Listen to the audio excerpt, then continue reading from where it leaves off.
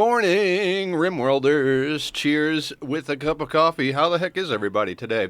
It is Wednesday. We do Rimworld on Monday, Wednesday, and Friday, and today is no exception to that rule. Let me get my glasses on, get a sip of coffee in my body, and we're going to get going on this ridiculous playthrough. As per usual, we like to start out the day shouting out our good friends that are in chat today. So Killer Jam 25 is here every single day. There you go, Killer. Guys, go check Killer out. A wonderful human being. Also plays some Rimworld, some Minecraft. All the games we like here on the channel. Now, if I remember correctly, Matthew over here was a pawn that we were just going to throw away, more or less. We've got him going over to check out the distress signal. He's walking right over our base. He is starving and has no food. And I don't want to bring him back on map. You see, we've got two chimeras. So, we could try and bring Matthew back on map. But if he gets killed, then we got to deal with the chimeras just to go out and bury his body. If he dies out on the road from starvation, we will still get the Colonist Lost debuff, but we won't have the Colonist Unburied debuff. At the moment, we're stocked up pretty well on food. We've only got 3 pawns, though, so you know, food is not our concern for the first time in this entire goddamn playthrough. So yeah, I think that's about it. We're just going to press play here. We're going to check on everybody. It says starvation over there, but I do believe that is the caravan. We've got a wedding buff. We've got low expectations, fun parties, satisfied recreation.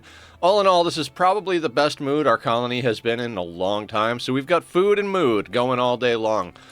Biggest problem now is threats that come on map, which is why I don't want to deal with the Chimera.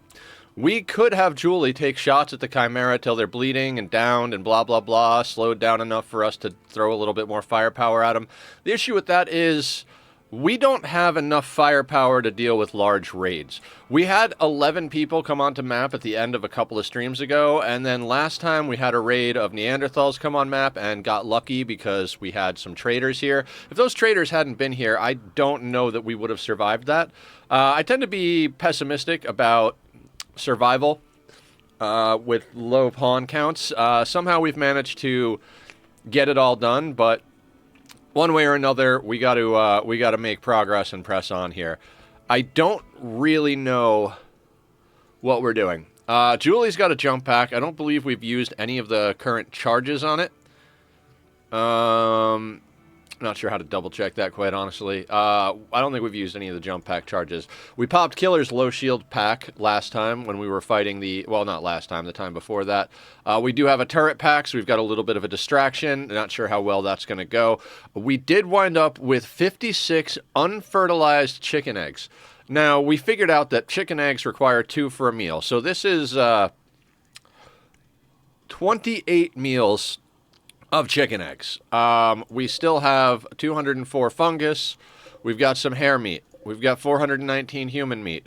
We have 1,069 pemmican. We have more wealth in food than I would like. If we check our statistics over here, we are looking at 31,649 wealth with 3 colonists. By the time I get to 30,000 wealth in a standard issue playthrough, I generally like to be up to about 4 or 5 colonists and have at least 1 mortar with at least 5 to 10 shells.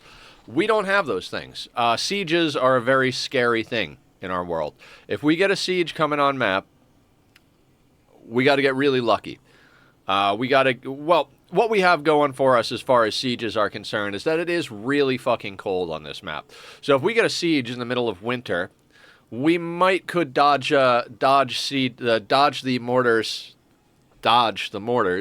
until they freeze and give up and leave the map from being too goddamn cold. I'm pretty sure, though, they'd get off a few good shots in that time, which, if they land on one of our colonists, more or less kills them. We have been able to survive mortars hitting our colonists in the past on other playthroughs, but you really can't count on it. Plus, if there's anything else going on the map and they break the walls and then we've got a manhunter event or something like that, we could be in for a hell of a lot of trouble. I think the cold is probably our ally at this point. It was our biggest enemy starting out, but we've gotten to the point where we've got pretty good clothing. We've got 4 heaters down. Last time we put up a second windmill, and a second battery. So we've got some... Hiya, Aya. Reminder to make a stool/chair. You know, that is a wonderful idea. Why don't we move the table as well? Let's move the table here, and let's reinstall the chair here. One of these guys can get reinstalled as well over here, and we can make a stool. We can't afford a chair. I completely forgot that that was mentioned before, but we can't afford a wooden stool. Might as well spend the resources. Resources are always worth less wealth once they're built into something, as opposed to laying as raw resources on the ground. It's one of the reasons I'm concerned about our food situation. Until we eat it, it is just wealth that's sitting on the floor. So, like, let's take a look at pemmican. Does pemmican have a value? $1.40. Now, is that for the entire stack? Let's see. That's 75 pemmican. It says $1.40. Here's 68 pemmican. This says $1.40. So I think that's a piece. So if we think about that, $1.40 times 1,000 means we've got probably close to $1,500, $1,600 in wealth just from pemmican.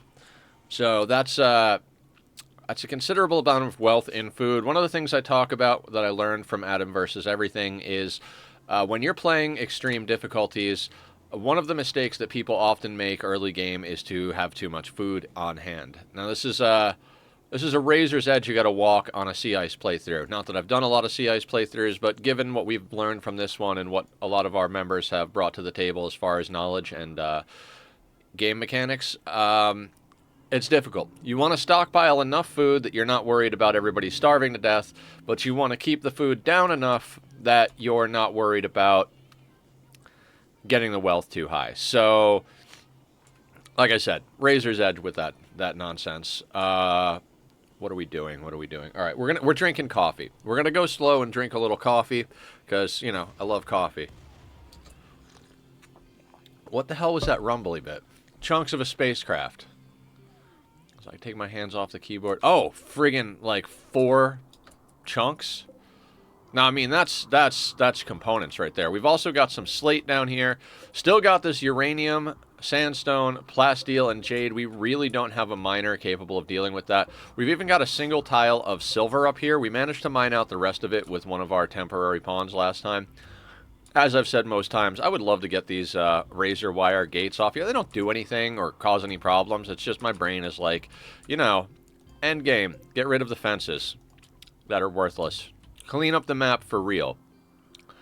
Not really, but kind of. Oh, we've left a rabbit out here. Well, at least it's freezing outside. Looking around the map, trying to see if there's anything we missed. We have a frozen corpse up here. That was an ally that dropped on the map while their friends were here on a trade caravan. Apparently, we knew about their ally dropping, and we could have saved him and fed him and all of those things, wasted our medicine and time. But our allies, they were like, no, you know what? Fuck that guy. He's on the other side of the map. We're leaving now. Also, I totally biffed the post-fight cleanup and stripped a guy who was our ally, thinking he was one of our enemies. The parka was great, but probably not worth the rep hit. We are still neutral with them, technically speaking. So I'm not sure how we're going to manage that. We're at negative 48 of...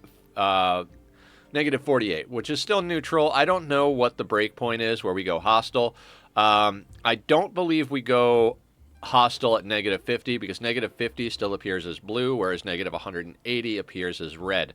Our natural goodwill is going to be quite low with everyone because we started as supremacy. Negative 75 reps, Sparta. Thank you. Hang on a half second.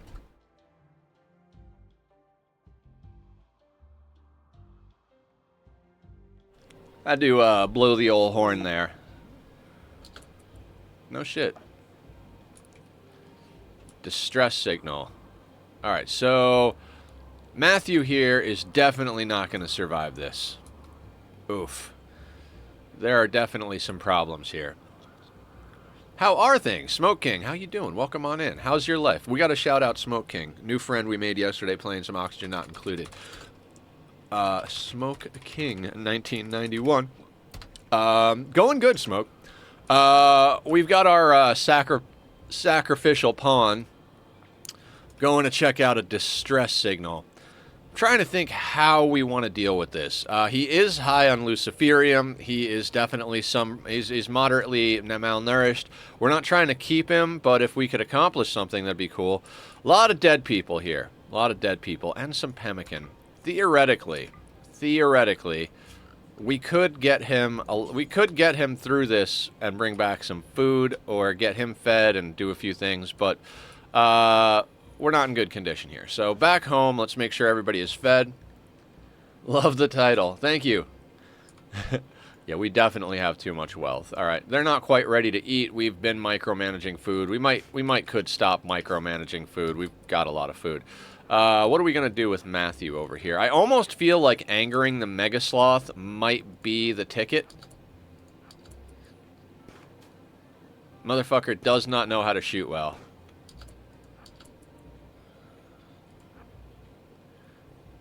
Even on luciferium, this finger spike is going to run us down. Maybe? Looks like he got confused. Confusion is good for us. Come on, buddy.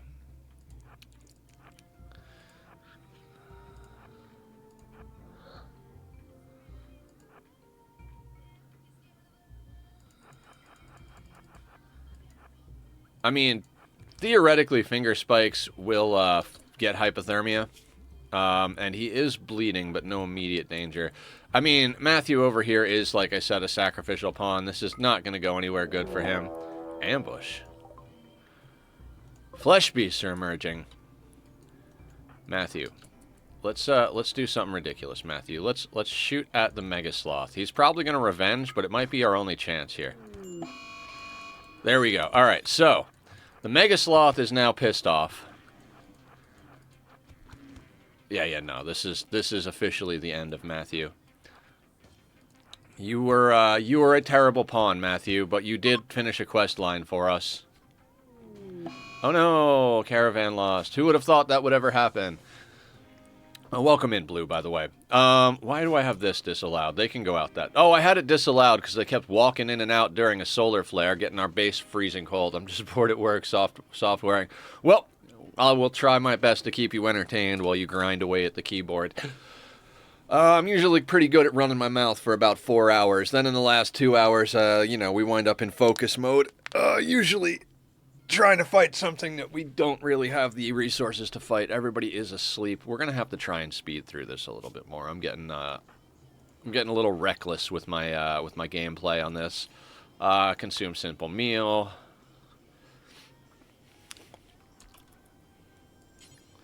Consume simple meal. Consume simple meal. Everybody is now fed. Our schedule is on biphasic, so we should be able to get more work done. I am tempted to switch it over to triphasic just because, full recreation. Thank you for following, John. How you doing? Welcome on in. Appreciate the follow. Hopped on, Lucy, and with no food. Yeah, it's been a day. What happened here? Awesome. My roommate is happy with the new shower head. I live in a house, and I hesitate to use the word property manager, but I am the one with the name on the lease, so I have to make sure to take care of everything. Had to run out to Home Depot last night. Not to interject too much real life into the equation here, but yeah, sorted some things out. Roommates are happy about the water pressure, which is great because, pissy roommates make for a really annoying day. Okay. Barb is cooking. We're in the dark. Chimeras are withdrawing. Honestly, I think we're just at the point where we're gonna hit the speed button here. I mean, we're waiting. We're waiting and waiting and waiting. More or less, we need to get more pawns. We've got 14 days until our rituals, so there's really not much we can do right now. So we're gonna go fast. Zoom, motherfucker. How is our anomaly research going? I think we're getting on to ghoul infusion, and we'll also get into bioferret shaping. Actually, bioferret shaping might not be the worst thing to do. Where do we get flares? Can we already do flares? Because flares would be very helpful, I think. Hang on a second here. That would require the... Yeah, okay. I think we can do flares by default. Irony of needing more pawns. Oh, yes. How is Giggles? Giggles is Giggles. Giggles is chilling. What is up with Giggles? Ghoul regeneration. Bioferret extracted, so 5 days until we can extract more Bioferret. We've got 27 Bioferret, and what we're learning is that Bioferret is better than most of our building materials up here.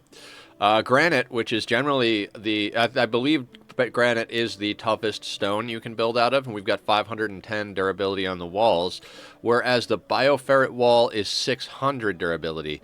The difference is that granite can't be set on fire, whereas Bioferret can, so, you know, those are issues we're going to have to deal with. What I did learn for the brief moments that I was watching some YouTube videos this morning is that Bioferret longswords are officially the best melee weapon in the game other than persona weapons. So, I was watching Adam's new Melee Gods run. It's not new, but it just went up edited on YouTube, and I was kind of taking a quick peek at that this morning before stream.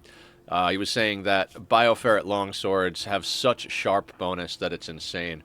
Yeah, Bioferret longswords. The only thing that beats Bioferret longswords as far as melee weapons now is persona weapons. So, uranium maces, plasteel longswords, whoop, right in the dumpster. We're making Bioferret longswords if we need melee weapons.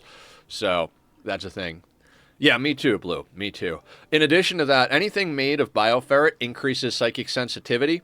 So if you have a melee caster wielding a Bioferret longsword, you're going to have the best weapon other than persona weapons, and you're going to have a boost to your psychic sensitivity, giving you more neural heat and psi focus.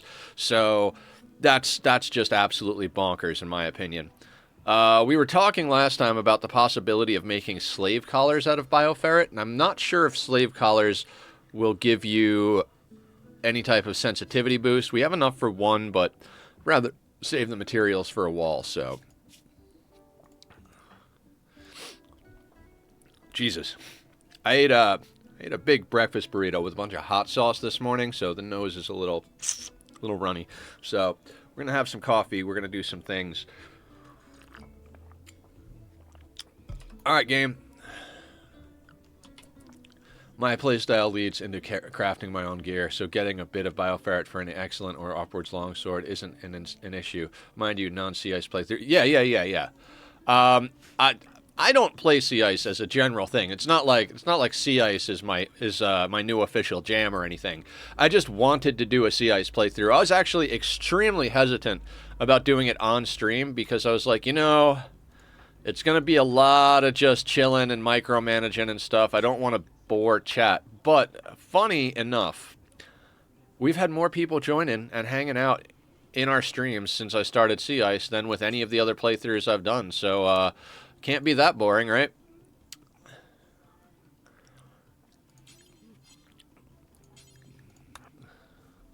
Now, for anybody who doesn't know Rimworld or what I'm doing right now, your pawns will eat at 80% health, which is this. Sparta taught me this, I think. Was it Sparta? Or Sparta and Blue have just been dropping knowledge this whole playthrough.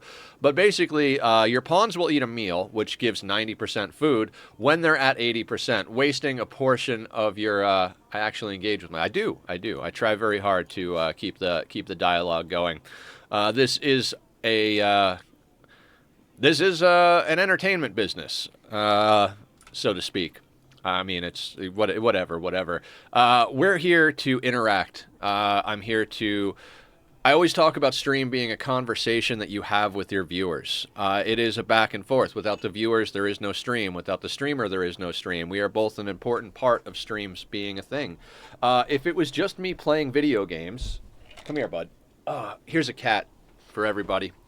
This is Tachyon. Oh, it's my boy. Who's a good baby? You want snuggles? You need the snuggles, don't you, Bubba? God, I love you. What's up? What's up, bud? What's up, bud? If I'm not going to interact with chat, I might as well not stream, in my opinion. I mean, what else are we doing here? If I'm just going to play video games and shut the fuck up, I can do that anytime. And then if I am not streaming, I don't have to stop. I can't tell you how often we'll be doing a playthrough on stream, and I'll be like, man, we've been going a long time, and I'm I'm kind of tired and need food, and then I eat dinner, take like a half hour to like watch some videos, and I'm like, damn, I want to play again. And I want to play the playthrough I've been playing. Do you know how many times I've like been fucking around on Rimworld after stream, like, man, yeah, I can start a new colony, but I don't want to start a new colony. I want to play this colony, and I don't. So, you know, if I'm not going to engage with chat and take your advice and talk about things and try to make this entertaining for all of us, then I might as well just not stream to begin with. Talking about what you're doing as you're doing, it is very helpful for my autistic brain. That's fantastic. Yeah. I try to help as much as I can. I've never wanted to go into teaching officially. I talk about liking to teach people things, and a lot of people are like, you should be a teacher. And I don't want to teach to a room full of people that don't want to learn. I like teaching in the regard of if someone is interested in a subject, that I'm passionate about, I will talk their ear off about that subject as long as they'll let me. One thing I don't want to do is try and force learning on people that aren't interested. So this is a perfect platform for me to engage with that. I get to explain what I'm doing and talk about everything that is going on in the game. I'm the same flavor of neurospicy. Yeah, I think a lot of us are here. I've never been diagnosed with autism, but I do have ADHD, and I've heard some stuff about how ADHD is kind of a mild form of autism or something like that. I don't know. There's a lot of chatter about all sorts of things out there. Manhunter pack. Wonderful. These are the events we like to see. What do we got? 7 Arctic Wolves. And even if that's not true, it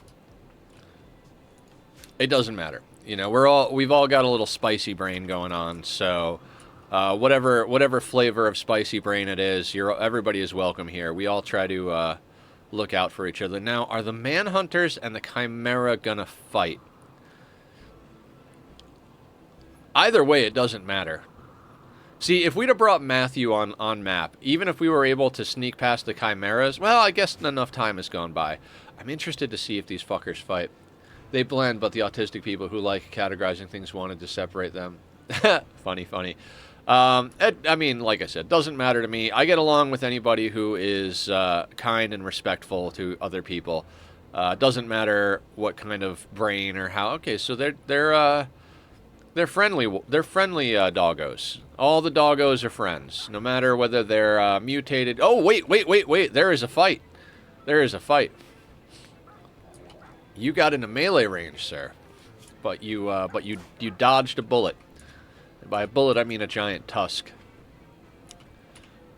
I do find autism and ADHD different myself, but there is so much overlap. Yeah, I think what it comes down to is that definitions can be helpful because you can kind of figure out what's going on and read and learn about things, but that in general people are reasonably unique. I mean, people in general have overlapping similarities. You know, we're all wearing similar meat suits, similar electrical impulses in the old flesh bag that is our brain sack. But at the end of the day, it is a random mass of electrified meat, as Aya likes to say. And as such, there's going to be inconsistencies, and it's helpful to be able to identify types of neurodivergence so that you can understand what your brain is doing. But meat yogurt, yeah. But we're all a little different. So I think being aware of different types of I was going to say bioferret. That's not the word I'm looking for. That's a game term. The categorization is a very helpful starting off point. Even something as simple as, oh, they're not being rude. They just have tics. Exactly. I think good way of putting it, Blue. I think categorization is a good starting point. I don't think we should end there. I think anybody who's going to interact with other people should take the time to learn about the individual. It's a good jump off platform. Like, okay, so I know that the general direction we're going here, but if you want to dial in a laser interaction with somebody, you really do have to pay attention to that individual person and learn about them, you know? I mean, two ADHDers might have different tricks for managing their ADHD. They might have different, different likes and dislikes. I might like purple, you might like blue, but we might both still be, ADHD type of thing. I mean, obviously that's a silly and minuscule difference, but I'm just trying to illustrate the point that there are going to be differences in every person, you know?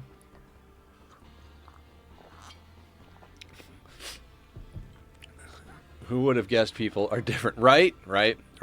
That's it's an amazing thing. It's an amazing thing. What do we got? We got a mediocre barracks. We're kind of rich. We're very spacious. It's ugly and slightly dirty. Someone will sort out the slightly dirty because these people have nothing to do but clean.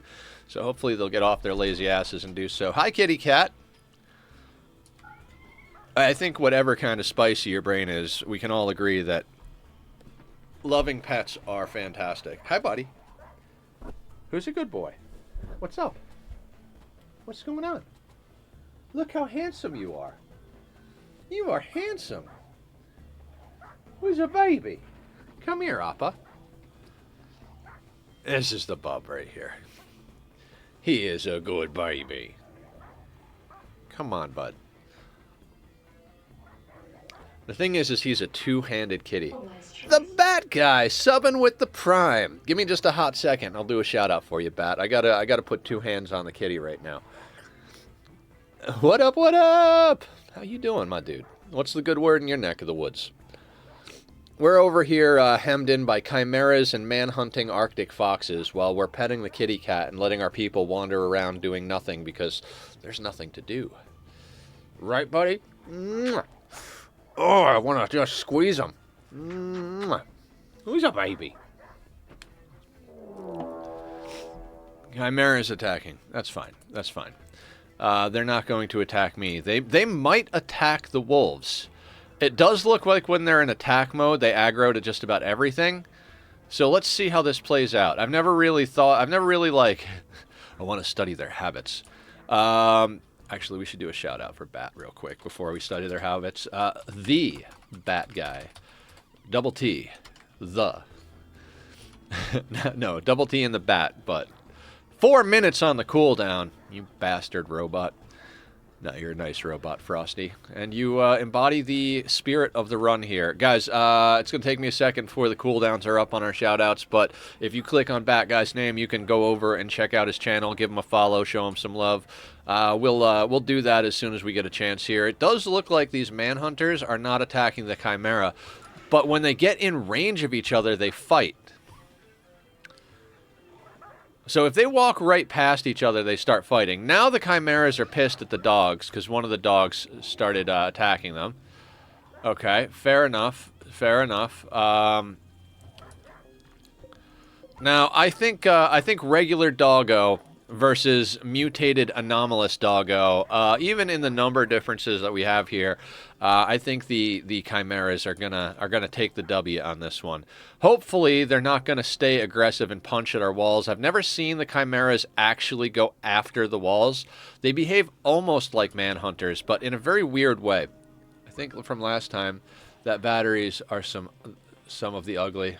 The chimeras might bleed out. Yeah, they might. They might. 20 hours of death on this one. If they get no immediate danger, they tend to heal up. But now that it's death in 20 hours, that one might bleed out. This one maybe not so much. I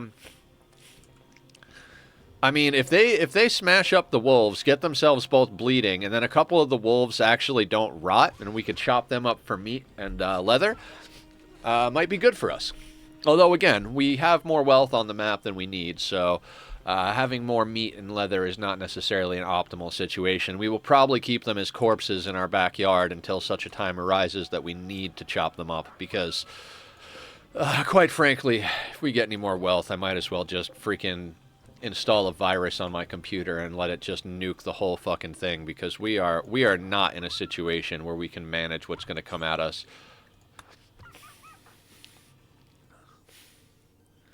I think corpses give a very, very small amount of wealth. I don't think they give a lot of wealth. So keeping things as corpses, it's like one of those things where like a corpse will be worth, 20 cents. But if you chop that corpse up and get the leather and meat, it's going to be worth, $20 type of thing. those are just numbers I'm pulling right out of my asshole. So don't quote me on those exact numbers. But more or less, if you don't have to butcher something, you shouldn't butcher it. Just because once it's materials and food, it's a lot of wealth compared to just leaving it a corpse. I don't know if the corpses actually give wealth. If you want to look that up, I'd be intrigued to know what the answer to that question is. I have the inkling in my head that they're worth, like I said, pennies on the dollar, so to speak. All right, so batteries are some of the ugly.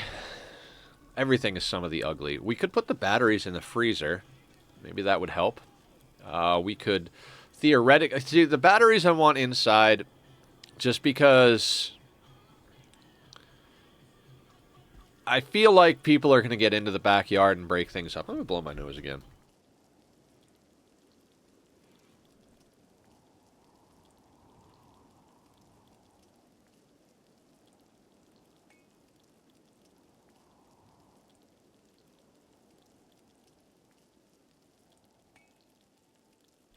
My kingdom for a new set of nasal cavities. I've had problems with my my sinuses my entire life.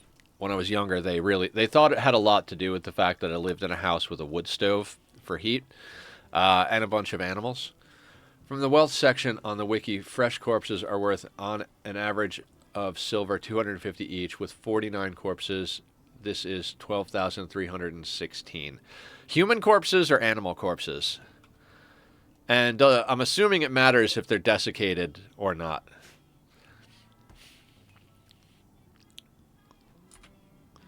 Human in this case. Gotcha.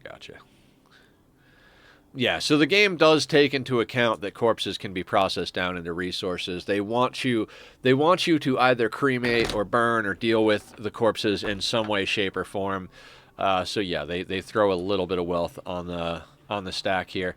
Let's just hit 3 and see what happens here, because we just need to get to our rituals again and hope for pawns that aren't dog shit. I mean, quite frankly, at this point, we might even have to take some bad pawns just because we need people who can hold guns. We are getting to that point of, like, if you can hold a gun, you should probably be part of the colony, but I really don't want to take on any more excessively old pawns, and I really don't want to take on people that have, like, a 1 or a 0 in shooting, because that's just... It's just asking for trouble. Pawns add more raid points per wealth that they add to the colony than other things. Wealth is not created equal. Another. Can you look at incendiary launcher? Incendiary launcher. Right. Incendiary launcher. I can look at that.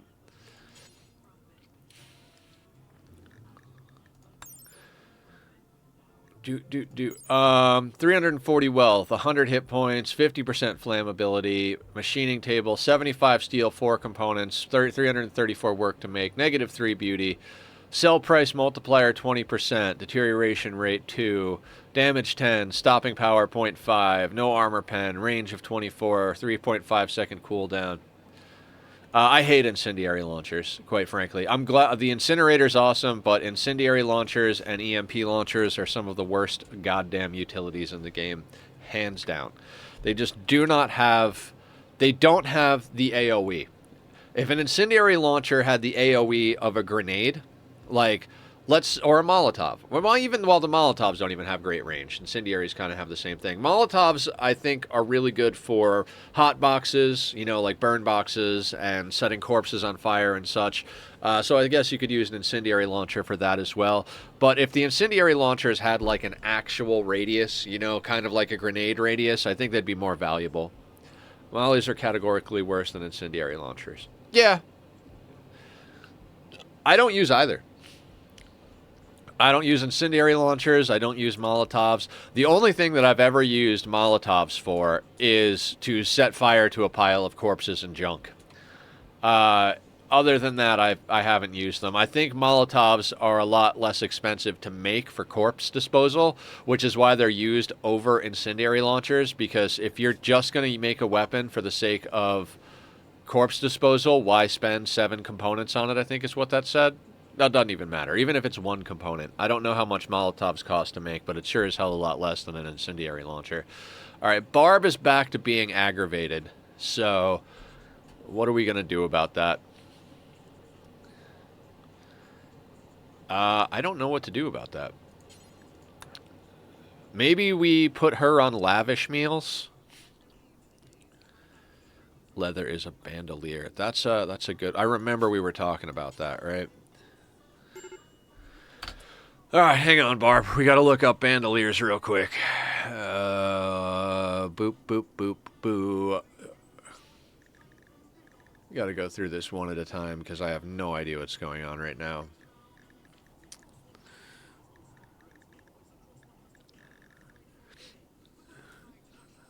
Why am I so bad at reading? Shade cone.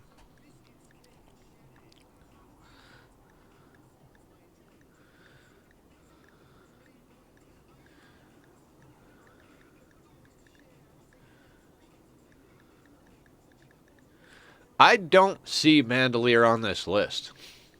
Can we make bandoliers? Oh, heavy bandolier. There we go. 75. 75 material. Sorry. Looks different than everything else. 75 leather for a bandolier. We currently have 0 leather.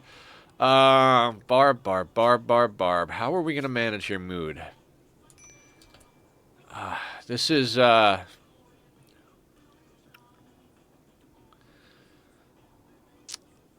This is frustrating.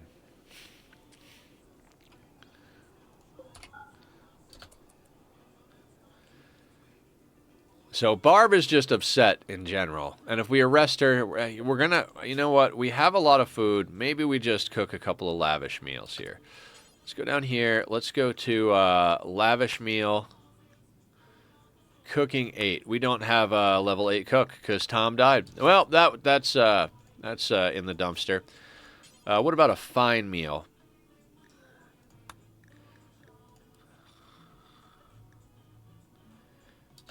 Let's do a couple of fine meals. Maybe Barb will be a little happier when we get her some food.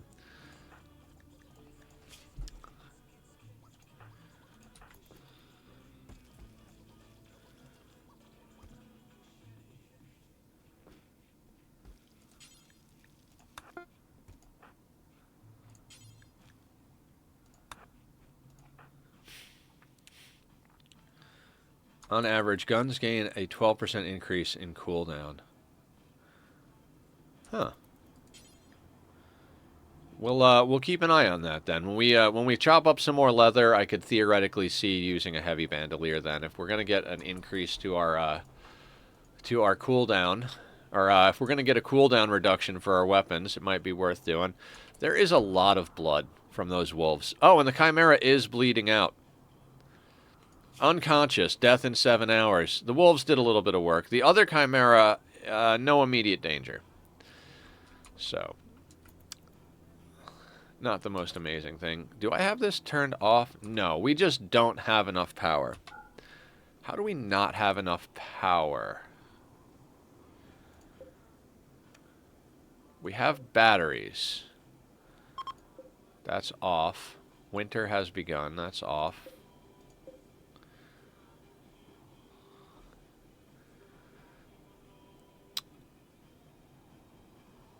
Okay. See, this was my concern in winter. This is why we got 2 wind turbines now, and 2 batteries. Our batteries are going to be the thing that keeps us going through some of these low periods in wind, so that when the wind picks up, we fill those up nice. 10% increase. Okay.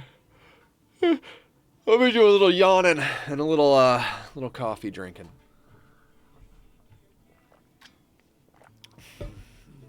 Man, I think come summer we might have to get some drugs going here. We really just can't manage Barb's mood without drugs, but it is like we really desperately need more pawns at this point. I mean, and I don't want to grab shitty pawns, right? Shitty pawns are not going to help the equation. they're going to make it even worse. But without any new pawns, we're just at an extreme population disadvantage at this point. How did I, I never really think, how did I detect a steel mining work site nearby? Was I just like, oh, you know what? There are some guys mining steel down the street. How did you know that? You've never left the base. I just feel it. I detected it with my cat's making noises in the background. I have no idea what's going on, but it's always concerning when you hear noises coming from the other room. Tachyon, buddy, please don't destroy the house. Psychic powers, yeah. I've just got this feeling. I've got this feeling. All right, Barb, have a meal. I hate this pawn. I hate this pawn. I hate that she's essential to the colony. Now, maybe one day we'll, like, fully bionic her up and give her all sorts of gene packs and all that great stuff. But at the moment, I can't stand this pawn. Barb. We basically kept her because she was Tom's ex-lover, and there was, like, a whole, like, it was like one of those things, if we get rid of her, then, like, he'll be upset. We kept her around to keep Tom happy. And now Tom is long gone. Even his stuff that was deteriorating over here is officially deteriorated, excuse me. These old Chimera corpses are still just chilling down here. How about that? She was such a better builder than Tom, too. Yeah, I mean, Tom's been long digested, yeah. I mean, as far as stats go, she's a solid pawn. Kind and great memory, like that great memory trait is really coming in handy up here because there's not a lot for people to do. I could micromanage the shit out of keeping her construction up, but like we're already micromanaging way too goddamn much. Her plants is solid so that we can do the hydroponic stuff. I mean, she's got better medical than Tom ever had and better medical than anybody else. Transport part crash.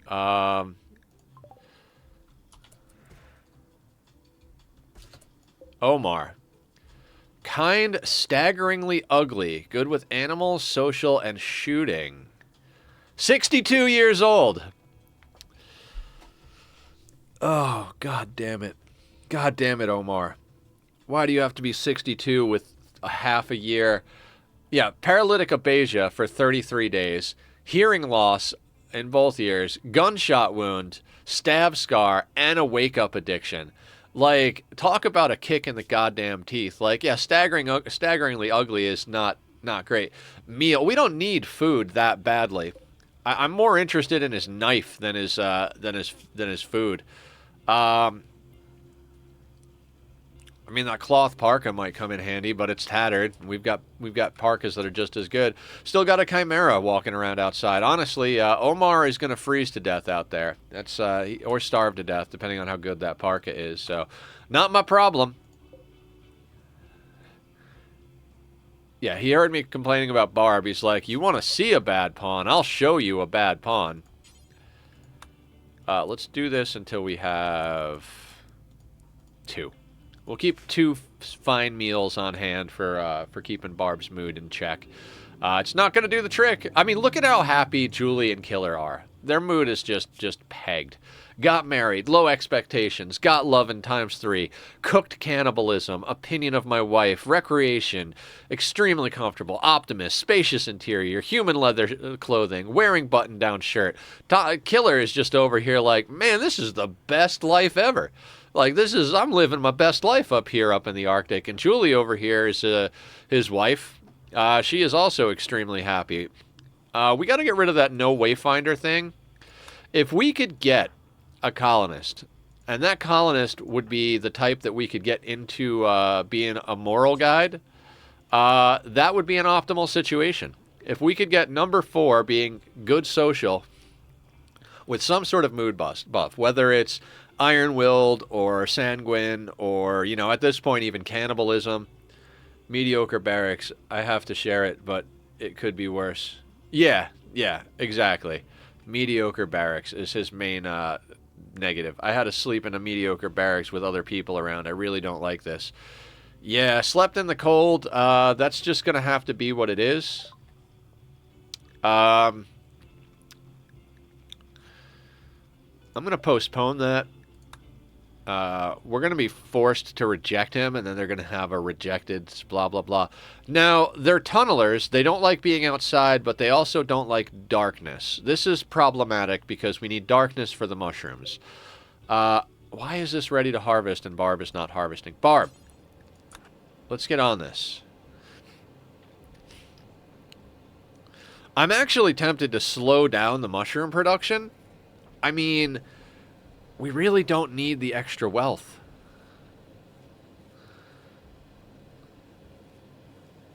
There is that concern, though. Like,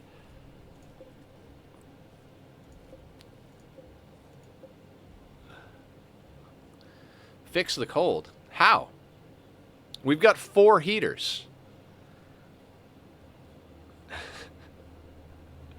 It's negative 42 degrees out. It's positive 53 inside. This is Fahrenheit, by the way. I do Celsius on oxygen not included, but I do Fahrenheit on Rimworld for whatever reason. We've got 4 heaters. We don't really just fix it. All right. Let's just set the table on fire. Call it good. How you doing today, Parker? Welcome to the insanity. This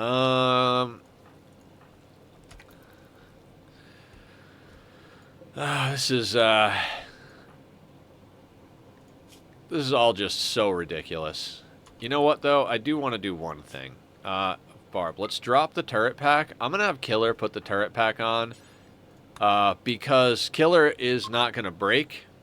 Hunting worksite. Wonderful. We'd like to have the people that have good offhand weapons to be the ones, or the people that aren't going to mood break to have the offhand weapons. Jesus Christ, my sinuses.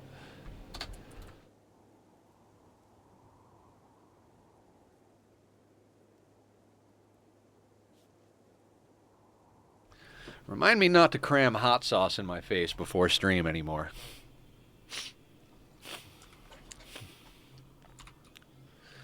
Why do we need to wander into the containment cell? Why? What about using that middle wall as a room divider and have the mushrooms on one side without light and the benches on the other? I mean, that's not a bad idea. The problem is that I already built it with stuff on either side, so... Let's shoot a single basin of psychite just to... Sparta, we can't turn the light on. we can't afford the power to turn the light on. I love your thought process, and when we get to summer and have full light, I'm on the same page. But that light's not going on for the next 15 to 20 days. Had a mood lower with 6 mechs. 6 mechs. There's no chance, Sparta. Like, the wind is not reliable enough. Anytime we flick that on, we're going to be draining the shit out of our batteries. We're out... Our full power output... We're at, like, 46 power output. We need... What is that? 350... We need a 700 for the heaters. Another 350. We need almost 1,1200 just for those. Then each of the vats needs another 70 times 4. Like, there's no extra power right now. Like, and that's with the windmills. That's with the windmills going at like 3/4 at the moment. I mean, I still, okay. So what I've noticed is that like, how do I explain? It doesn't matter how much we flick that on and off. The wind is going to die enough that our even with 2 batteries, and if we turned all of the vats off, we're still going to run into problems where the batteries drop down to almost nothing. Feathering that is not gonna help us. It's just not. We've been through enough winters now that there's no way for us to run that. The amount of time we would need to do it, because psychite takes a while to grow, we would be flipping that switch on and off for the entire winter, and it still wouldn't grow in the winter. We'd be better off just waiting for the sun to come back and just doing it. We'll get the psychite just as fast. Tiny amount of blood. Yeah, just a little blood. Just a little blood. Like, so if we go in here and we look at psychite, right? It is 9 days.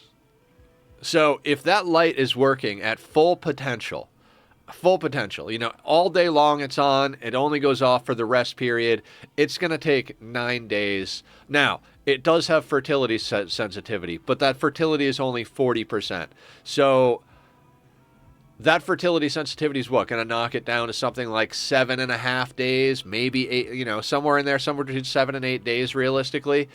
And if we have to only run that light like a quarter of the day, you're talking about like, seriously, like almost like a 20-day grow. Like, it's already going to be spring. Like, we're on the first day of winter. If it takes us 20 days flickering that light on and off, risking our heaters going out to kill it with cold, throwing on top of that the fact that we can't put anything else on during that time period, we might as well just wait. Like, it's just not a reasonable thing to do.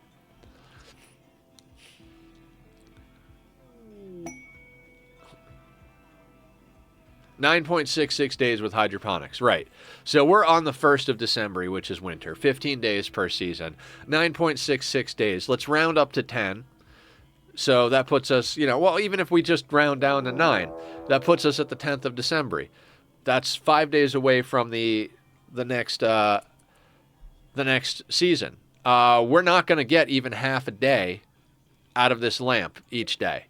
If we had badass wind power, we might get a half a day out of this lamp each day. Might. And honestly, I think that would be risky in and of itself. Our batteries are already not staying at full power. So you got to double that number. You're talking about 18 to 20 days. Because the light is not going to be on full time. So 18 to 20 days, that puts us around the 4th or 5th of spring, which by then we're going to have the light coming in. So by the time we're harvesting it, it's not going to matter.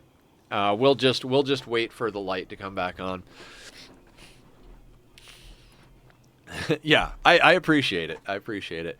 Our best bet on that would probably to get a trader. It's too bad our rep isn't good enough to call in traders, because that would kind of be an optimal situation here, but you know, I'm already massively screwing up the ability for us to maintain relationships with people. So, Zappy's many enemies.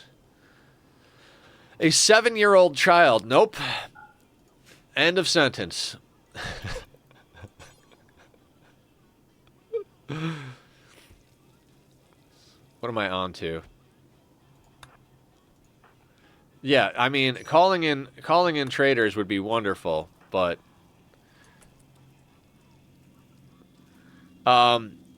we can't call in anybody. We don't have allies. We could switch this back on, though. What do I do? My main fighter has a heart infection. Heart infection? In Rimworld? Are you playing with mods?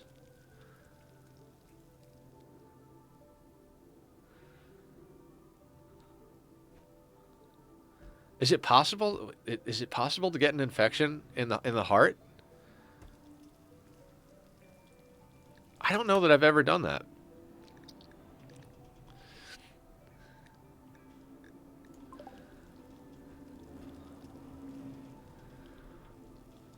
I mean, provided that you have medicine and a doctor, I guess in theory, right? If the heart gets damaged but not destroyed, you could get an infection. Yeah, okay. I mean, you've got to have a doctor tend it. Basically, the better the medicine, the better the doctor, the better the tend quality. The Chimera is down here. I mean, we shouldn't have any problem taking out the Chimera. We could just have Julie poke her head out the door and shoot the fucker. I've just been leaving him because we don't really need to go outside. See, Sparta, the wind is dipping here, and our batteries are almost halfway drained. just from the wind dipping a little bit. That's why I don't want to turn that that thing on.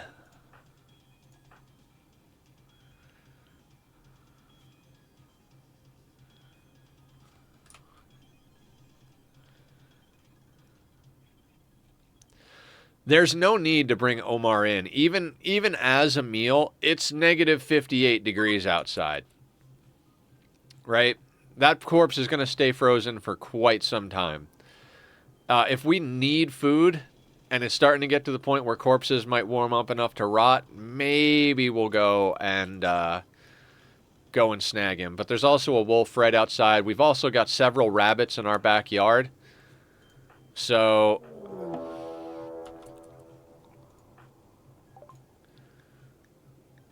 Nope.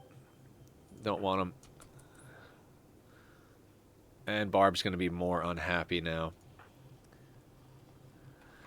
Looking at the map for a hot second. What are we looking for, Sparta? Anything in particular? We had spaceship chunks crash here. The world map. Gotcha. World map. The Obama expanse. Go boom. Go boom expanse. We've got a hunting and mining work site down over here. We've got an ancient complex over here. Installation robbing. The tribe over here.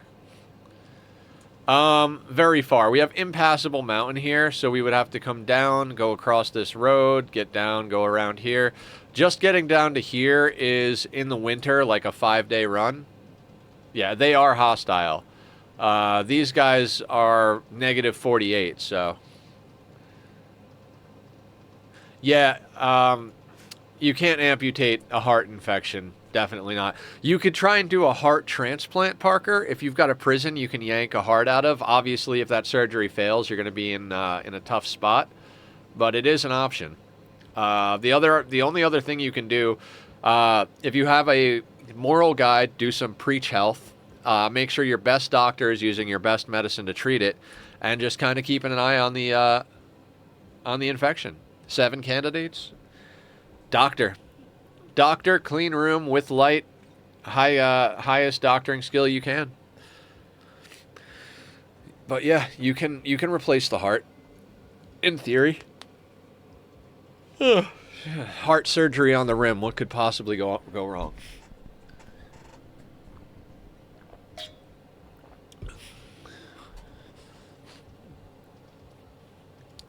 God, I miss normal playthroughs. Hide the butter knives. Yes, hide the butter knives. 100%. What was I doing? Let me take a look in here, right? You're probably not using human meat, are you? No, you are. Just, okay. We can use insect meat as well. Fantastic.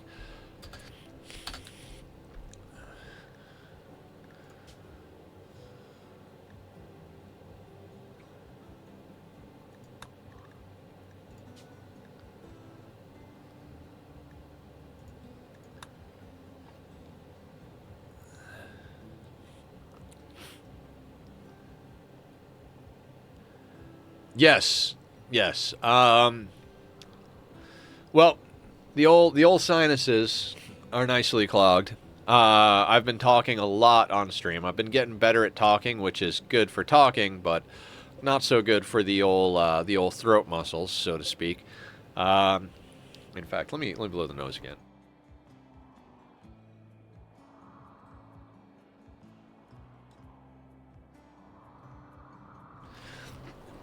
Like I said earlier, my kingdom for a new set of sinuses. Okay, so I have no idea what's going on. I do not have any idea what's going on. Do I have this set? So we're doing meat first. Should we be doing meat first? I feel like we should just be doing... We should just be doing these. It's just a little bit of everything, right? Yeah, we'll keep it as varied because they like the fungus and Killer likes human meat. So to speak, but okay, yeah. We're gonna suspend the just do meat because as far as spoiling goes, we don't have to worry too much. Usually if you're playing on a map and you're not using a freezer, what you want to do is set it to use the meat first. That way they eat the meals made of meat before the meat spoils, and then when the meat gets close to spoils, you cook up the rest of it just to get a little bit more time out of it, a little bit more shelf life. But we don't have to worry about keeping things frozen up here. It's reasonably easy. We're just holding this door open at the moment and just letting in the natural chill from outside. I mean, it's interesting when you look at it, right? With an open door and no cooler, no nothing going on in here, it's negative 28, 29. Outside, it's negative 39. So there's about a 10-degree warm difference just by having a wall there with an open door, which is very interesting. Inside over here, we've got the door closed and 4 heaters. We're at 58 degrees. So the Chimera is just going to chill outside. Sounds good. Oh, yeah, absolutely. Chimera's just chilling outside. He had a buddy, but him and his buddy got into a fight with the wolves. And guess who won? Hint, it was not the Arctic foxes. It won't freeze. No, the Chimera won't freeze. The only things that have a real problem with cold from Anomaly are the flesh beasts. I would prefer not to have a cold snap. It's already cold. We're barely keeping it at like 60 degrees Fahrenheit. It's 50, 60, 59, 58. We're hanging between 58 and 60 degrees Fahrenheit, which is cold even for me. When I go to sleep at night, I set the temperature to about 65 degrees Fahrenheit. It's cold as fuck, but I like it cold when I sleep. During the day, I have it set at around 70 to 72. So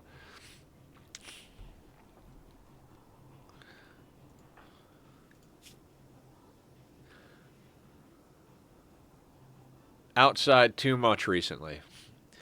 At least the wolves are frozen. You can just grab them when the Chimera leaves. We have one wolf that's not just desiccated. So that, we've got one wolf over there. We've also got 10 snow hares and another snow hare over here. For the first time in a while, food is not our issue. Our issue is people. We need people.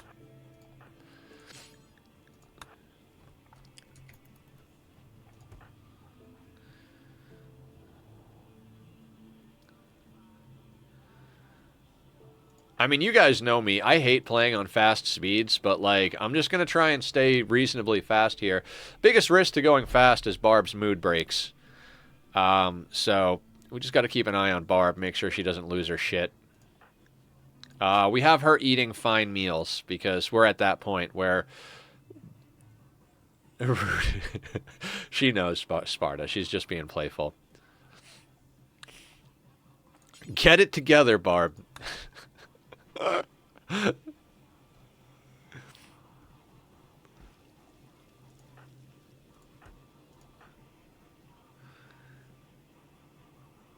It's never too late to kill a pawn.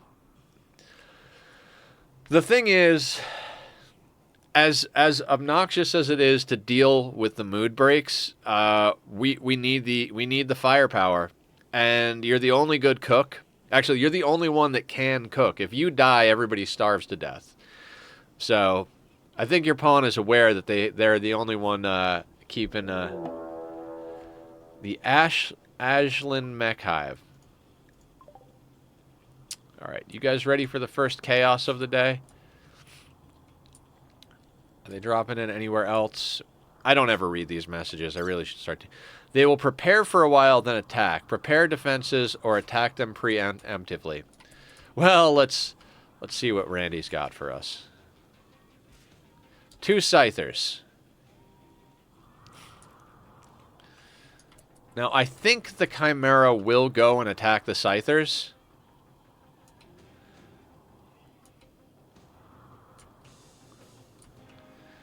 Yeah, Scythers are not a fun situation. How far does Julie's bolt action shoot? Not far enough.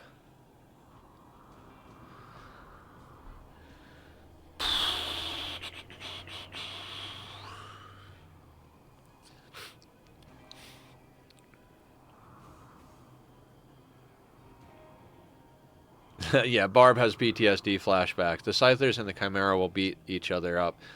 Yes, in theory. Very much in theory. And you can take care of the remaining Scythers with the EMP. Yeah. Yeah, EMP is definitely going to be the way to go here. So, How do I want to... Who do I want to give the EMPs to, though? I'd like Killer to be shooting, but I can't risk Barb having a breakdown. So I think I'm going to give Killer the EMPs. And Killer and Julie will have to take care of it. We already got the Mechaniter thing, Barb. It's in Killer's head. We have a bait bot over here.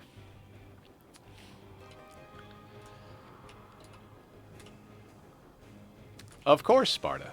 I will always hear you out. I won't always do the things you ask me to do, but I'll always hear you out.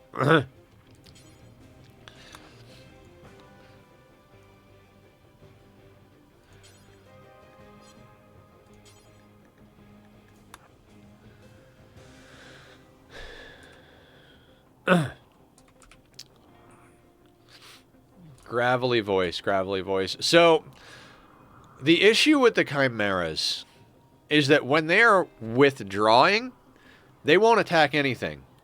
And when they're attacking, they'll go for most stuff, but it really just comes down to whether or not they're attacking. In order to deal with this, when the Scythers start their assault, we might have to pop out the door and take a pot shot at the Chimera.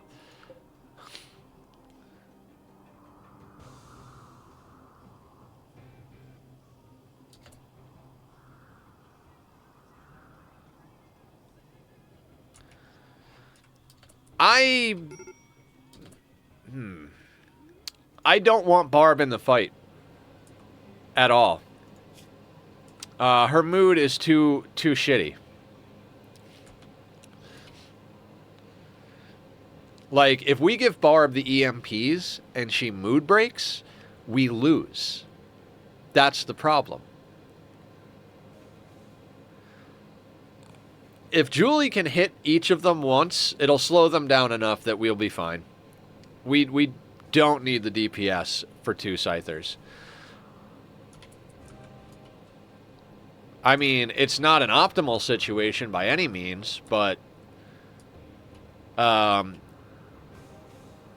breaking with EMPs doesn't work.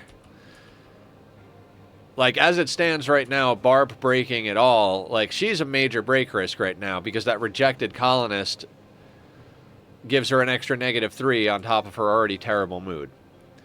Like, without a really freaking amazing barracks and, like, some drugs, Barb is not going to be happy. It's going to be a long time before we can make Barb happy. She's just way too classy for the colony. She's got needs we can't supply. I wish we had the crypto sleep casket. Yeah, I wish we had any number of things. I mean, yes and no, because they'll have crypto sleep sickness when they come out of the crypto sleep casket. So then when we do need her, your technique? What technique?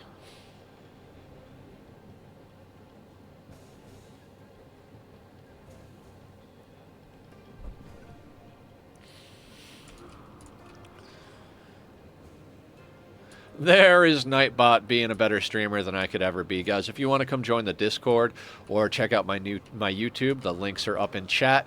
And if you're watching back on a VOD, the links will be down in the description wherever you're watching it, whether that is on YouTube or on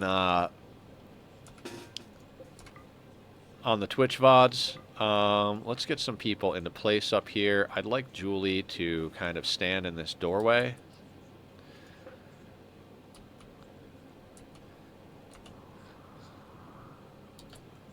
What's Barb got? You know what? I can have Barb come and help out.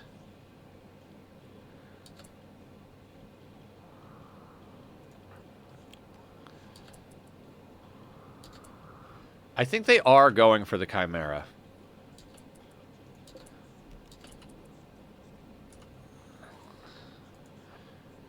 Right? Yeah, they are going for the Chimera. So let's get in position to kind of third-party this situation. Nobody fire at will. Damn it, Barb.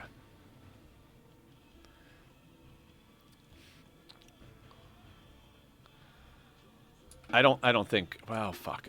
Might as well have her here. Go here. Go here. Nobody is set to fire at will, right? No. Damn it, me. Wait it out. I mean, we're gonna more or less wait it out. But if they're fighting and we can get Julie to pop a couple of shots at the Scythers to help out the Chimera, we need to do that. Because those Scythers are going to have massive melee damage. Multi-angle attack, multi-angle attack. Fuck me, fuck me. Okay, this is problematic.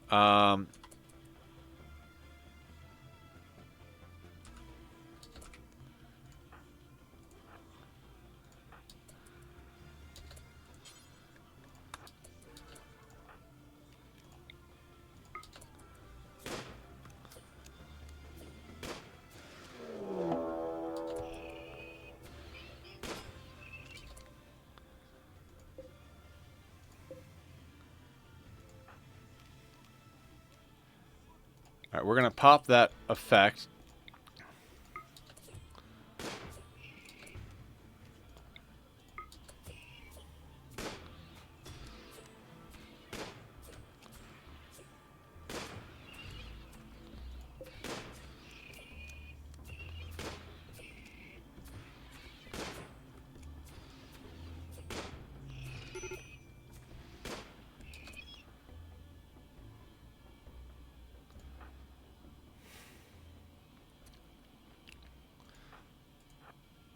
Too bad that heater's in the way. That was a bad call.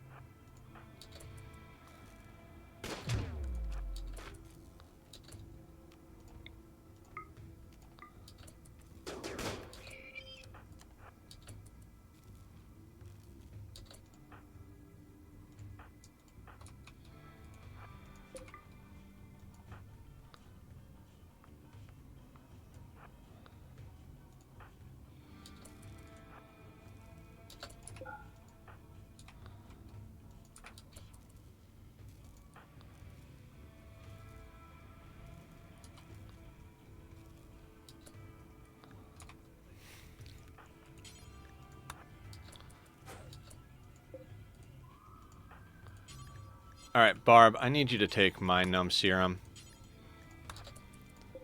Should have done that sooner. Oh my god, this is not going to go well. Anybody else a builder? Killer can do a little building. 0. That is not going to cut it.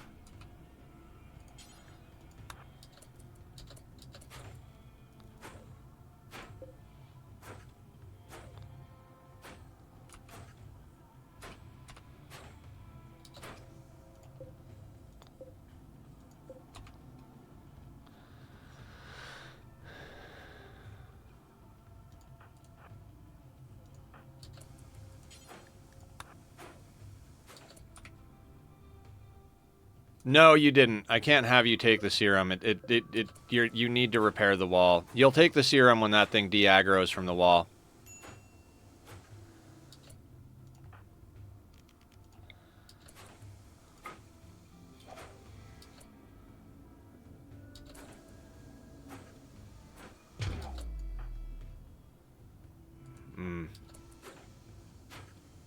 Move. And he's in. He's in. Wonderful. Friggin' Scythers move too fast.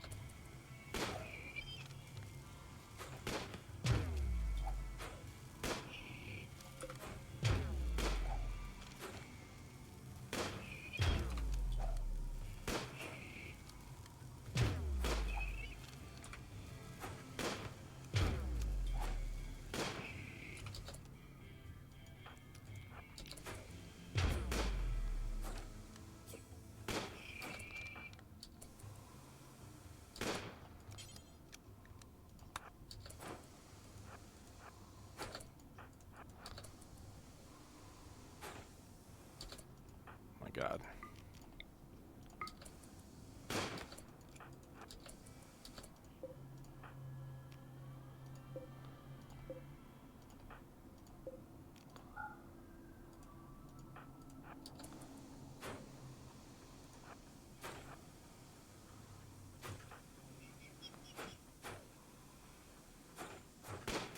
Don't shoot the solar. Alright, that Scyther's done.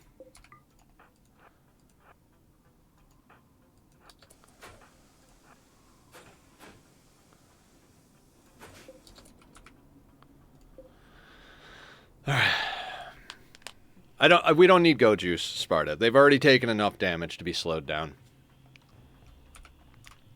Go Juice risks an addiction that we can't really risk at the moment.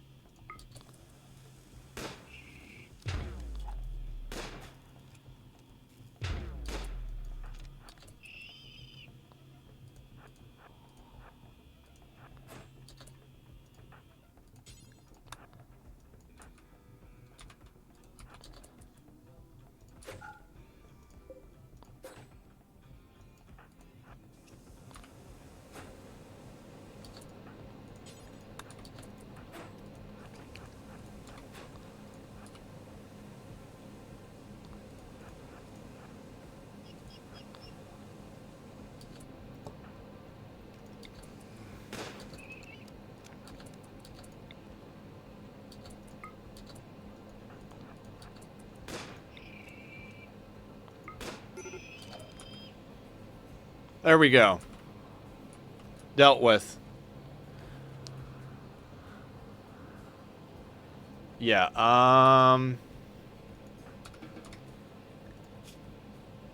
Barb is gonna have a fine meal.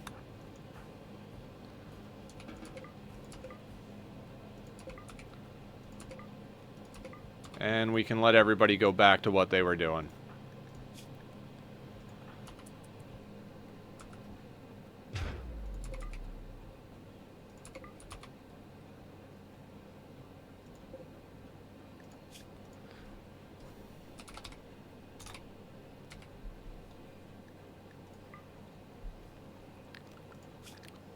So, we got that sorted.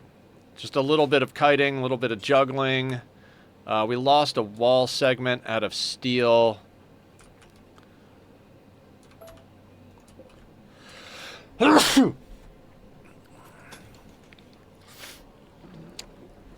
Yeah, it's a good amount of steel. Happy with that situation. I mean, not like we have the power to turn on the machining bench or the smelter, but, you know, come time for us to do a few things, we'll get it sorted.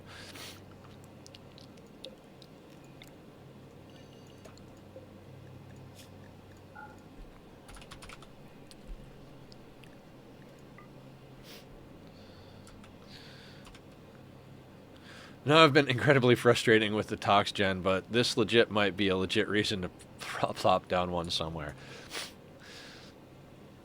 Sparta, we've been over this.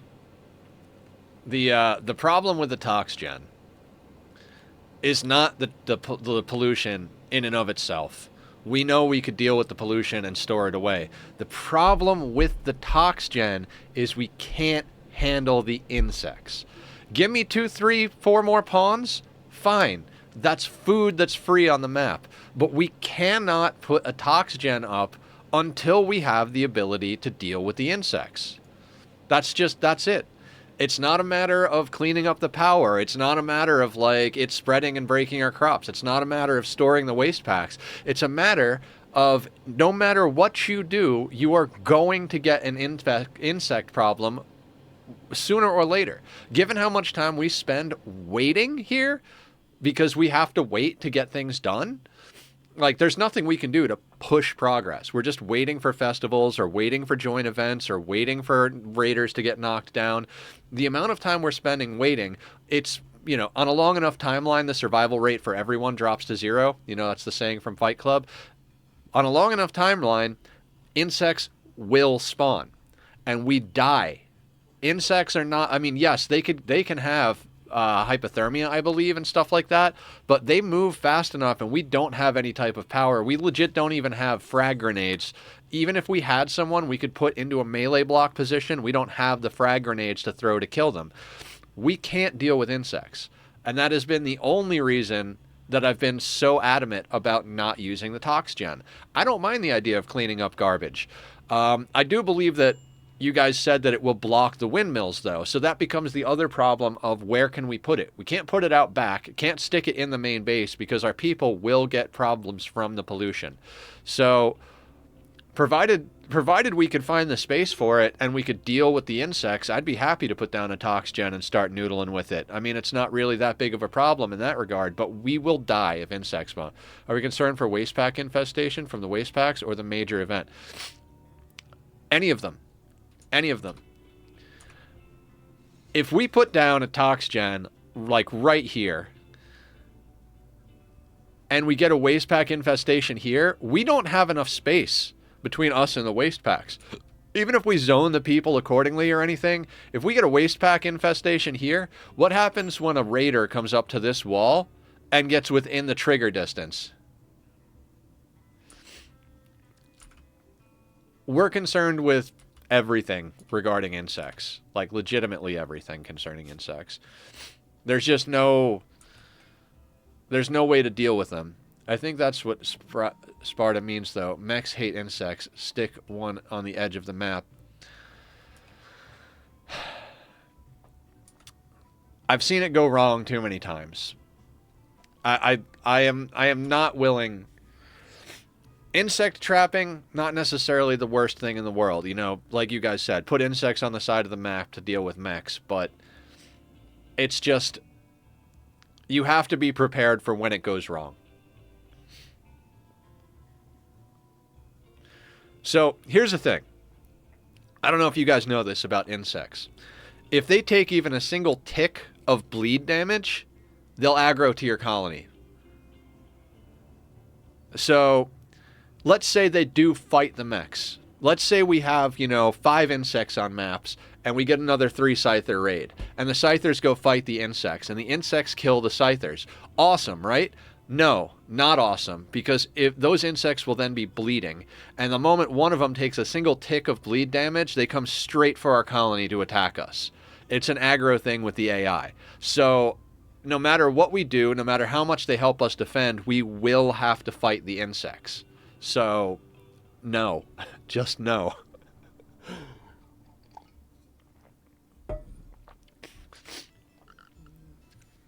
So,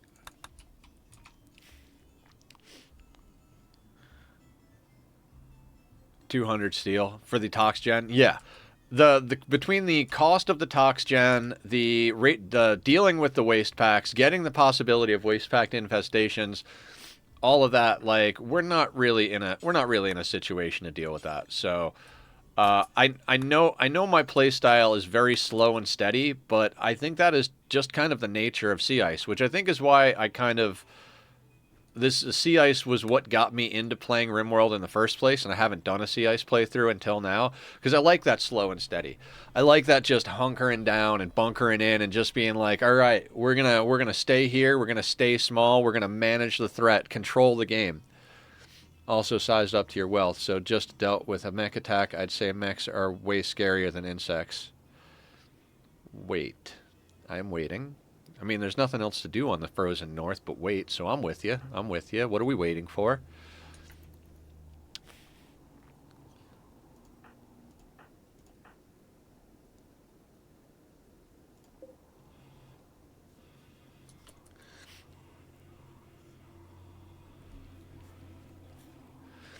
Biofuel generator? The refinery is 150 steel and 3 components. The power from biofuel, I think, is 1,000. Chem fuel generator is 1,000 power.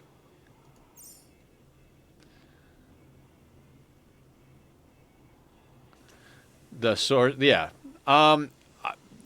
Biofuel is definitely a very viable option. The more difficult part of everything is how much do we have?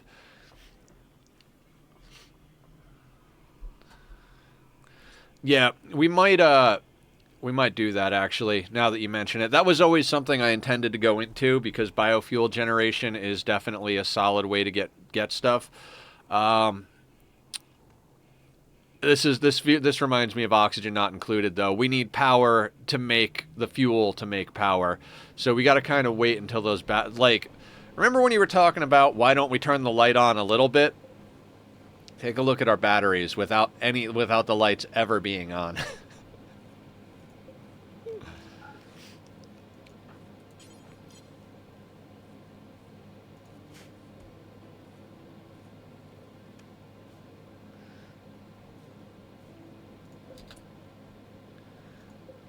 In fact, we really kind of we need to turn power off kind of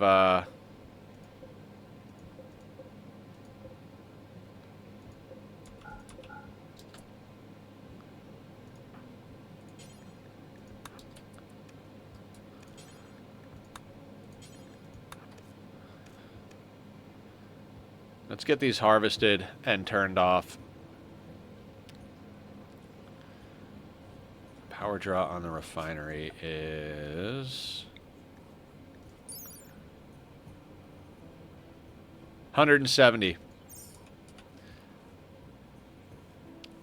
So 17% of the power output of the chem fuel generator would go towards making the chem fuel for it, which is not bad.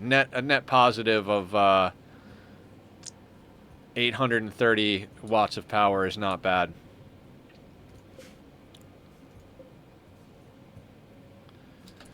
What else can we turn off here?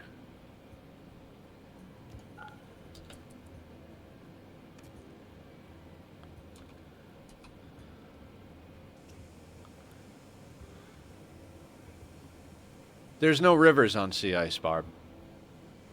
There's no rivers. Zero. It's in the ocean. It's a frozen ocean. It's an ice sheet. Rivers are not a thing.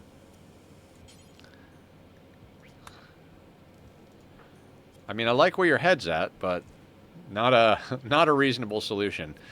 Next sea ice, if there is, if we lose this colony and we have to restart, the next sea ice, we're gonna stay at a single colonist until we have hydroponics built. Until we would have thought it's literally all water. I bet the ice cracks. Jesus. I mean, the ice cracks, but it's standing water. You can't put a windmill. You can't put a watermill generator in the ocean. I mean, try and picture that in real life. A water wheel at the beach in the ocean. There are wave generators and stuff like that, but they are not as simple as a watermill. Yeah, chem fuel gen is the way we're going to be going.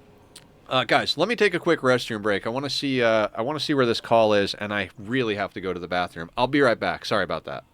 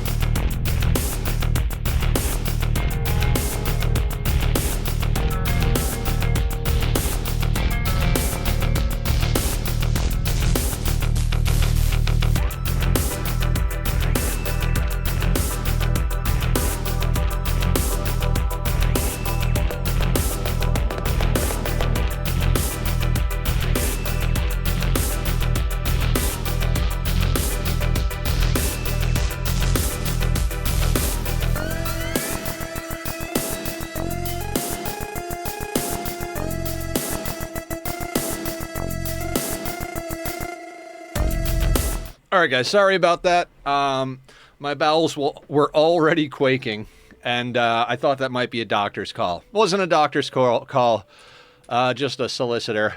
But, you know, just in case I wanted to answer it, and I needed to use the restroom anyway. So we're back. We're back in action. 11 times 4 slots, that's 44. 2 basins, that's 88 ideally. 3.5 nutrition worth of food ingredients into chem fuel, 35 units. How much kibble can you make? I don't know. Kibble is, you're the kibble expert over here, Sparta. I never make kibble. It's like, if I have animals, I just stick them outside and let them eat the ground. So you'd have to tell me.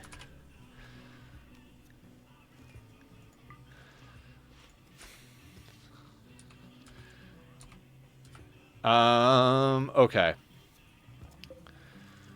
We are still losing power. Even with our cooking bench turned off, this is off. The only thing we have on is a single...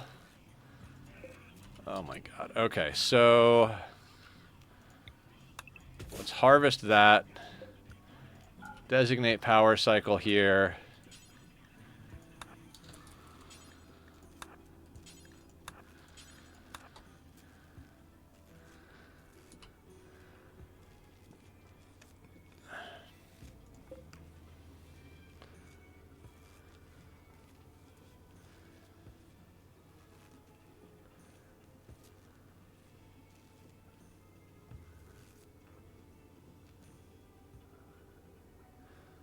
Why do we want kibble, Sparta? Please explain.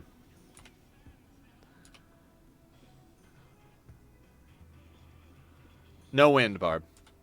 Kibble is consumed for 0.05 nutrition per item. Kibble has 125% nutrient efficiency when produced at a butcher table, producing 2.5 nutrition per 2 nutrition from raw food. This drops to 87.5% efficiency when produced at a butcher spot, producing only 1.75 nutrition per nutrition from. Can be used for biofuel.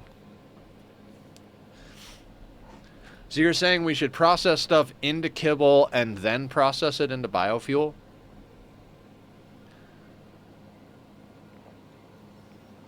I'm not against the biofuel idea. In fact, biofuel is a solid idea. I just am not. I'm not sold on converting it to kibble first. From the wiki, though, kibble made with hay will work. Most raw ingredients have a nutrition value of 0.05 for such ingredients. 3.5 nutrition requires 70 units, which is the same quantity required of wood. It will take me. Yeah, in order to make kibble, you have to have meat and vegetable. We could directly make chem fuel out of mushrooms, like you were saying. And I think that's a great idea for summer. I mean, we just got enough mechanoids to smash up and enough slag. We have enough slag and mechanoids and other random bits and pieces around the map. We could easily get up a biofuel refinery and a chem fuel generator. The issue is that in order to run this sun lamp, we'd need upwards of 3 chem fuel generators.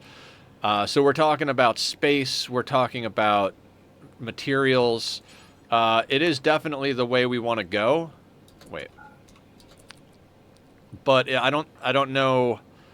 We're going to have to slow crawl into the whole situation. It's going to help, but it's not going to be everything. We're not going to be able to fully transition over to chem fuel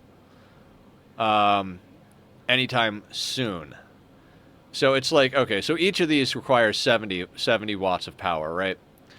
So if we stick with mushrooms, 70 times 4, or 70 times 6, times 350 plus, so 420 power. So 420 power for the basins. Then the power for the biofuel refinery, which we could flicker on and off, so not that much. So let's say, I think on average, we're going to be getting 500 power plus the ability to leave our basins on full-time.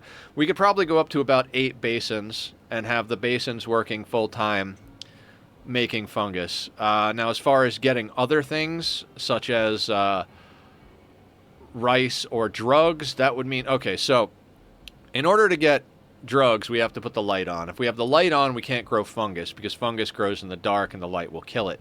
So we're almost at that point where we might want to think about switching back over out of Tunneler into the other religions and going back to rice.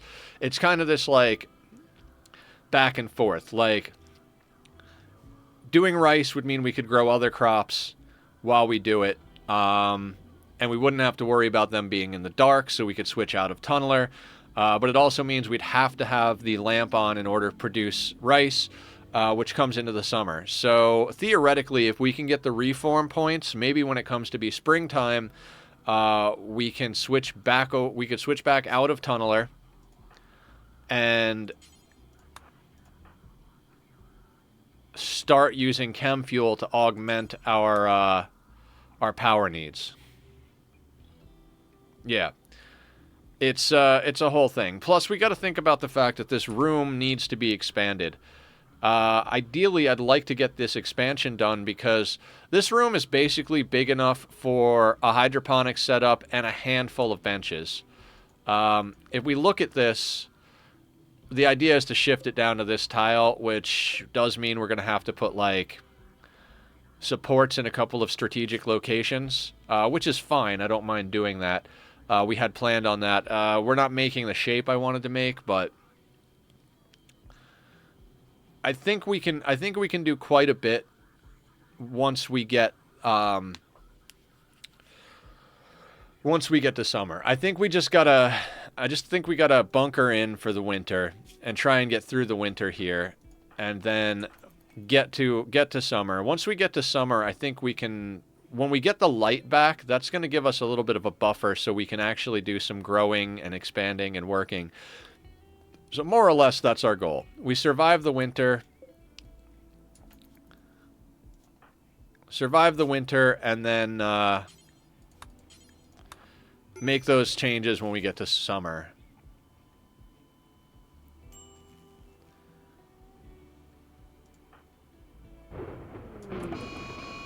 Yay, Flash Storm.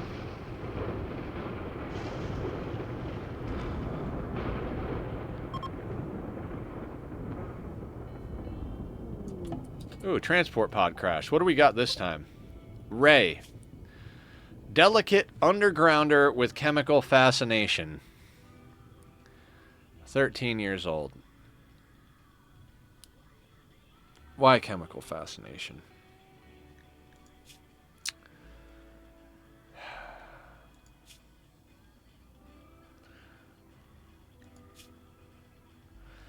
Zero shooting. Delicate. Melee. No real fucking skills to speak of.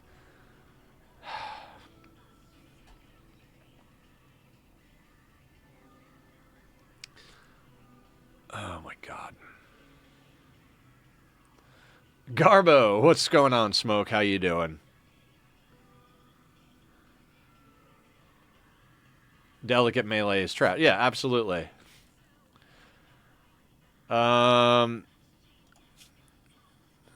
Ray is not affiliated with any faction. You can rescue her and hope she joins freely, or capture her for recruitment or slavery purposes.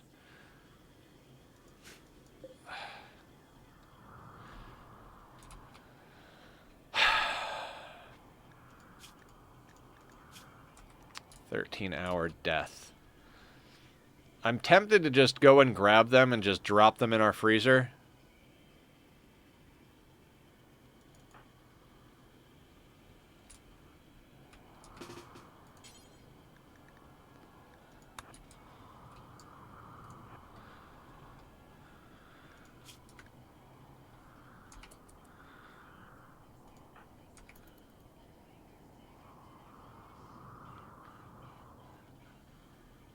$70 units of rice.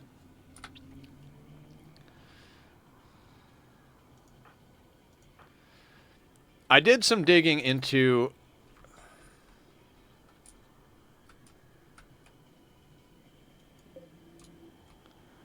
So Ray stood up and is healing themselves. Okay, good for you, kid. Good for you. That was a waste of my time, but okay.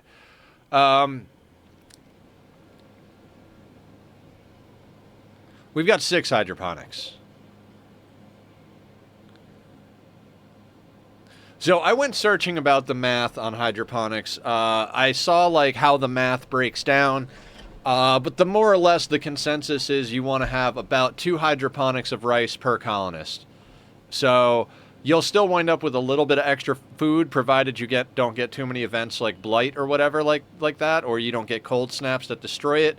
So with 6 colonists, we should have enough growing with rice to feed all of the colonists and supply us with enough to refine into fuel. So I think if we can get back switched over to rice, put down another couple of basins, we should be able to maintain drugs, fuel, and food for the 3 colonists. Again, we're just getting to the point where our wealth is a little bit too out of control. We desperately need to get ourselves sorted with a few more pawns who can actually hold guns.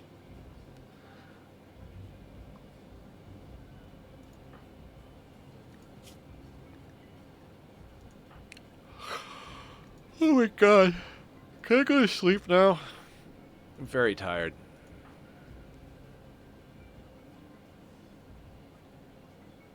Need a pawn with a tough trait to stand in front with melee. Yeah, exactly, Smoke. Definitely something useful. Why are you outside? They hate being outside, but they'll randomly just wander outside. Like, stay inside.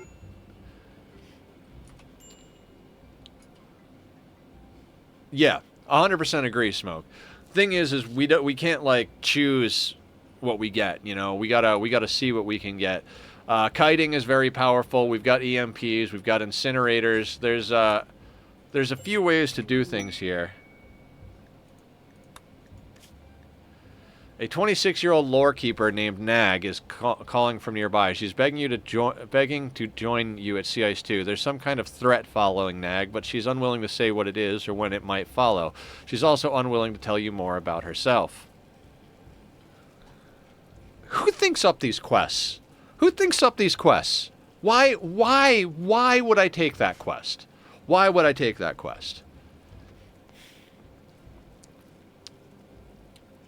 Hey, I'm a complete stranger, and you have absolutely no need to trust me. Okay, so tell us a little bit about yourself. No time. Things are coming after me to kill me. Okay, what things? No time. Can I come and stay with you? So you don't have time to come and... You don't have time to tell us about yourself. You don't have time to tell us about the threat. You just want us to blindly accept you into our colony so that you can come and hang out, and whatever's trying to kill you... You're gonna deal with. What? Why are you cooking?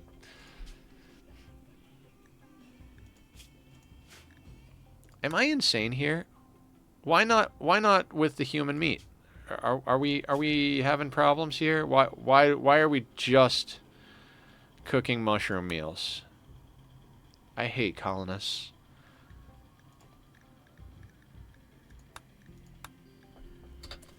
Fine. Go back to that. No, oh, absolutely not. Yeah, it's just, like, who the hell thinks up these quests? Yeah, no, it's not free, Smoke. It's not free even remotely. An unknown threat. They could have a centipede following them. They could have, I mean, Noctals... As long as they attack during the day, the Noctals aren't too bad. They're a little on the squishy side, and we could have the person running from the threat melee block until they die. It's just not... It just doesn't make any sense.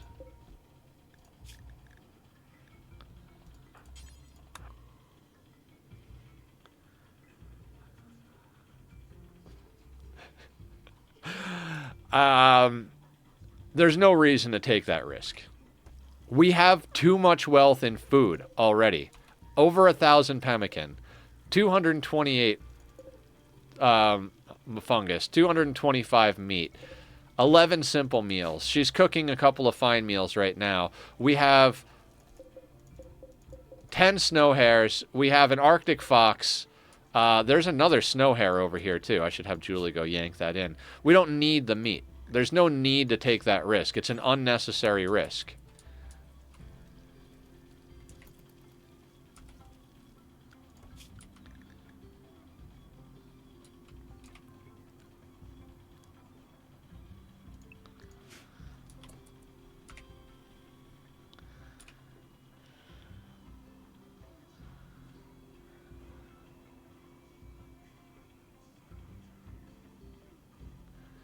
Anomaly stuff will randomly trigger as ambient stuff, and we can provoke the void once we get into the ritualist stuff. There's just no need to take risks. Like, it's a risk-reward calculation when you're trying to win a game. When you're trying to win at anything, when you're trying to do well in life, there is a risk and there is a reward. The reward is a random unknown human being joins our colony, and if they're bad, the reward is that we can eat them and take their clothing. We don't need their clothing, and we don't need their food. So why would we take the quest?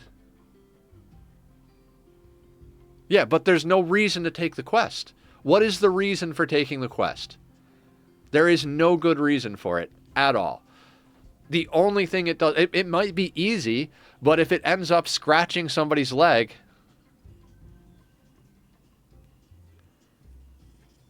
Those join events? No. Those join events aren't creep join events. Those are normal quests. That's not from Anomaly. You get those quests without Anomaly. It might have Anomaly threat, but that's not an Anomaly quest. That is a baseline quest. You can get that in the core game. We almost screwed ourselves over if we didn't put out the dude who was Self-Resurrector. Yeah, that guy had a metal horror. But that quest isn't an Anomaly quest. That's a core quest. They might have updated it so that the unknown threat could be an Anomaly thing, but that's not an Anomaly-only quest. That is a core vanilla quest. The unknown threat could be a pack of manhunters, it could be a mech hive, it could be anomaly, like, it could be any number of things. There's no guarantee of what it is. That's what... Yeah, that is not an anomaly quest. That is a core quest. You can get quests like that without any DLC at all. They're not willing to tell you about themselves. They want to join. They're being chased by an unknown threat. You can get that completely vanilla. Yeah, again, they may have updated it to include the randomness of possibly getting anomaly as the threat, but just because that quest exists does not mean we're getting an anomaly threat. And it's not to say that I won't take quests for anomaly when the time is appropriate, but it's all a risk-reward thing.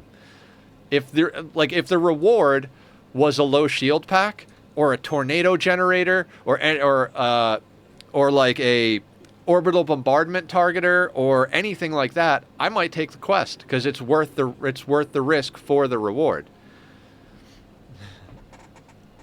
Yeah, Sparta's paranoid. I'm paranoid too, a little less so than Sparta, but it's always risk assessment and calculating risk and reward.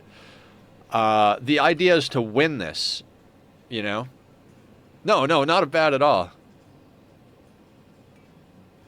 Oh yeah, no, it's core.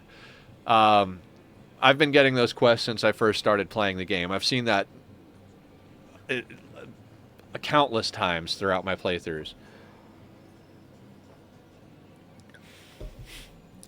And those don't guarantee you a creep join either. The creep joins are off Metal Horrors for us right now is a game ender, if we get one. Yeah, realistically.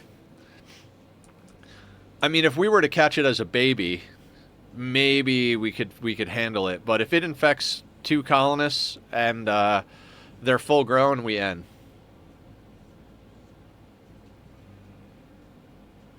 What if they're a great cook? Right. I mean, Pemmican can't get the Metal Horrors, so we're probably honestly better off just sticking to all Pemmican. Yeah, I think I might suspend all of this. I mean, at the moment... Yeah, a great doc. Yeah, Barb is currently our best doctor and cook, and she's not great at either one. She's a 7 in cooking and a 6 in medical. I mean, her best trait is being a builder and a planter. Yeah. Crypto drone data hack. Oof.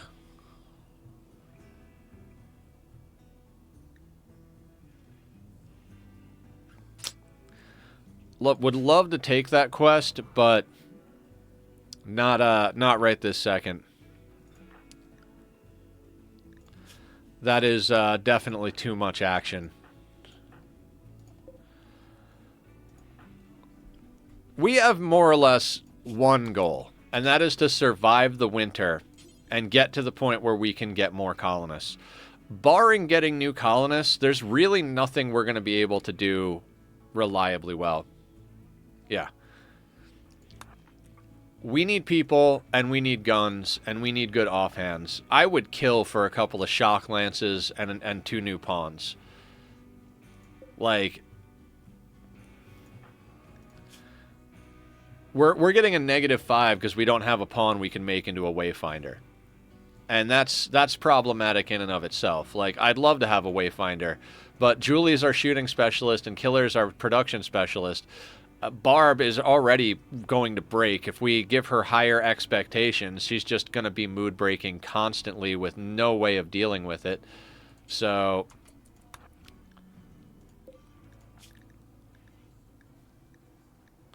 we'll let Barb make fine meals for herself. Other than that, let's do Pemmican. Do until we have, what, like, we'll say 500. That's already too much.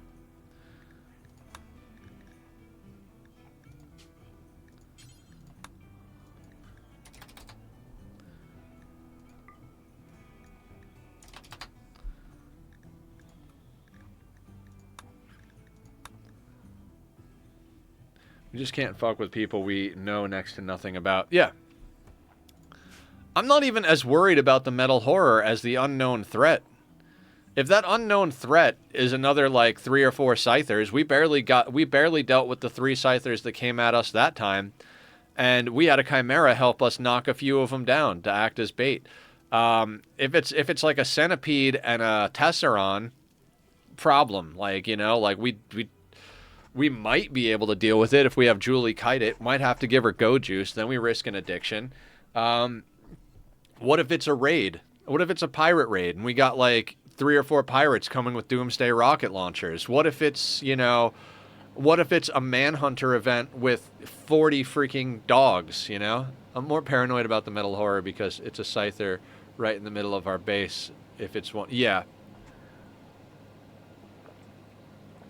Metal horrors are scary. I don't think they're as scary as a lot of people make them out to be.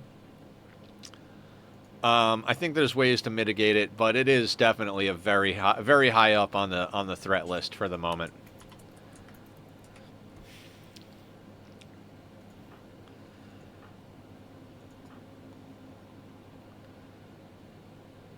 Imagine 4 metal horrors. No, thank you. We're all good there.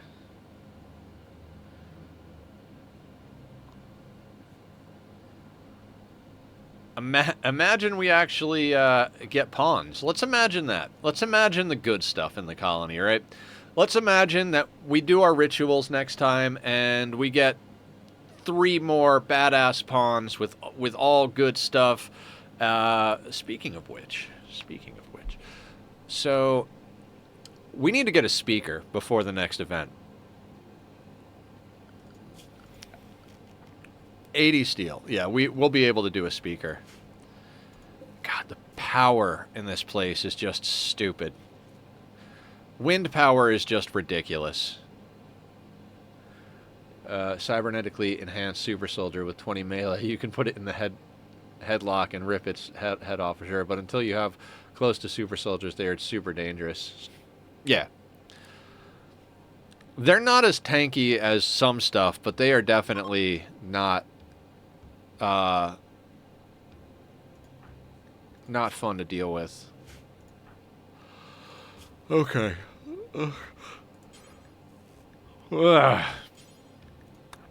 Sorry, guys. I have been way tired lately.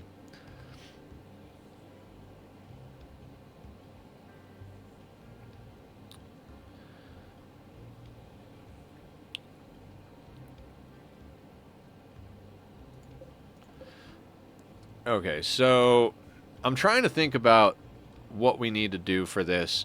We're going to need to put supports in, and since I started building this kind of incorrectly, those supports are going to have to be on the outer edges, not on the inner edges. So we're going to need a support right here, and another one right over here, where this is. They're right now a big problem. We can't just lock out unless we hold every joiner at gunpoint. True, very true.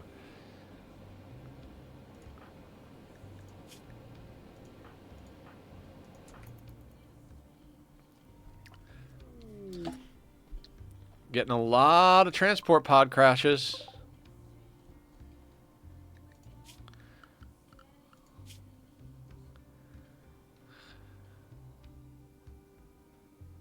She can also be cured by a special. Oh, she is willing to contribute once she has recovered.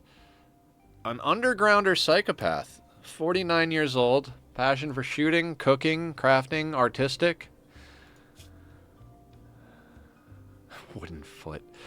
What the fuck, Randy?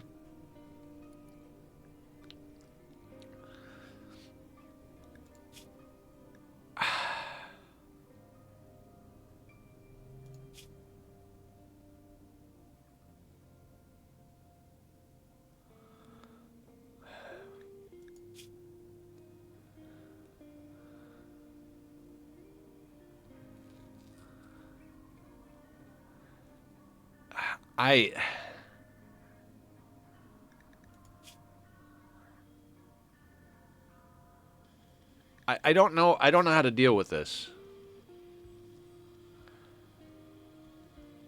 49 years old, wooden foot.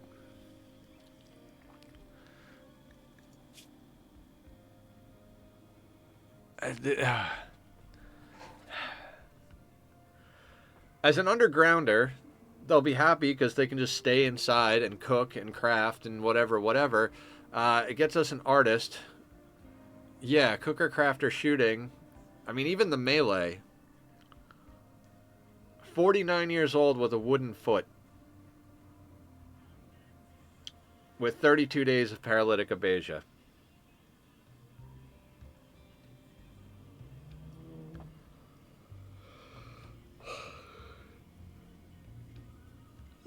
I have never had worse pawns offered to me than this run. I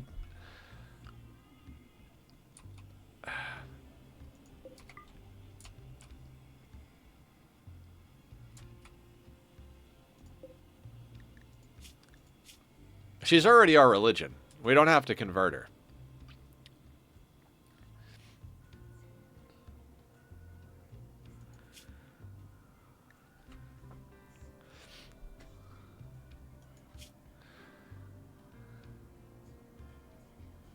No, it's a joint event. She becomes. We don't have to recruit her.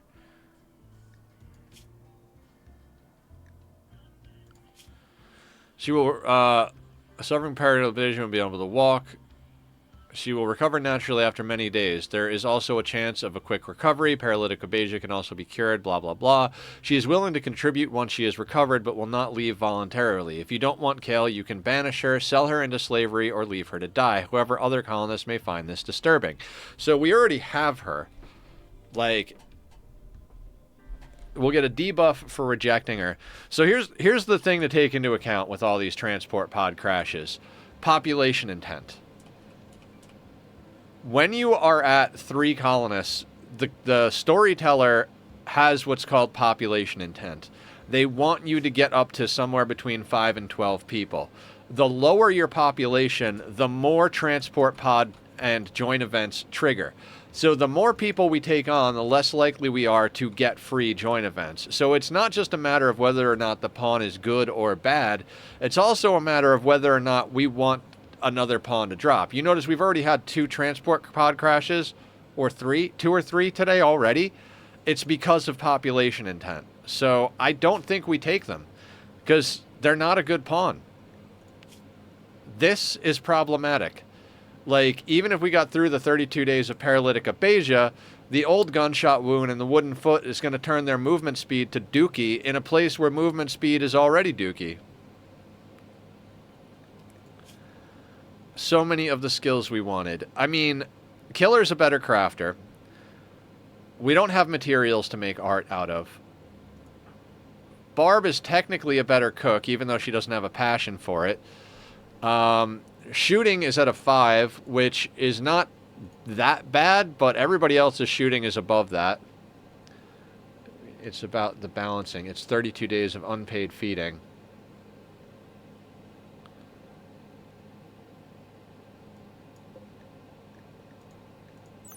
I mean, it doesn't matter. They have paralytic abasia and they're unconscious. Their movement is 0.37. We won't know what their actual movement is. And a wooden foot is enough to cause problems. Like, they're moving... Okay, so they're moving at 10% right now. So, at best, they're going to be at a 3.7. If we look at our colonists who do have movement problems, 3.39 on Barb, so a little bit faster than Barb. 3.68 on Julie. 3.56. But these people all have... These guys have scars. And it's lower than that. So it's... I mean, I don't know. You guys seem to want me to take them. But, again... Yeah, I mean, theoretically, I think we could feed them. But for 32 days... No, I'm not taking them. We're going to hold out for a better pawn. I honestly don't care if it kills our colony. Yeah.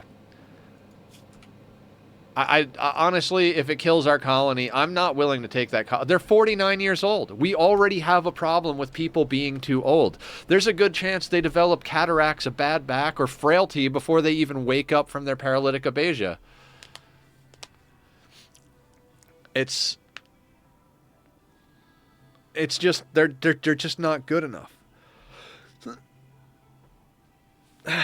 Barb is 66. Barb is more or less going to age out reasonably soon. Like, and then Killer and Julie are both 42 years old. Like, we can't afford to take on old pawns. Like, we already have 2 old pawns in our colony.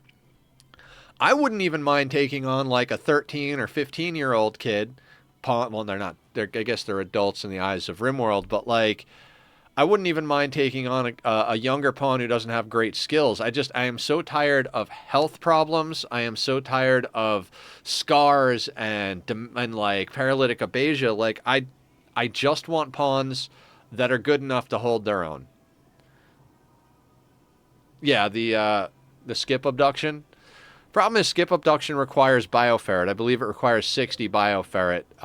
We're getting like a handful of bioferret once every 5 days. We're up to 31 since Giggles came here.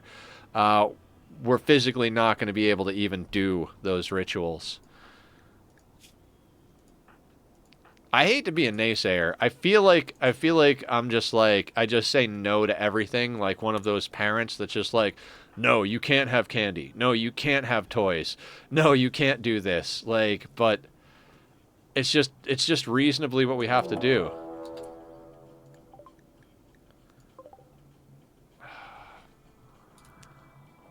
Another mech hive raid.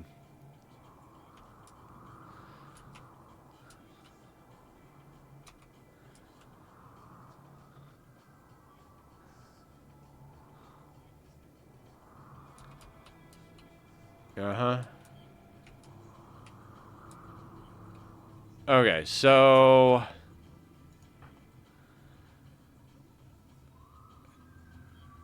I think as soon as they start their attack, we have Barb take the Mind Numb Serum and give her the EMPs.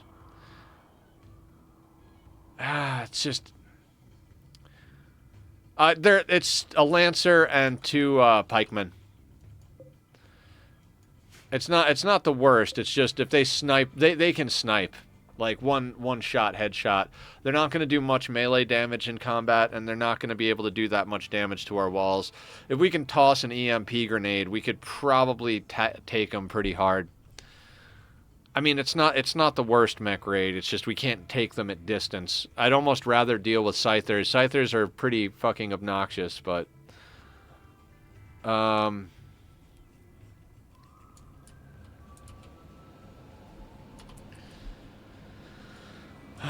preparing for a while. No matter what we do, we gotta wait. Yeah, we'll just send Barb in to punch them. We're gonna let them spread around the walls. We're gonna give somebody the EMPs. We're gonna pop out and we're gonna shoot them. Julie might be able to actually one-hit these guys. Provided we could stun them first. The hard part is going to be stunning them without them taking a shot. If that makes any sense.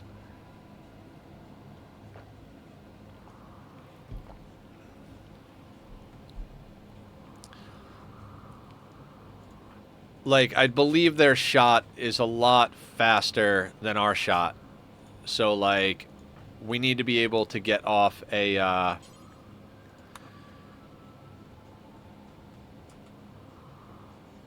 Yeah, Killer's got the AR equipped, Sparta.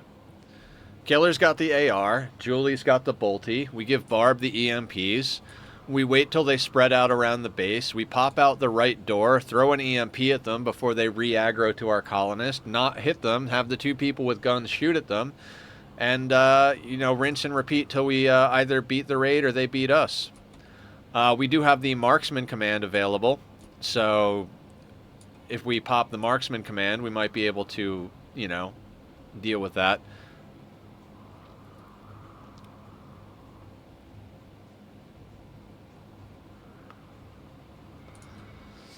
That's a good question.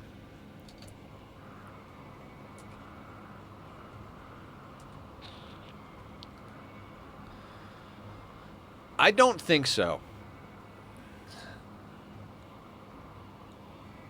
The bolt action does a lot. I mean, it is a closer range weapon, but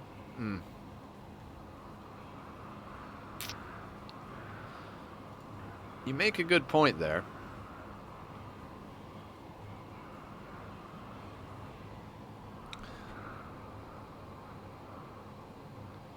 What's the range on that?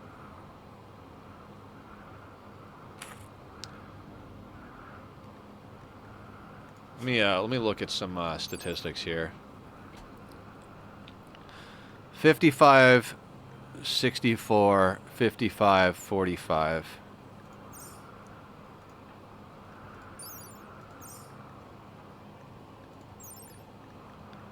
$65, 80, 90, 80. 18 damage. No, Bolty's better.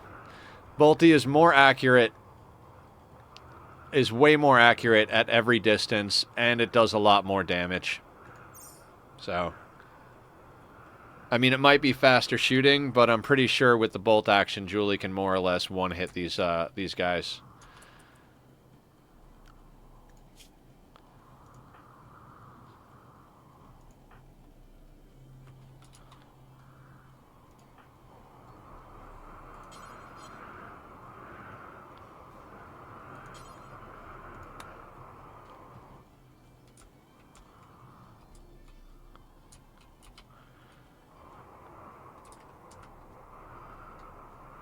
I mean, at least we're getting an idea of what the size of all these events are, right?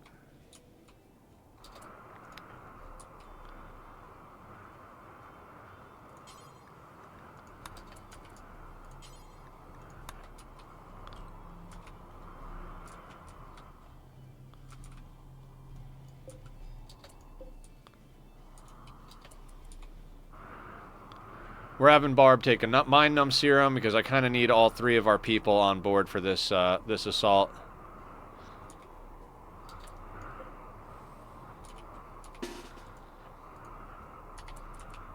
Let's see if we can pull them up here. Oh no, not Baitbot. Although Baitbot is an option.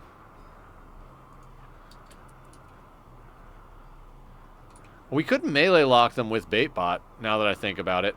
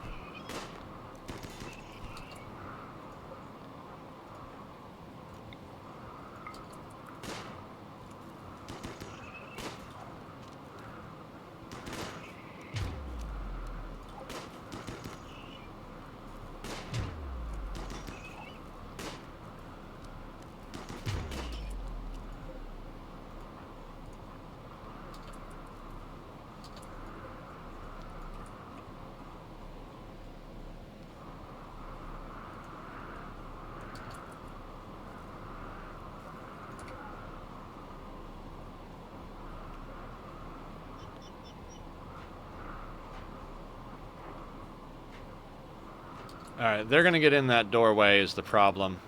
Nope. There they go. Please don't break the door. Please don't break the door.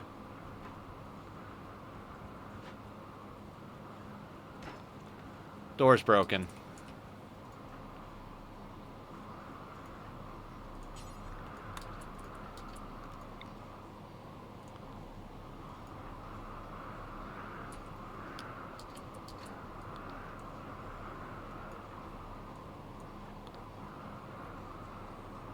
Yeah, I think Baitbot might be the answer.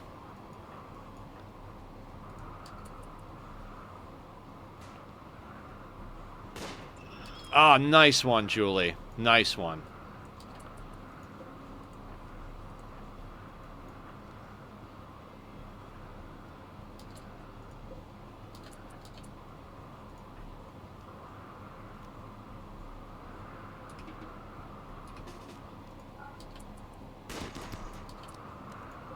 Alright, we're hitting the bait bot, which is the problem.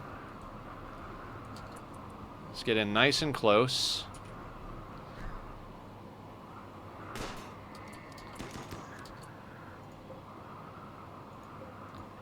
Bait bot is downed.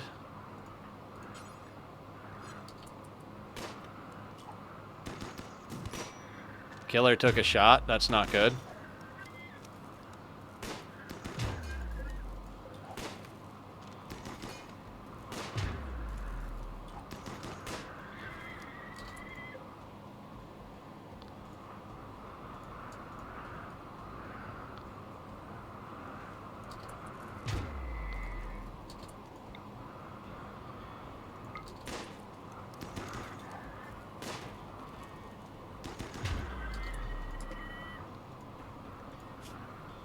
Left arm.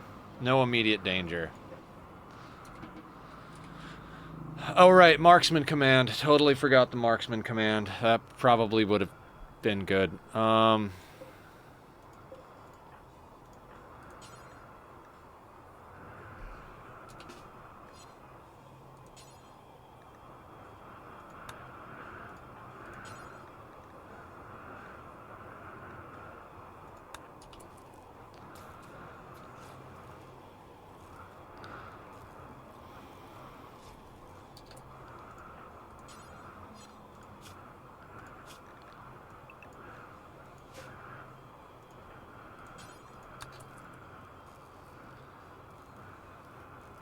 Yeah.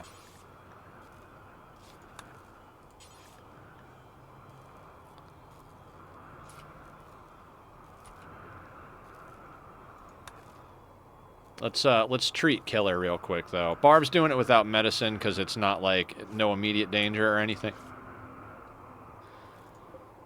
We need 25 steel, which we don't have. Damn it.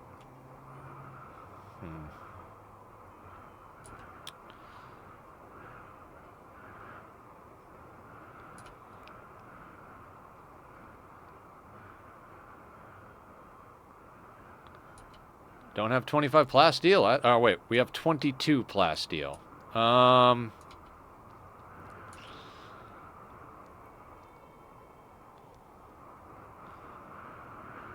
Oof. Just oof. Big oof.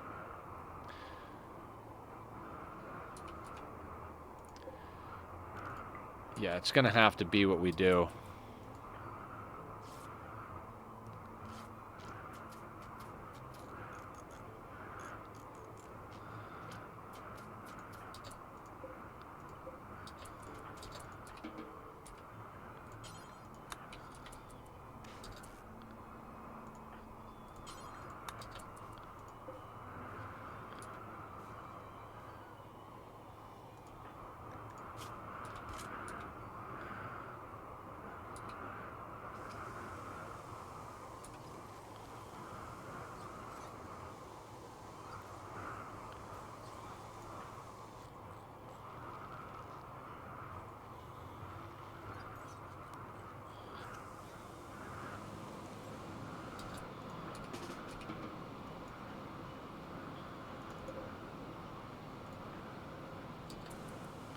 Gonna have to shred another mechanoid.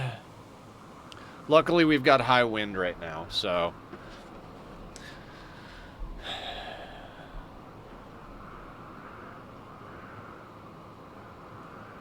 The pikeman?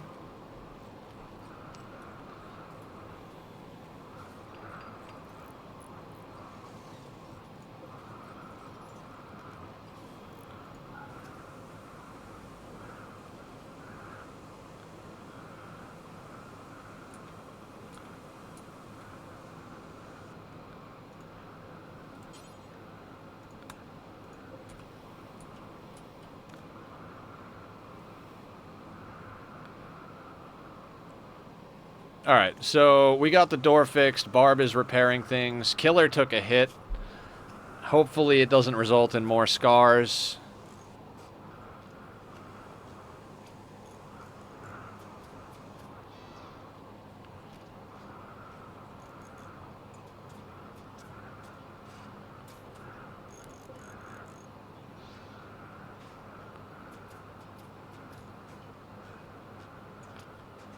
Yeah, so baitbot really isn't all that great.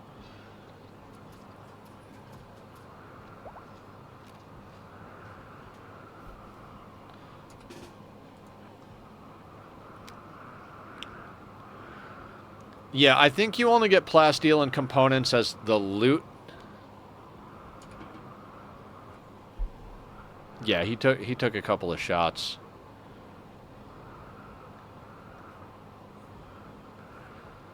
This might have actually been friendly fire, this left arm one, but we'll see what happens.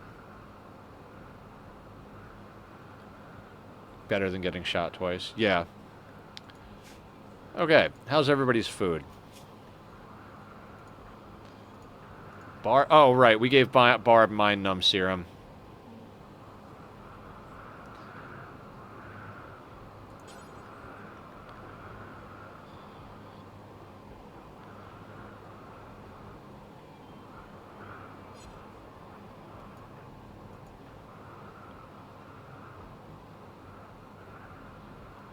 He doesn't really need to go and sit in a bed. I mean, he's already been tended, so he's just up and about doing his thing. I'm cool with him being up and about. Oh my god.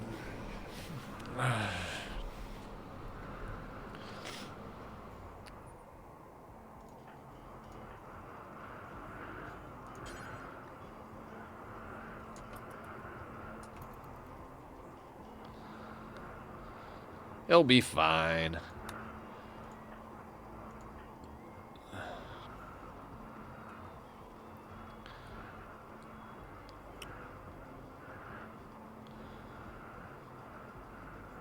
I mean, we're halfway through winter, so... Rare thrombos. Well, there.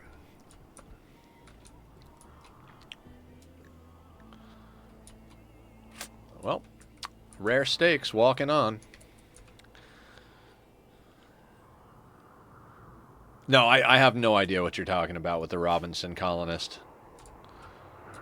I thought about it for a second, and I was like, Swiss Family Robinsons? Robinson Crusoe? I was like, I have no idea what you're trying to say there.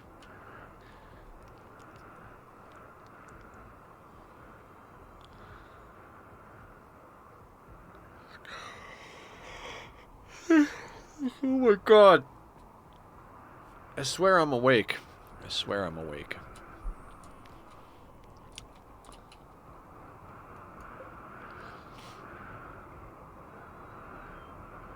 I mean, so we're obviously going to try and deal with the rare thrombos. We'll also leave them as corpses as long as possible.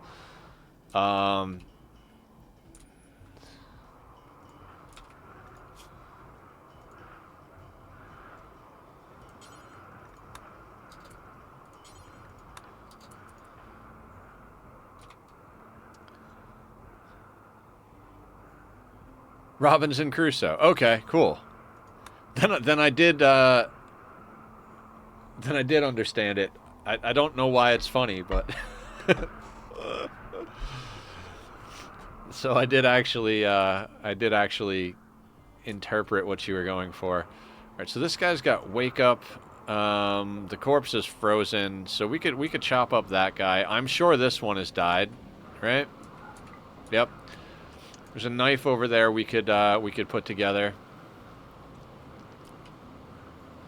Now, I'd prefer for these guys to split up a little bit before we go at them, just because if they both aggro, it's going to be a little bit more difficult to juggle them. But we're definitely gonna take these guys down. Barb's on Mind Numb. Maybe a Bandolier.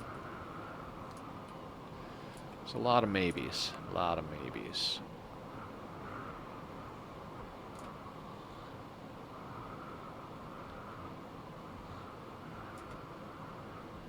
Alright, let's watch their pathing, see where this guy goes.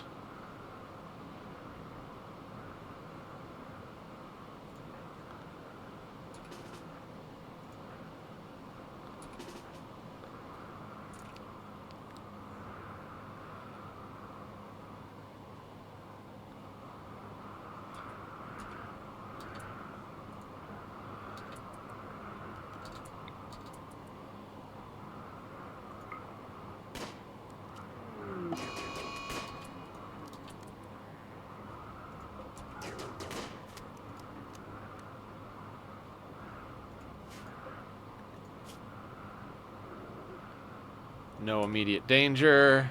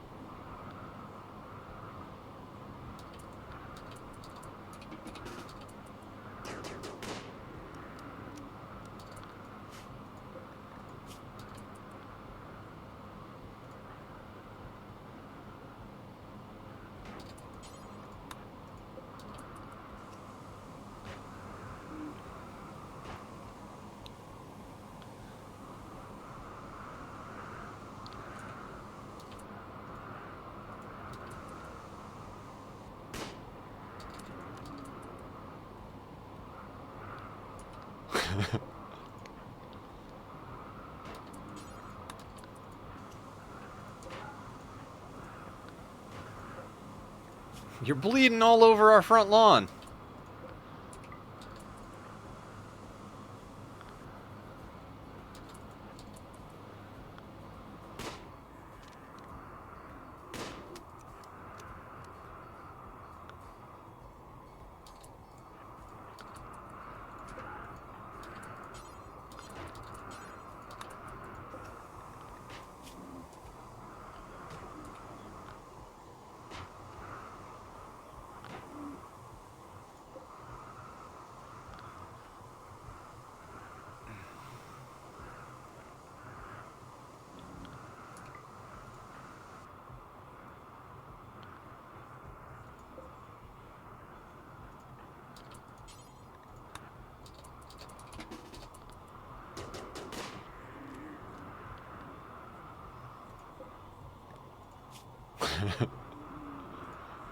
Dumb animals.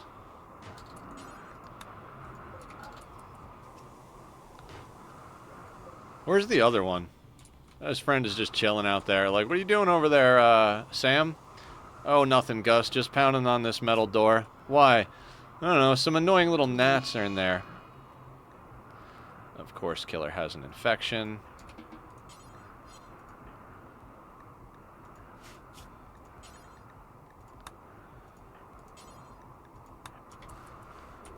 Let's have Barb use the best medicine we have. I do not want to lose a colonist to infection. We might have a better melee weapon if we butcher this Thrumbo. Yeah, I mean, we don't need melee weapons. If we're in melee range, we're already losing the fight. But I get what you're saying.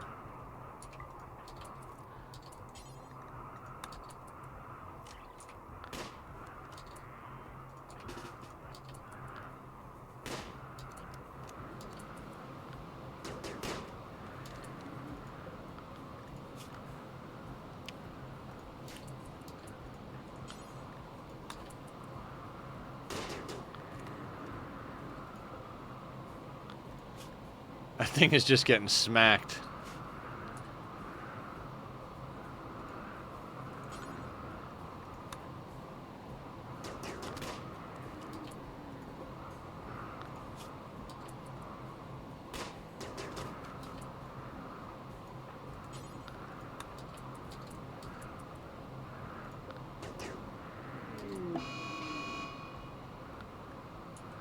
Yeah, Thrumbo Revenge. We're already playing that game. Death in 4 hours.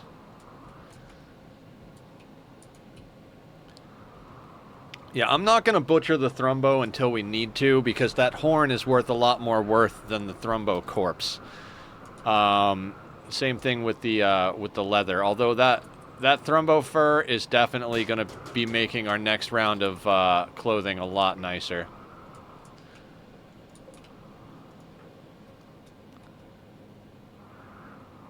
Super deadly, but impossible to keep fed.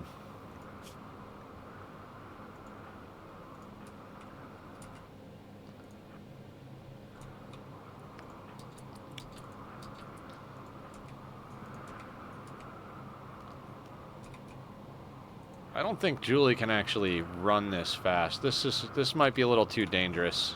Yeah.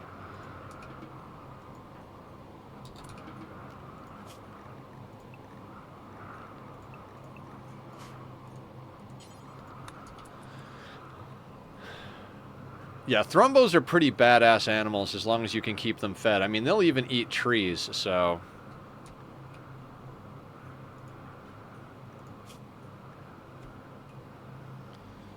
Alright, Killer is nicely ahead of his infection.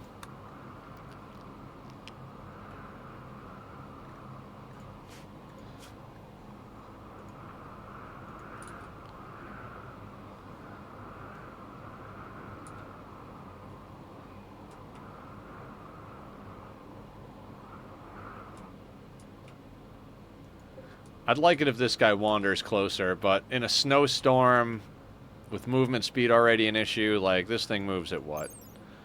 5.5, yeah. We can't even outrun it. Even if we have if we have Julie here and shoot it, it'll close the gap before we get back to the door, so. Connecting to chat. Screw you, Twitch.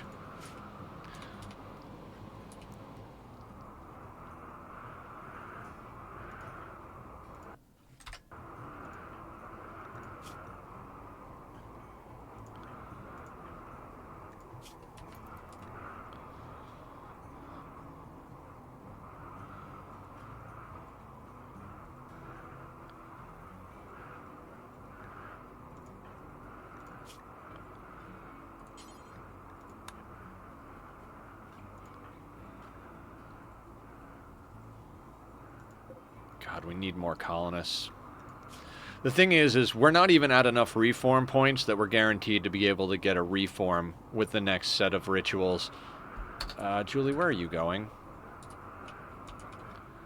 You know what? You can do that. Let's bring Omar in. Why not?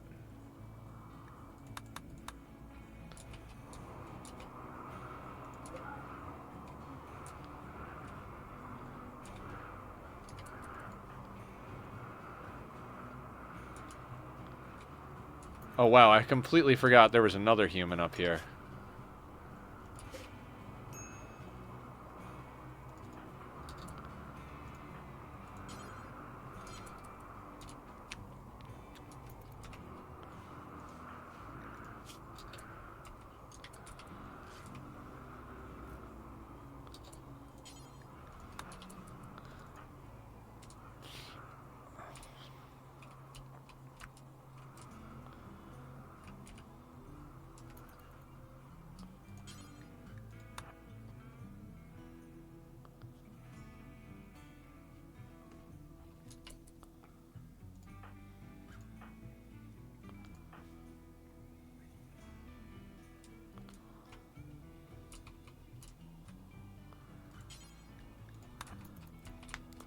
Let's just get all the meat inside of our walls.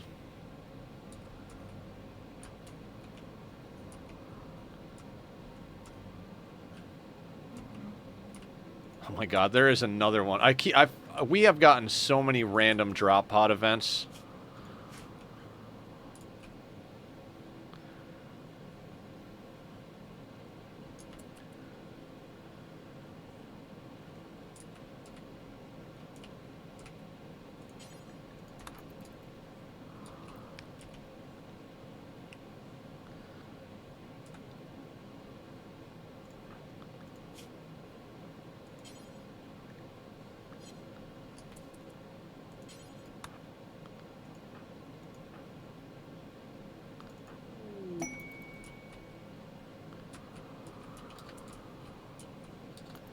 Assuming we get a ghoul. It's a large assumption, but okay. Let's hear the idea.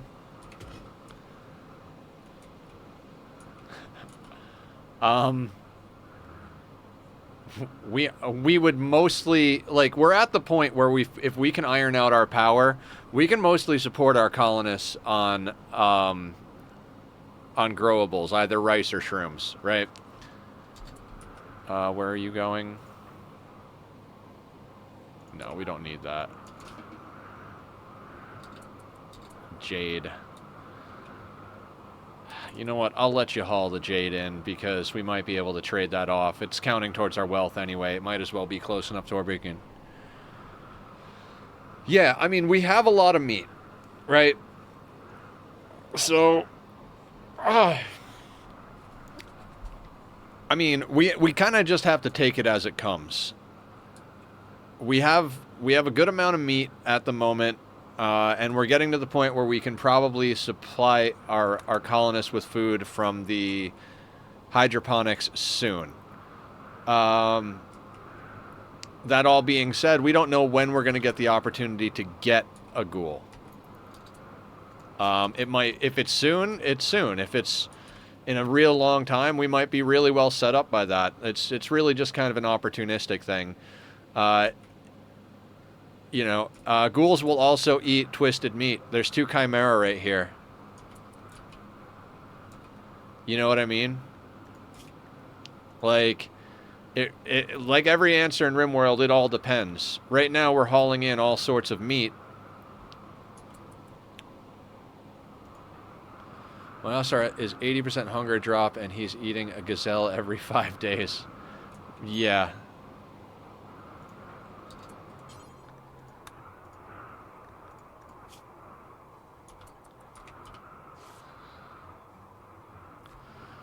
I'm not saying it won't be difficult, but the other thing is the further along we go, the larger the human raids are going to be, the larger the anomaly raids are, and the more meat we're going to wind up putting in our freezer. So it really just comes down to when and if we get the opportunity to create a ghoul.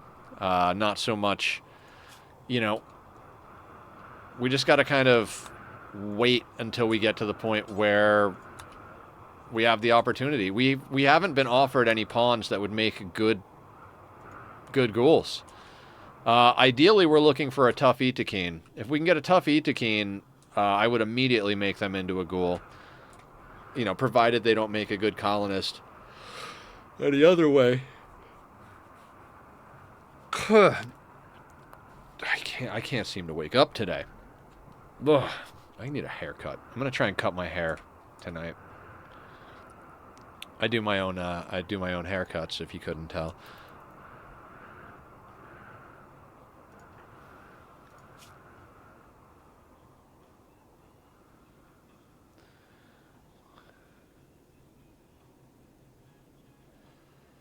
God, I can't wait till this colony is, like, at a reasonable place.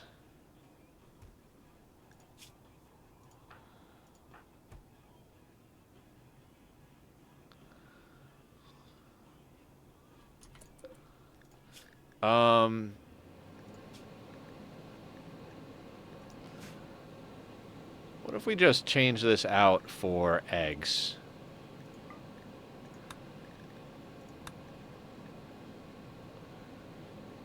Let's just cook up the eggs we have, right?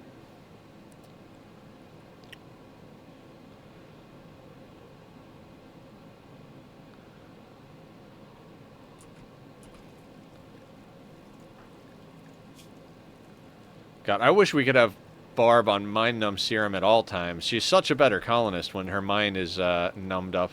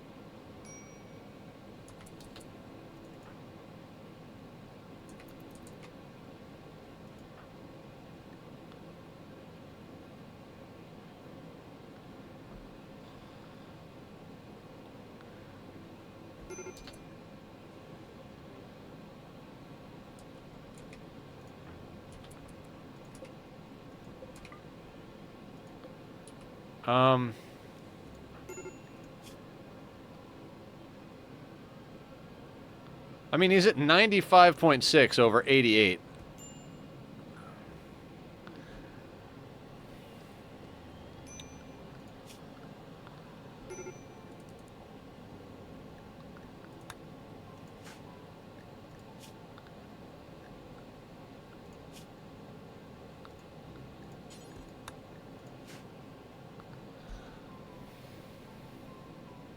One of your dudes is called Chop. Chop Chop.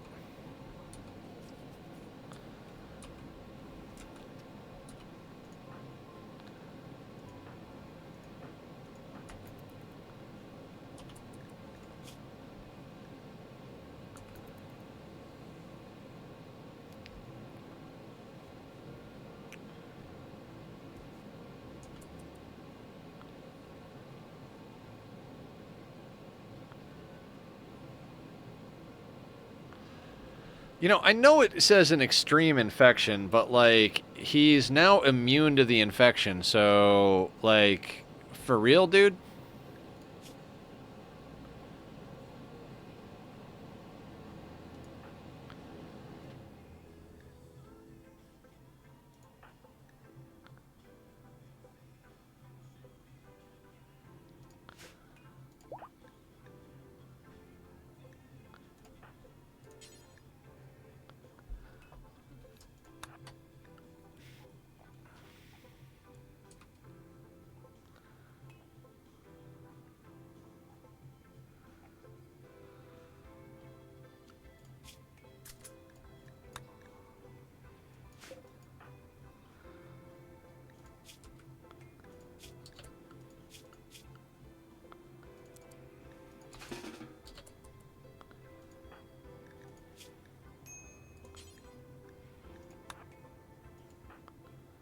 Need warm clothes. Who needs warm clothes? Killer? Down to negative 47, and it's 50 degrees inside. I mean, sure game. Sure game.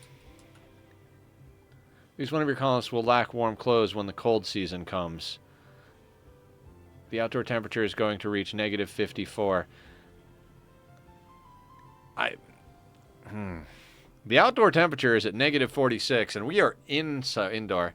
He's a pig zone, so it's even funnier. Yeah, that's awesome. Oh my god.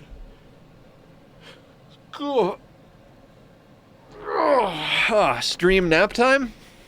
Anybody want to take a nap for stream? I need to do a good long sleep tonight. I tried to go to bed early last night. I wound up awake watching card tricks on the internet.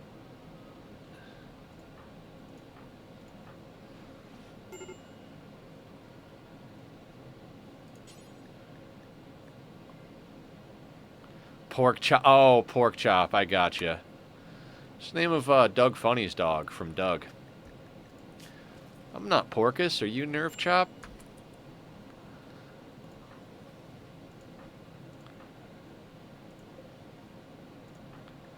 God, this entire playthrough is us waiting to get through winter and waiting to get to our ideology rituals.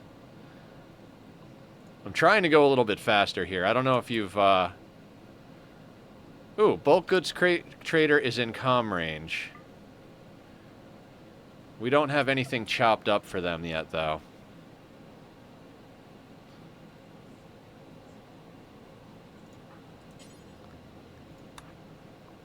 Hello all, here for the lurk as I work on something. I hope you have a great stream. Thank you, Mandu. Much appreciated. We're doing our extreme sea ice challenge in Rimworld at the moment. Okay. Oh, right. We need this on for that to work.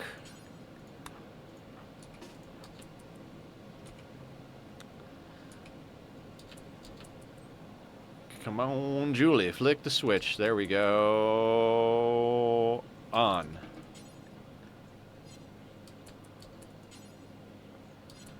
Can we not... Did I miss the trader?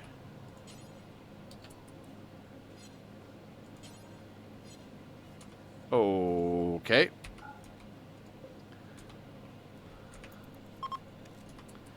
That was probably forever ago then, I guess. Alright, so... I turned on the beacon antenna thing down here. And still couldn't call them, so... It is what it is. We missed on an opportunity to sell a couple of random small little items, but...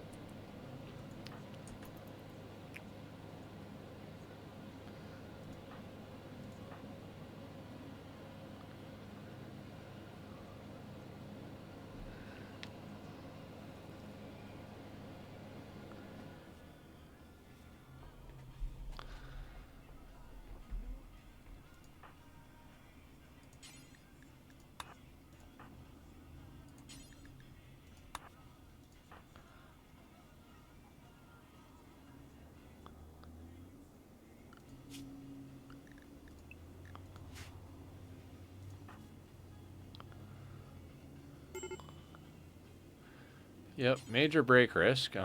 Fantastic.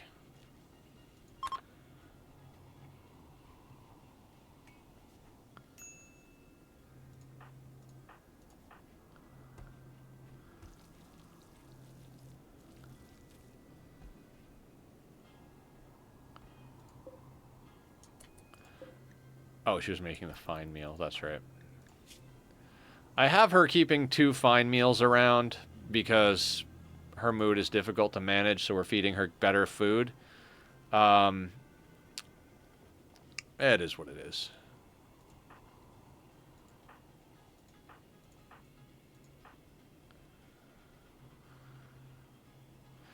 Once we get a little bit more power stored up, we're going to shred up the rest of the mechanoids, smelt the scrap, smelt the weapons, and see what kind of steel we're dealing with. If we can then slap down a speaker before we do our rituals, that'll probably increase the chances of us getting some pawns. That's in 3 days. So with any luck in the next couple of days here, we'll get our batteries charged up enough so that we can do a little bit of work here.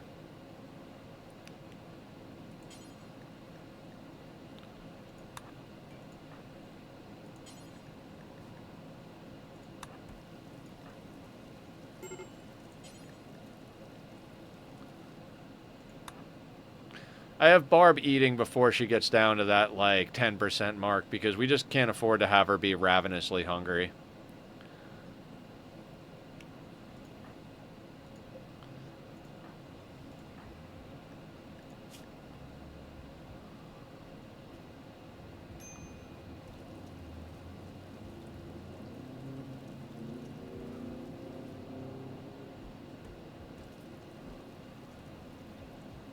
All aboard the giggle ship. So yeah, I like to explain what I'm doing while I'm doing it, but quite honestly, I don't know what to tell you guys I'm doing. We are just sitting and waiting. We've got everything running, so I guess I'll tell you guys about what's going on with me and stream and everything, which is nothing crazy, just our normal thing. We're streaming Rimworld Monday, Wednesday, Friday, currently on this Sea Ice playthrough. We're playing on 500% losing is fun. An illegal shipwright chased by imps.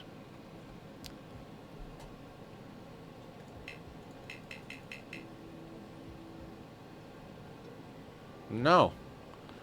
I'm not dealing with 8 impids for a person that doesn't have... No, shut up, game.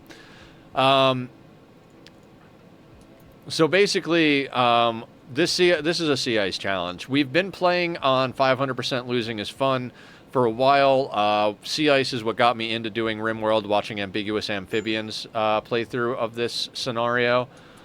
Basically, there is more or less 0 resources on the map other than what you get and what raiders bring in. So you have to be very opportunistic. Losing is fun is the hardest vanilla difficulty. It affects crop yield rates, it affects mood, it affects everything to make the game quite a bit more difficult compared to the normal difficulties. The threat scaling on Losing is Fun, as it is in the base game, is 220%. More or less what this means is that if you were on a normal difficulty, I don't know what it's called even at this point, and you got X amount of raiders, 1 raider. I mean, it doesn't work exactly like this. There's raid points. It's a whole complicated system, but the easiest way to understand it is if someone on normal was to get 1 raider, I would get 2.2 on regular Losing is Fun. So what we do is we go into the custom settings. We set up everything in there to the baseline of Losing is Fun. So all the crop yields, all the mood penalties, all that stuff is set for Losing is Fun.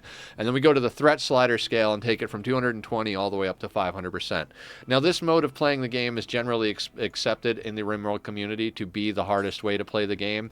There are definitely ways to make it harder. You could turn up or down all those sliders I was talking about, adjust crop yields to be less, adjust mood to be even more horrendous, all that stuff. But generally speaking, when someone says they're doing 500% Losing is Fun, that is the challenge tier of difficulty. And we're doing it on a map that's obscenely hard in and of itself. Even on a normal difficulty, Sea Ice playthroughs are very hard because of the limited resources. You have to be very tactical and very on top of what you're what you're doing as far as how you're using your resources, how you're managing your mood, how you're managing your food, all that stuff like that. So, you know, we're basically doing one of the most difficult challenges there is in the game. Transport pod crash. You guys see what I'm saying about population intent? 32-year-old from the Broken Dominion, pyromaniac genie.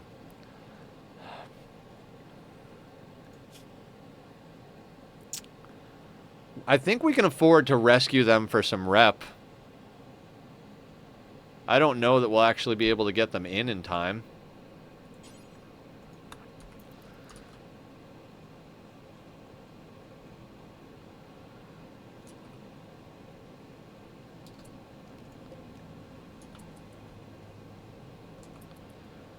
I mean, it'd be nice to keep the Empire on our good side.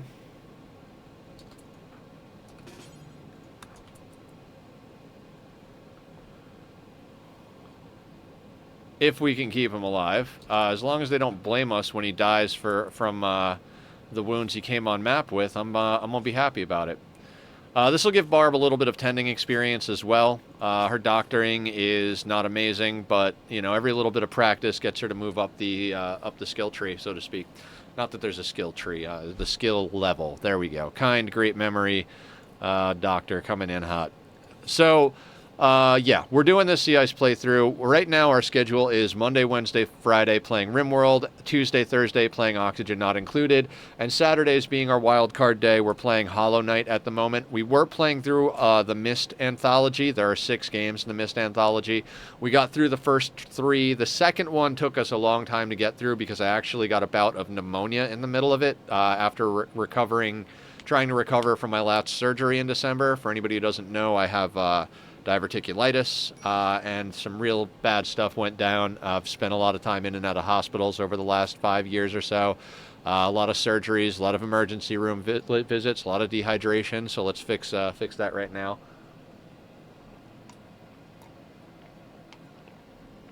And all that good stuff.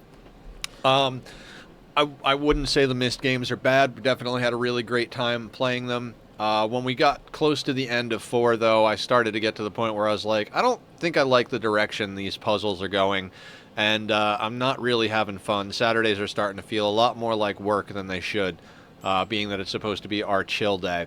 So we started up a playthrough of Hollow Knight. The following week, we did a co-stream from our community SMP server for Minecraft. If anybody wants to join that SMP, I'll do the good streamer thing and put up the links to both my YouTube and the Discord. To join up the SMP, you just click on over to the Discord, put your thumbs up the rules section. That'll give you access to all the other categories. And then you just add your name to the whitelist, and bing, bang, boom, you'll be added to the site. I say bing, bang, boom, but it really does require myself, Squiddy, or Johnny Cat to get on and add you, which we're usually pretty good about doing reasonably quickly. If you happen to do it while we're doing chat or something, just let me know. I'll be happy to add you during a restroom break or something like that. Or, depending on the day, maybe even get on and do it. But after that co-stream day, which was about a week and a half ago now, we got back into our Hollow Knight this past Saturday. Made a lot of good progress in Hollow Knight. Very much looking forward to playing it this coming Saturday. We're not going for like some sort of 100% completion, all achievements style run. We are more or less just kind of enjoying the playthrough, learning about the world, going through it. I think it was a good idea to add weapons expanded. Oh yeah, you having fun with it?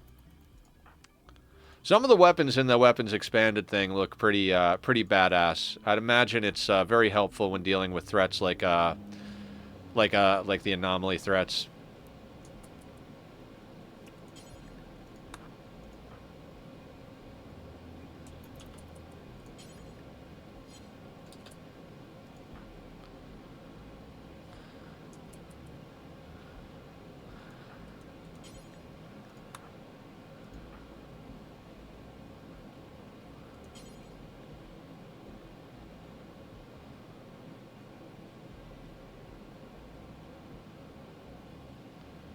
So Barb is feeding the guest.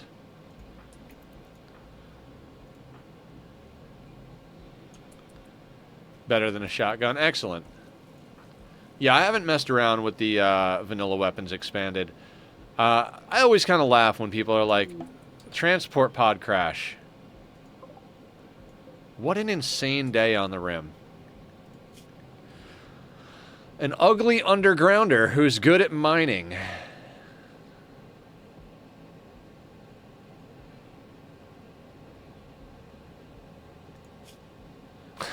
Paralytic Abasia. Why? Why, Randy? Why all the paralytic Abasia? I can't. I just can't with this paralytic Abasia.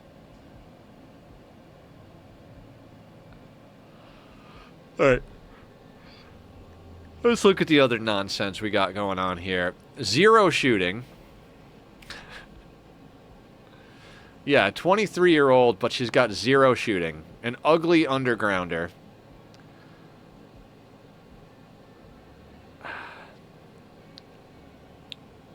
And they're the wrong ideology. Oh, they're from our allies. We can't capture them.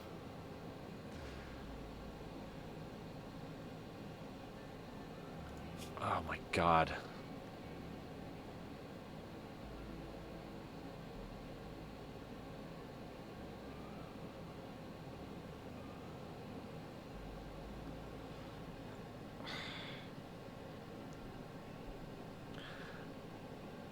Yeah. I mean, it says she'll join. So we could theoretically have her join.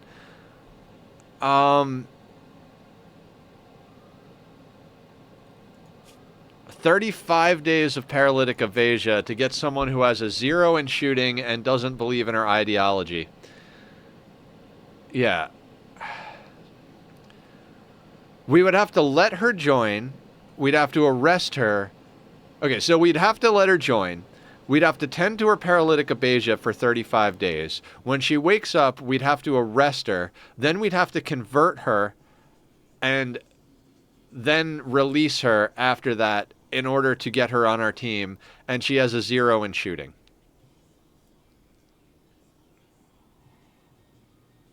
I hate to say we're not going to take her, but we're not going to take her. I mean, it's just too much work for not enough. Again, population intent. I don't do slaves, Sparta. Slaves are too much work. If they're not good enough to be a colonist, they're not good enough to be a slave. 35 days, like, we could theoretically take care of them, let them join temporarily, and have them mine everything out, I suppose, but I don't want to take care of them for 35 days. They're going to count towards our wealth. It's bad enough that we've got this guy here.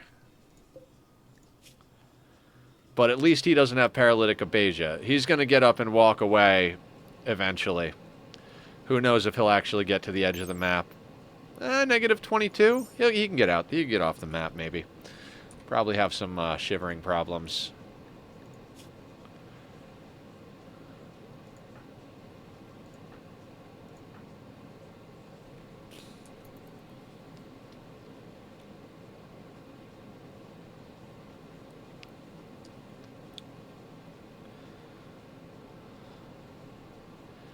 It would almost be better if we could, like, heal her up and let her leave to get the reputation. Like, I'd almost rather do that. But, I mean, they're gonna join.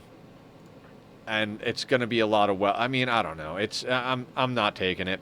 It's the whole, like I said, it's the whole population intent. This is the one time in the playthrough we're gonna get the opportunity to be picky. Is when we're at low population. We're getting raids of, like, a couple of people or a couple of mechs.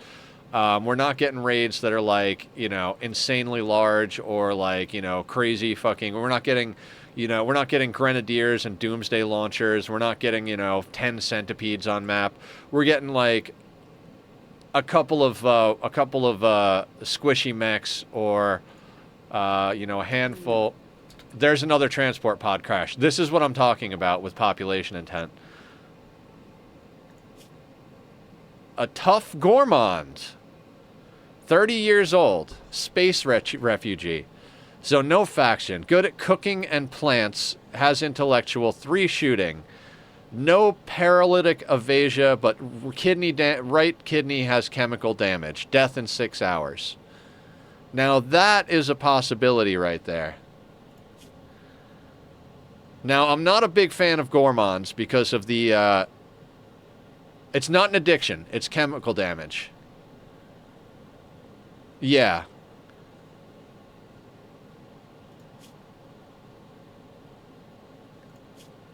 They are not our ideology, so I think this is worth it.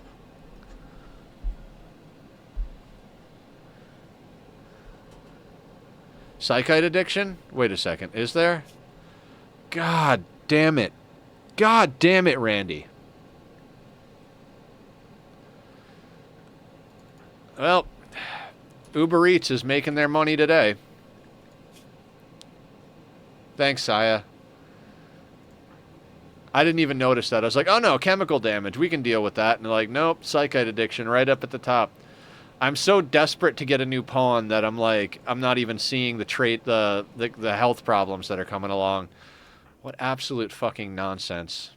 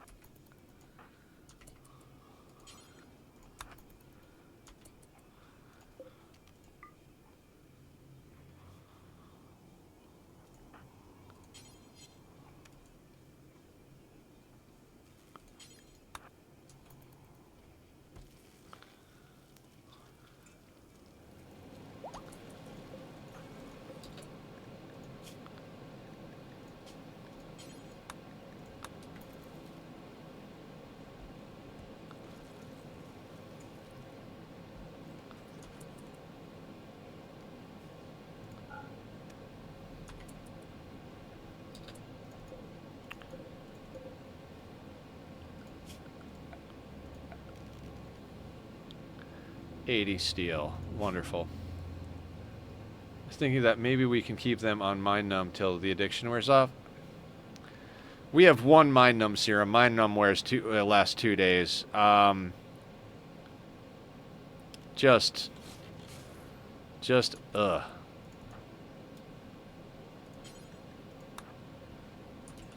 It blows my mind how much these people hate outdoors and how much they keep going outdoors.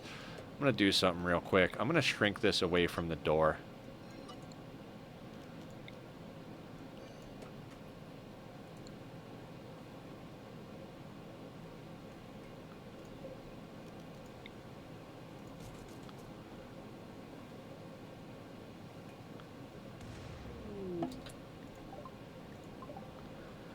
Sandstone, reasonably close to the base. Not bad.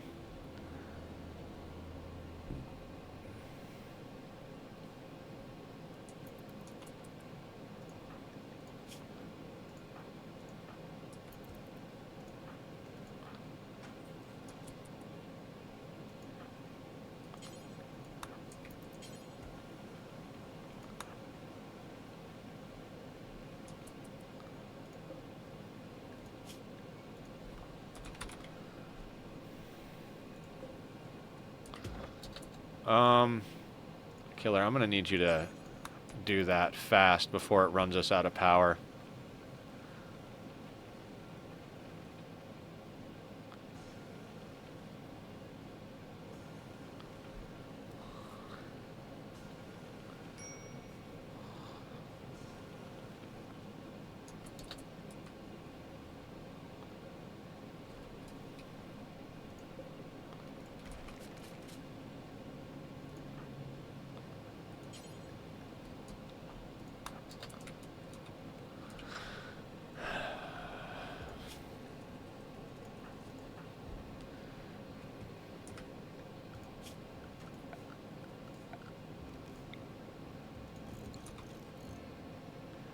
Okay, let's get a speaker built because we can start this at the light ball, and if we have one of 6 speakers and a light ball, we might actually be able to get ourselves a good chance at getting a colonist. We need a colonist, and we need these, running low on components, too.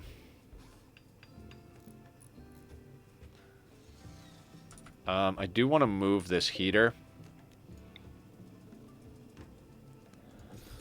because I want to be able to stand in that doorway.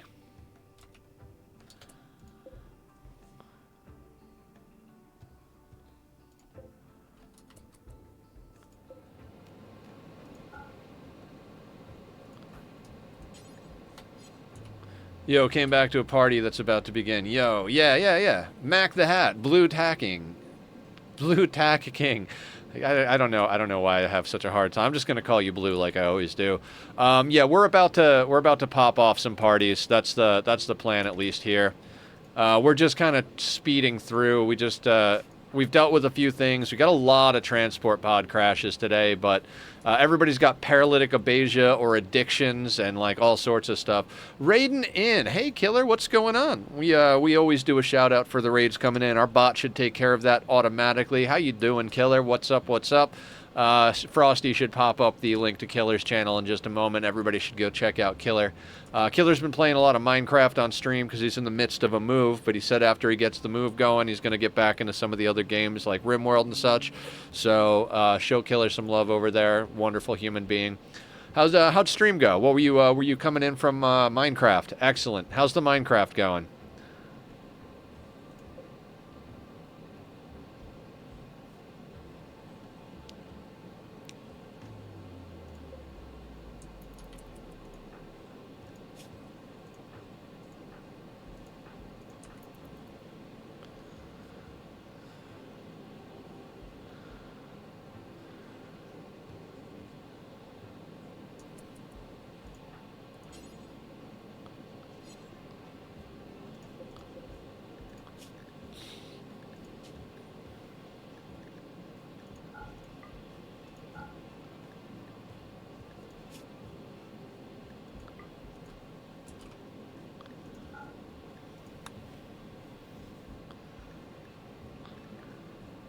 Good. Just finished my small house. Excellent. Wonderful. Sounds fantastic.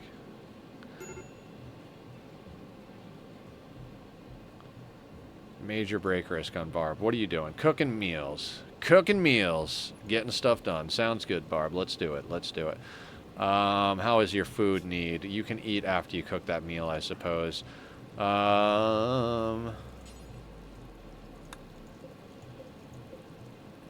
Oh, there's simple meals there. Killer might want to eat a simple meal. Let's get Killer a simple meal. I might start just letting them feed themselves. I'm getting really tired of,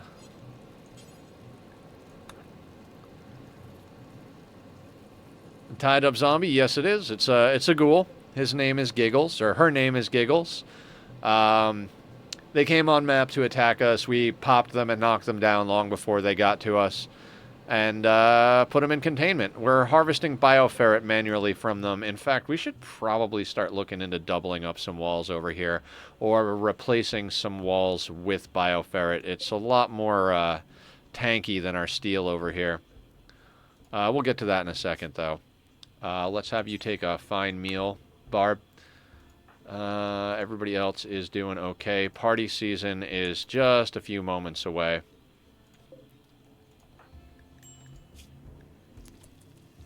Oh, the big combo. Sorry, didn't even see. Sorry, Killer. I'm like uber tired today.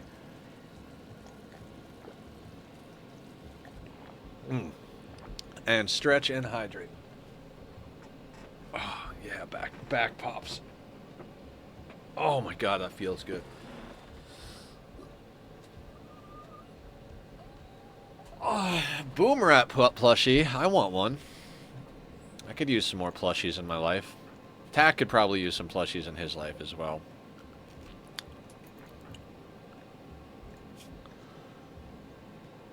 Yeah, I definitely having a very sleepy day. Might have to make a little bit more coffee when I go on my next restroom break. But we're gonna try and knock out this party season before we do that.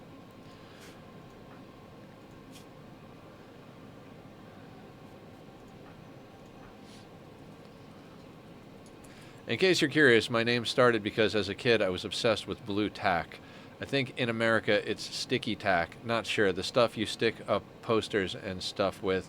Anyway, as a very autistic child, teachers gave me what was essentially molding clay to a kid with distraction problems, intending to give me something to fight with.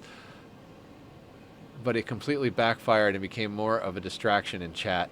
Awesome. I mean, I don't know what it's called, but I know the stuff you're talking about. That's pretty cool, though.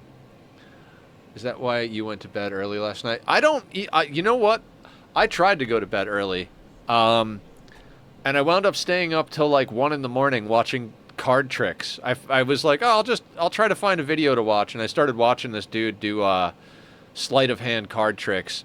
And I don't know if anybody knows this about me, because it's been a while since I've even thought about it. A sleight of hand is one of my favorite things. Like, I spent most of my teen years and early 20s with a deck of cards in my hand. I would sit there and I'd practice single hand cuts and like shuffling like ambidextrously, left to right type of stuff. And I watched this dude last night. He's so sarcastic and witty and just fun. You know, he starts out as like, welcome to another episode of Everyone in the Comments is a Fucking Idiot, and I'm the expert. Today, someone asked if I could do this blindfolded with the cards flipped upside down, and yeah, of course. You bet me $150. Let's see if he actually pays up. We're going to do a casino-style shuffle, and there we go. We dealt out the hand. Like, basically, like, the best guy you've ever seen at cheating at cards. Blue is your preferred name? Awesome. I had to choose a username for my Africa, and like the cringy kid I was, I called myself the king of blue tack, hence blue tack king. Interesting. Some people want the cards face up, Blue, because they want to be able to see that he's not swapping the deck out for like a deck. Like if they tell him they want him to deal a hand of all twos, they don't want him to swap the deck out and have a deck full of all twos just to cheat his way through it. So they want like face up shuffles, they want face down shuffles, they want blindfolded shuffles, they want the dude to do a wash and no shuffles. I'll have to share some of the videos because I subbed to the channel last night. I just got obsessed with it. It's the sleight of hand. He mentioned he's been doing it for 40 years at one point. He's like, after 4 decades of doing this, you know some tricks. And like everybody tries to be like, oh, the way he's doing it is like this. And especially the ones I love, he's like, yeah, another person in the comments said that I just film these until I get lucky. So they posted this comment for me to do something 3 minutes ago. And here we go. 1 minute video. Boop, boop, boop. First time. Here you go. So yeah, I do it until I get lucky. I'm the luckiest son of a bitch in the world. Yeah, it's phenomenal how people... I think Drake even gave him a challenge for, like, a lot of money and like thousands of dollars, and he did the challenge like that, and he got money. Oh, it was hilarious. One of his big fans, too, was like, hey, I'm a huge fan. If you could do X, Y, and Z, I'll pay you this money, but the stipulation is you got to spend it all on scotch. And he's like, he did the challenge and did a follow-up video. He's like, thank you for sticking to it. I bought this scotch, found I had some money left over, bought one of these, and still had some money, so I bought the 21-year-old one of these. Some people don't believe that people can just be skilled at something. Yeah. You know, we were talking about how, like, so many people out there are, quote-unquote, cheating at things to be good at it, and how you got to cheat to keep up with people. Shambler's approach. Fantastic. In the same direction that our royal friend is going to leave the map. Phenomenal. Thanks, Randy. Might end up having to patch him up again.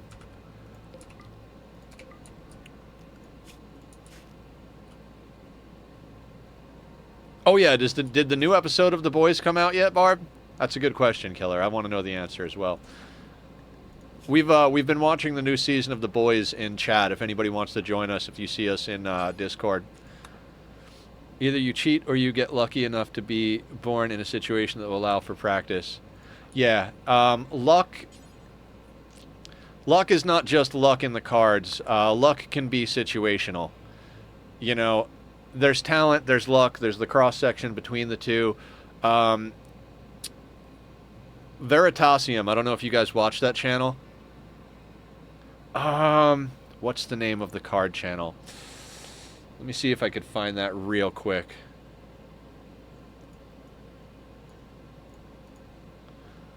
It is...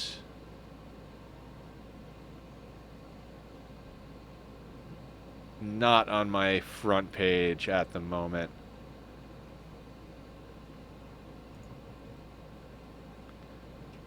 Dang it. I'll post when I take a restroom break. I'll post it in the Discord for you guys. Yeah, I subbed last night.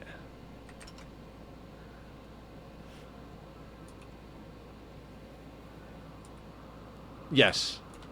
Watch history. I could. All right. Everybody wants to know the name of the card channel. I'm up for some nonsense. History. All right. Click on this. It is Card Magic by Jason. All one word. Show us your history. No. That's the YouTube channel I've been watching. Super chill, dude. Well, I mean, I don't know. I like his style. He's kind of an asshole, but like in the most fun way, in my opinion. He does live shows too. And he literally hits a timer, a stopwatch timer for 1 minute, puts it at the bottom, and he's like, all right, so I got there to do this trick, blah, blah, blah, blah. But you know what? We have time to sip a little bit of scotch before we get into it. All right, now that we've done that, let's do this. They want this many cuts, this many washes, this many shuffles, and they want me to deal a 6-handed poker. And there's your aces. All right, send me my $150. Venmo will be in the top comments. I'm like, this guy is fucking great. Yeah, funny asshole.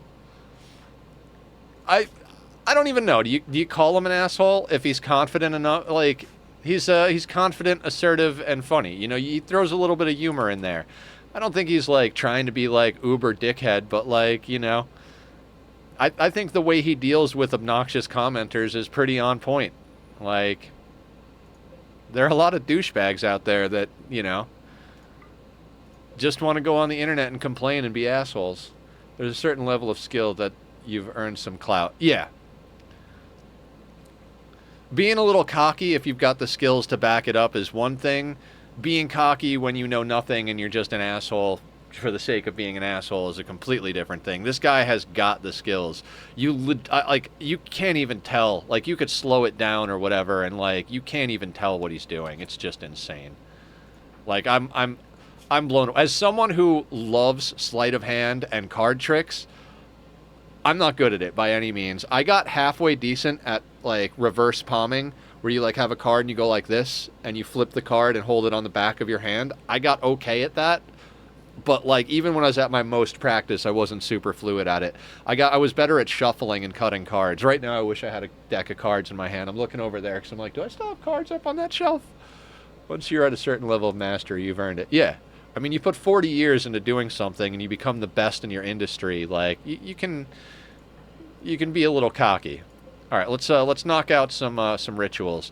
1 of 6 speakers, started at a light ball, low expectations, room impressiveness. That's where we're lacking the most, but we're not going to be able to do much to get that going. So let's start a party real quick. All right, sounds good, Killer. Thank you for lurking. Thank you for bringing in the raid. Hope everybody's having a good time. I know we share a lot of community, but just in case any of the raiders are not familiar, I'm Nethercloud. Stream Monday to Saturday, noon to 6. Monday, Wednesday, Friday is our Rimworld days. Tuesday, Thursday is Oxygen Not Included, and Saturday is a wild card day. We're playing Hollow Knight at the moment. Reminds me of a situation from a while ago. Rush E was music piece made to be impossible to play by a human. Someone played a human version, and it was very impressive, but a comment came that said something along the lines of, this could be done better. Replies came saying, bet you couldn't do better. Then he uploaded a video and did better. Maybe human leather carpets? Maybe. Yeah, Blue. It's all a matter of, like, can you back up your claims? You know what I mean? It's there's a lot of people that do. So I've told this story before, right? I played a lot of experimental, progressive music. very much trying to push the boundaries of my own skill and what the definition of music was when I was doing my own stuff, right? I generally don't like simplified music. It's one of the reasons that the blues doesn't resonate with me. It's simplified. You know, it's meant to be accessible to a lot of people, and that's not what I personally enjoy about music. I like the challenge of going outside the box and bringing people with me outside of the box. So when I see something that's super simple, I'm just like, that's not really interesting to me. And so I remember being at Guitar Center working one day, and my manager was watching this video of a band, and it was, by definition, simple. It was like 3 chords, straightforward time signature. The singing was mediocre at best, basically just like midline. Like, they weren't bad, they weren't like fucking up notes, they weren't stumbling over each other and stuff like that, but there was no risk, there was no talent, it was just baseline. Like, we're on time, we're playing the chords, but there was nothing special about it. And I was like, why are these guys famous? Like, they're not doing anything interesting. This is simple, this is easy, anybody can do it. And my manager looked at me and was like, if it's so simple, where's yours? And that has always stuck with me and really had a dramatic impact on the way I look at things. If it's so simple, where's yours? They're making money doing it. I could easily do that. And I could also do my other complicated stuff as well. And then I have the clout of saying, hey, I can do all the standard stuff and I can do my complicated stuff. And that really stuck with me and changed the way I thought of art and performance in general. I had a situation with a YouTube comment. Dude came on, and I showed you guys my NetherHub video. I'll do my streamer thing and put up a link to my NetherHub video. It was a 2-year-long project. How have I been? Red, how you doing? I've been good. You still streaming out there? We can do a shout out for Red if you're still streaming. Just let me know, because I know you've been on and off with it. I don't want to send people your way if you don't want them, but if you do want them, happy to say what's up. So I posted the link to the NetherHub video up there in chat, a 2-year-long video. I had a guy come on and comment something about, have you ever heard of texturing? And like made a little bit of extra of like basically just talking shit. I clicked over to his YouTube channel. Dude doesn't have a single YouTube video. So am I going to get upset about that guy talking shit? No, because he's got nothing to back it up. Cool. Have you heard of texture? Have you heard of making videos? Have you heard of building in Minecraft? Have you heard of not being an asshole? You know, because I posted a video. I spent 2 years building. I dug out the area. I harvested the blocks in survival. I did the build. There were a lot of things I could have done better if I had invested more time. But, you know, I figured 2 years is enough time invested, especially being that it was my first mega project. It was something that I had worked towards having the skill and resources to do since I first started playing the game. Like, cool story, bro. Where's yours? You know? Yeah, I've been on and off with streaming. All right, cool. Let's do a shout out for Red then. Do a little copy paste so I don't fuck everything up here. I believe the one shout out is on cooldown, but guys, Red's been coming to us for a while, dips in and out, but is a wonderful person, so go check Red out. What are you streaming lately, Red? Tell us a little bit about what's going on in your life. Always happy to send people out to the other people in our community who do stuff. Okay, let's knock out another party.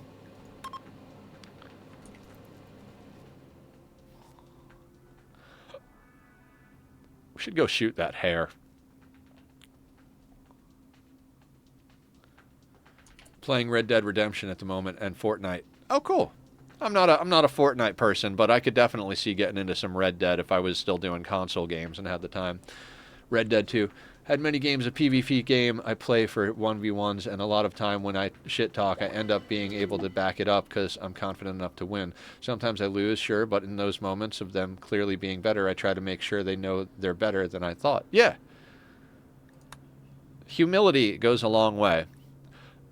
A dromedary knight named Humps. Humps is always tough, from what I understand. Yep. So, if you guys didn't know, I learned this again from watching Adam. Humps has like a hard-coded thing. If you ever have a pawn named Humps that wants to join your colony, they will be tough. So we knew that going in. Yeah. I think there's a couple of other names out there, but every pawn named Humps will always be tough. Haven't been all right. I'm sorry, Red. I mean, if you want to talk about it, you know we're here to hang out and talk, so happy to support. Yeah, it looks like Hump's going to be our meleeer. 43 years old.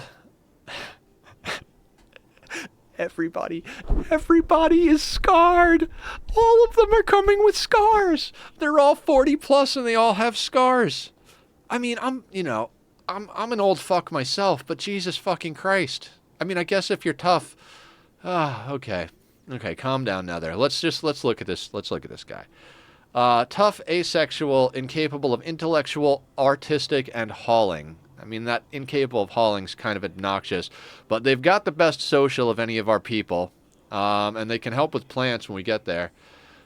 In my own community, I played a game so dedicatedly that I literally trained a good 20% of the Discord active player base. I had a reputation for being the expert on the hardest combat in the game. I earned my clout in the community. Yeah, that's awesome. That's awesome, Sparta. Randy doesn't want to have a young colony. No, he doesn't. Though, when I'm feeling nice, I shit talk. I get a 1v1 going and let them win so they feel like they beat some asshole shit talking to make them feel good, and I do it again. Aw.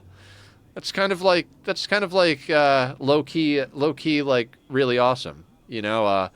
So that reminds me of something I do. I don't believe in luck as far as like superstitious luck. There is luck like being born into the right family or into the right geographical location or whatever. I don't believe in like black cat crosses your path or like breaking a mirror type luck. So when I see a penny or a quarter, and when I see a coin on the street, I always take a glance, and if it's heads up, I leave it. But if it's heads down, I like to flip it to heads up, so that the next person who comes by and finds that coin, who does believe in that luck, it will brighten their day up. For me, it's just a thing on the ground, but I know that for someone else, that could represent a smile on their face. That feeling, that placebo effect of, oh man, I found a lucky penny today. Like, my day is looking up. That is, for me, a really good thing to do. I had a burst appendix, got that removed and surgery. Oh, shit. You doing okay now? Are you healing up? You know me. I've been to the hospital. Like, I've had 6 surgeries in the last 5 years. I really need to drink more water and lose some weight, but... An appendix is an organ that has nothing to it but to cause problems. Yeah, it's left over from, like, way past. We evolved out of needing it. That was like a month ago. You're probably still healing. Internal stuff like that takes a long time to heal, so my heart goes out to you, Red. We're here if you need to talk or hang.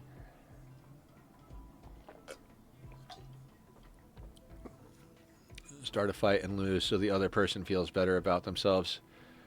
Oh, like in Fight Club. This week, each one of you has a homework assignment.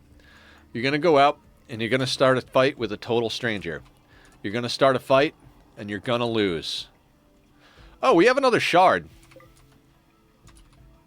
Interesting.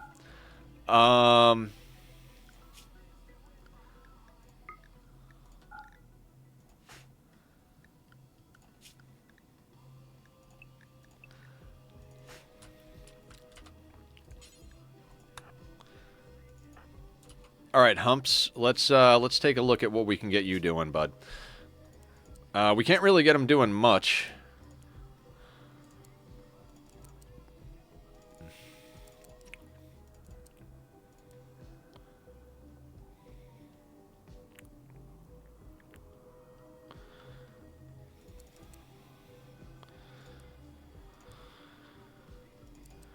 I guess Humps is going to be our official cleaning lady, I guess. Fight Club is amazing. I love that movie. Literally said it was from Fight Club, but that I've never seen it. Oh, did you say it was from Fight Club?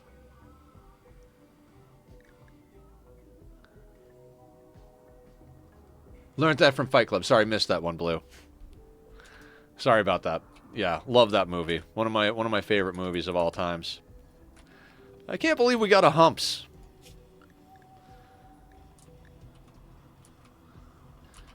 Now,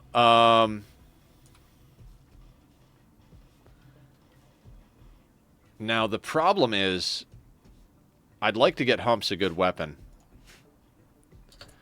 I don't think we can craft a sword at a crafting spot, right? That would be insane. No, we could make a knife, though. You can make a harp at a crafting spot. That's insane.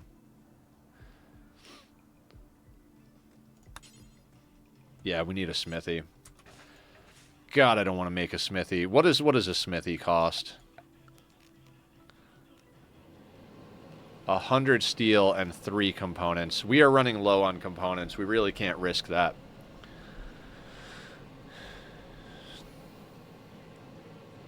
God, I want to put Humps in plate just because he's a knight, right? The Bioferret Longsword Sparta is the best weapon other than Persona weapons right now. Adam versus Everything was talking about that. But I do agree that the club is probably a better get than the knife. Plasteel knife might not be so bad, actually, though.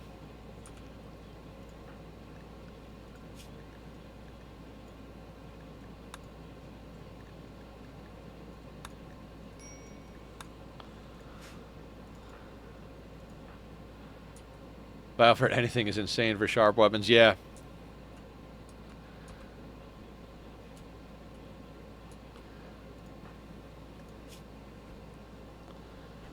Numbing cold. Well, get in here, Humps, and get yourself some fresh gear, my dude. I mean, we always have the concern that new colonists are metal horrors, but I don't know that we can afford to not take him on right now. We are going into spring, so we're going to be able to turn these on. We've got a Thrumbo, a wolf, a few corpses.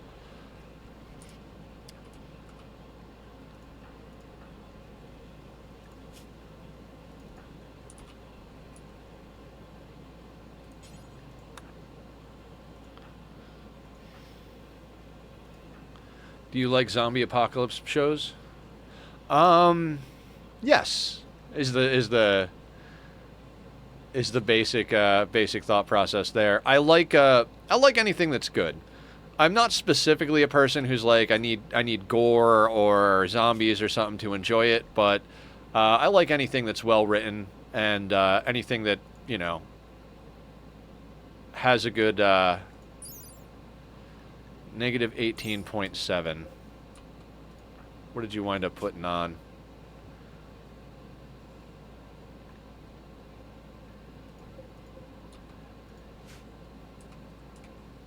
Don't have one really. It's more about the thing I'm watching, listening to. Currently, Alexander J. Newwall, the director of my favorite fictional horror podcast, The Magnus Archives. I need an idea to mold and play with in my head. Yeah, something that gets the old brain juices flowing, so to speak. All right, so we have Humps. We've got a little bit of Bioferret. We do not have. He's got a go juice in his pocket. How is everybody's food? I really want to continue knocking out these rituals.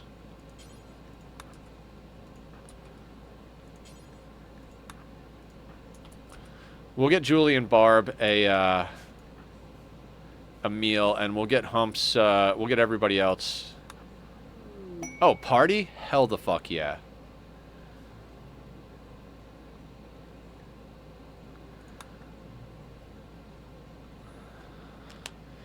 The Walking Dead is an amazing show. It is long, 11 seasons, 107, but it's amazing until season 10. It goes downhill after that amazing show. Yeah, I've watched most of The Walking Dead. I think I watched up to season 7 or 8 of The Walking Dead. I've been meaning to go back and watch the rest of it. Waiting on Butcher because of wealth, yeah.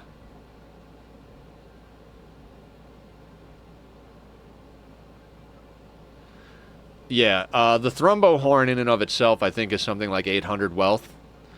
So we go up a lot in wealth the moment we butcher the Thrumbo. Better to keep everything as corpses at the moment. We're even going to send out Julie to snag a few more corpses after we do parties. We've got Parsons up here.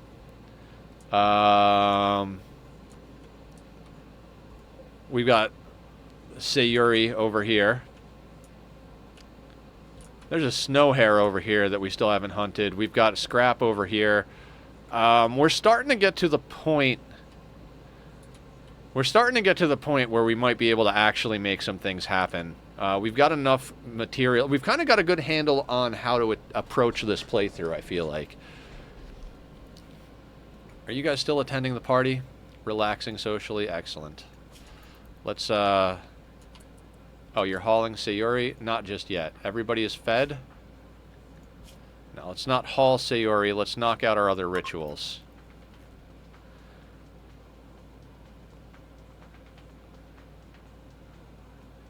I already did that. I have them on nothing. Maybe we can make them into carpets for more decor. I don't think you can make human leather into carpets. You need cloth for carpets, I'm pretty sure. We'll double check here. Yeah, it requires cloth for carpet.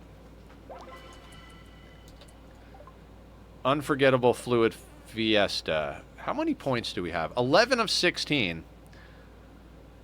If we can get 2, 2, and 1, or 2, 2, and 2 on these next rituals, we might be able to actually hit reform and make some changes here. I don't think we'd do it right away, but you know, no, Julie. Let's keep you in here for a second. We're gonna focus on rituals at the moment. Human leather cannot go into carpets. It can, however, go into ritual seats, which have a little bit of beauty. Yeah, the kneel pillows. We might do that. We got to make some adjustments to the barracks now. We're probably going to have to make some new bedrolls soon. We've only got enough bedrolls for one more pawn. Not that I want to go too far above 5 pawns. I think we could handle 5 pawns. Anything above that, we're really going to have to make some changes to infrastructure on. So we're probably going to deconstruct that middle wall here in a second.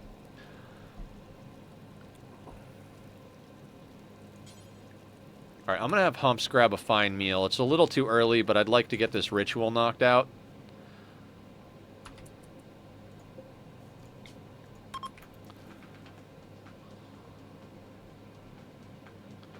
Yeah, we have kneel pillows set for ideology, so we can get on that. An animal flap left open to separate the two might help.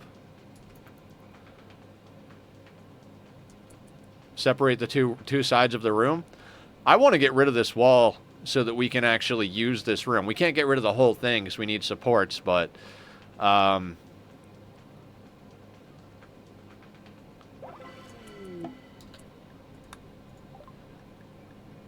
Katsumi! I like that beard. Oh, Katsumi. 44 years old. Minimum age to join this colony is 40. Staggeringly ugly, abrasive, but nimble. No health conditions, but is good at shooting. I mean, that's what we're looking for. Killer's a good crafter. Killer's actually a production specialist. Level 9 in crafting. Katsumi could also craft too, so... as far as needed stuff, that, I mean, could legitimately make them another shooting specialist. Yeah, double passion. I think we have to keep Katsumi.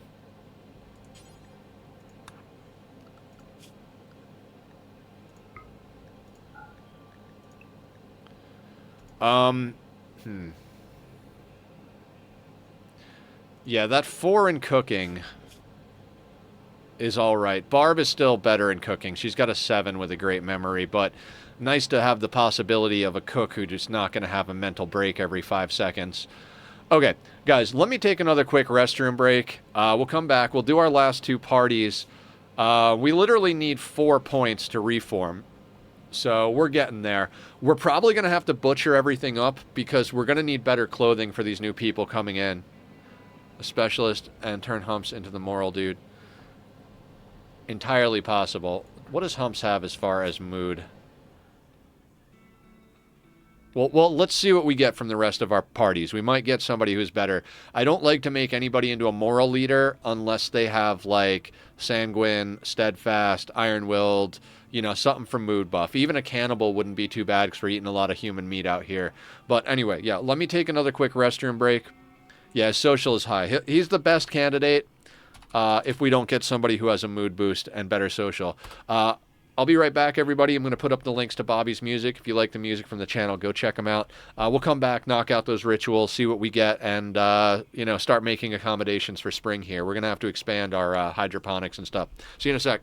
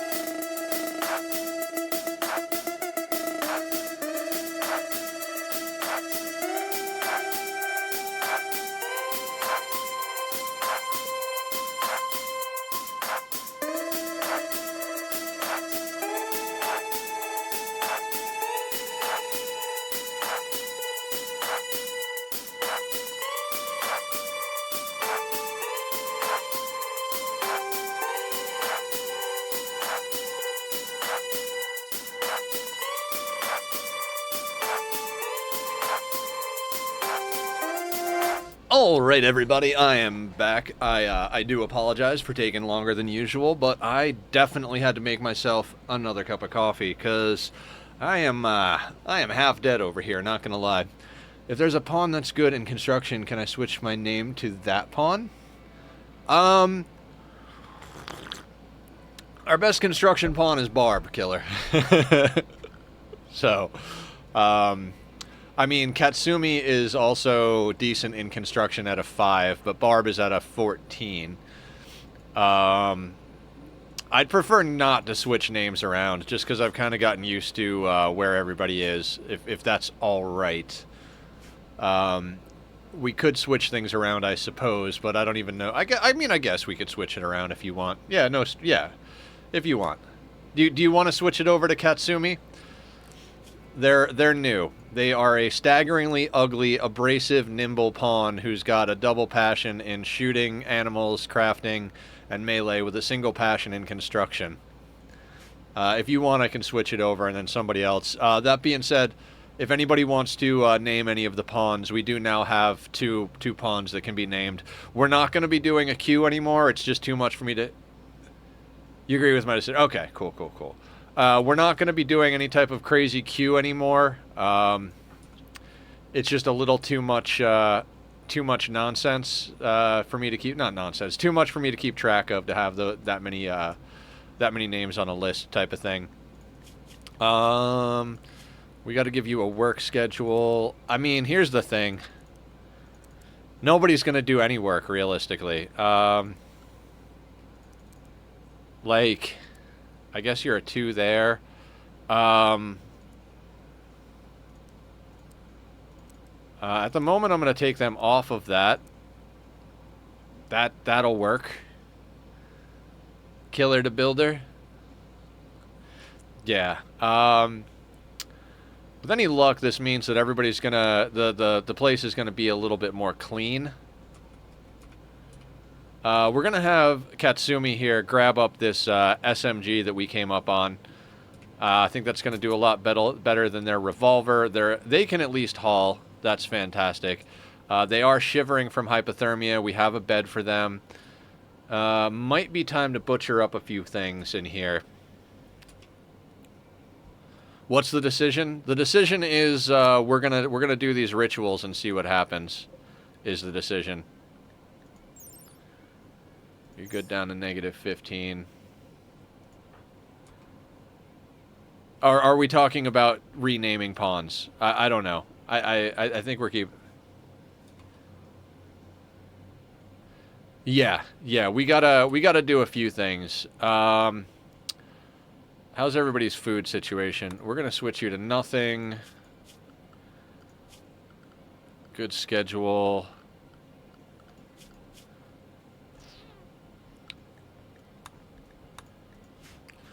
On the smoke leaf, so the thought isn't too planned, but it might be worth you rushing into crafting some thrumbo gear, giving the thrumbo horn to Humps, and getting scanning going as soon as possible. Commit to the wealth jump and get as many things done in one go. We've got 2 extra pawns on the wealth. Will add effectively 10 more raiders, so we might as well rush to bit. Yeah, no, absolutely agreed. Absolutely agreed. Just going to come down to how fast we can do it. Also, we're going into spring, right? So we're going to be able to get some more power up. We got to get a lot of things done this spring, summer, fall season here.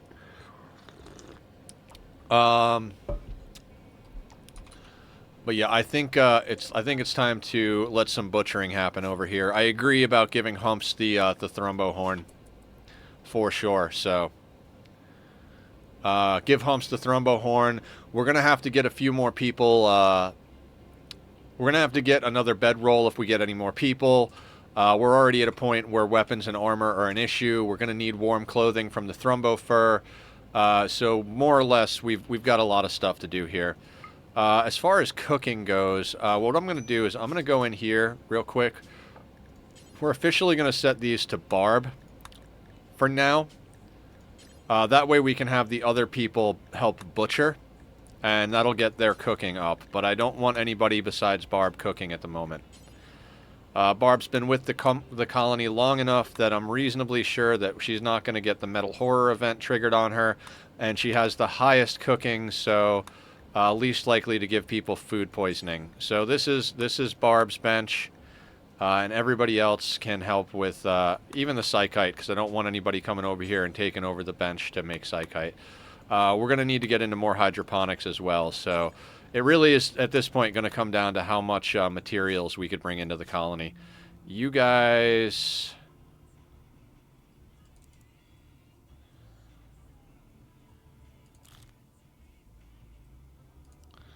put that at a 3. I'm going to put on some music and go cook some foods. Love you too. Enjoy your food. We'll be here when you get back. Actually, let's not have Humps butcher. Humps is just going to clean, and if they have the opportunity to help with growing, they can grow. We could actually make a few adjustments here to Barb's schedule as well.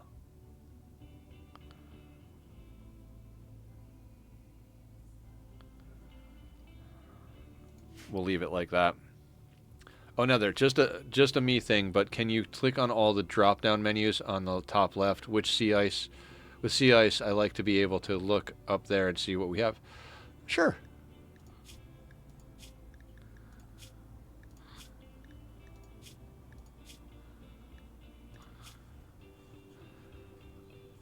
It takes up a lot of screen real estate, but I'm okay with that.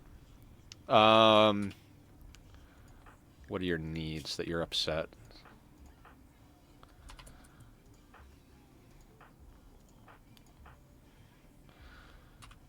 All right, we're gonna let people chill for a second here. We're gonna want to get some people food real quick. Let's take a look at what we got here. We do not have a lot of steel. We have 64 steel, so all of our projects are more or less dependent on whether or not we can bring in some steel. We got a broken spaceship over here. We got a couple of chunks. So I think our main thing here is going to be to get stuff hauled in. We need to deconstruct these things because we are running out of components as well. So these things are going to bring us in some good components. I mean, we got drugs over here, but I really don't want those. We've got this guy and the knife over here, so... yeah, we're going to have to get some stuff in here. Basically, what we could really use is to butcher everything up, make clothing and bedrolls, all that stuff that we need, and then get ourselves some more steel and do some expansion. How much bioferret do we have? 35. Okay.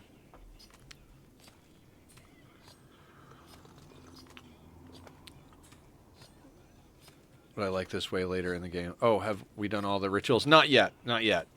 We got people that are getting a little hungry. So we're letting people sleep, and then we're going to grab some people some meals. Like Killer needs to snag a simple meal.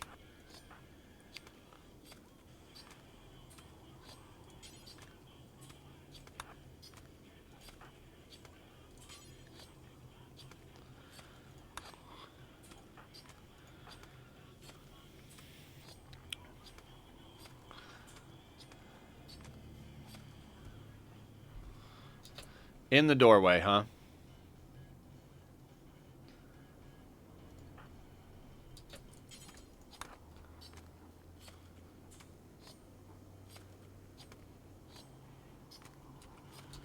Yeah, and let's set up a dumping stockpile zone for tainted clothing out here.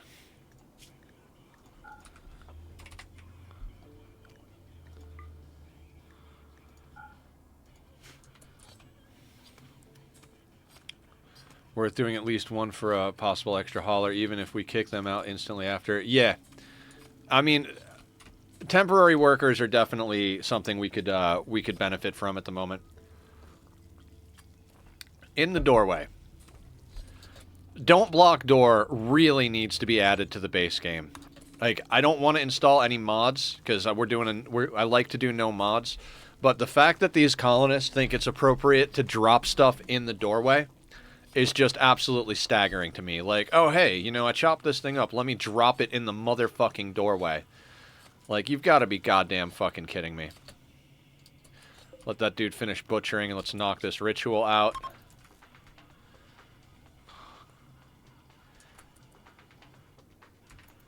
I'm not going to install Don't Block Door. I mean, It's just an annoying thing.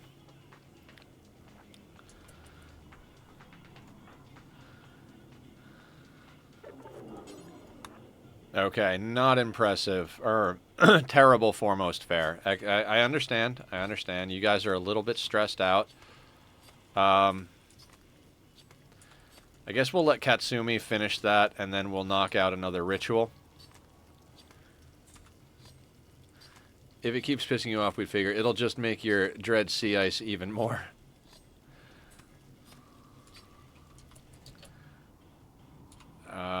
Fantastic. Yeah, in the doorway, right? Motherfucker.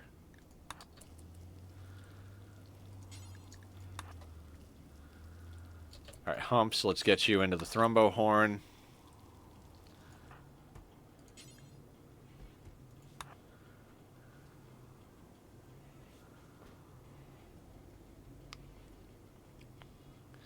Yeah, I know. It's just one of those things. I try not... I like not playing with mods. It really does make the game more accessible to new players coming in and such. In the doorway. All of the doorway. All of the motherfucking doorway.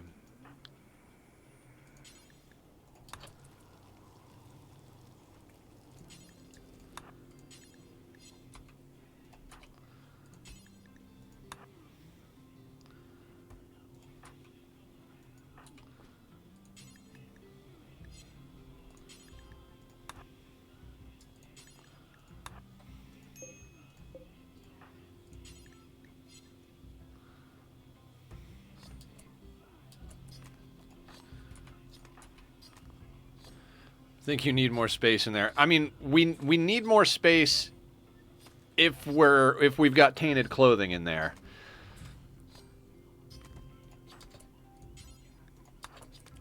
Realistically, what we should be doing is butchering outside.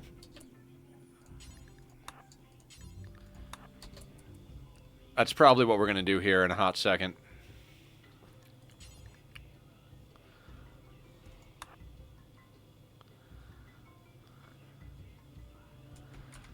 Okay. 162 human leather. Alright, who needs food before we do our rituals here?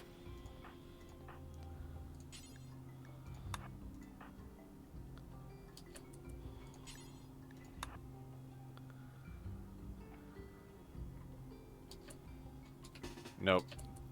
Not without a table.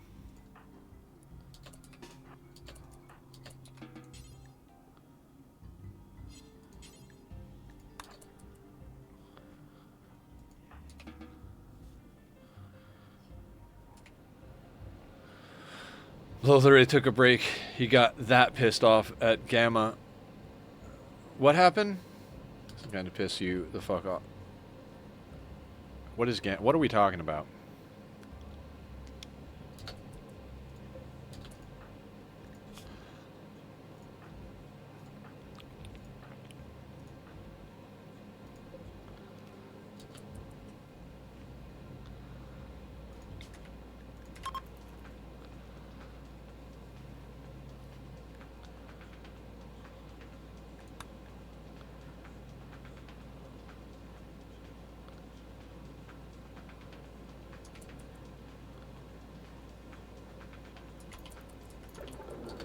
Boring. Alright. Excellent. Okay, so we don't need to make any bedrolls. That is not a necessary thing. Let's just take a quick pause and see what we need to make here. Humps has a human leather parka. Katsumi, human leather parka. Katsumi doesn't have pants. Alright,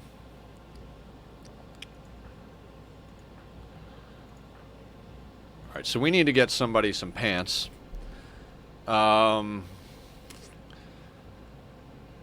Okay, let's think here. Let's think. So we know our main people here.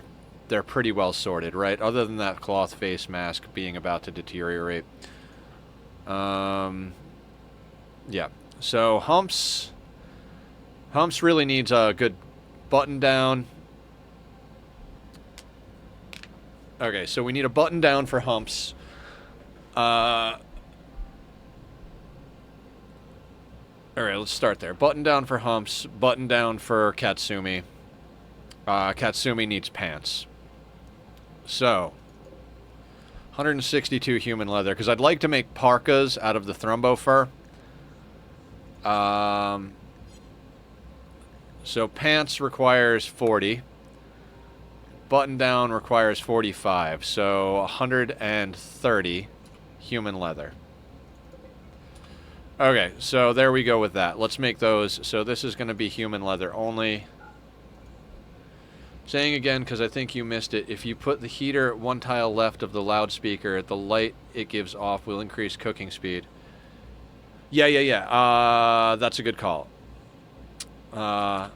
Human leather. Pants. We're going to make one pair of pants.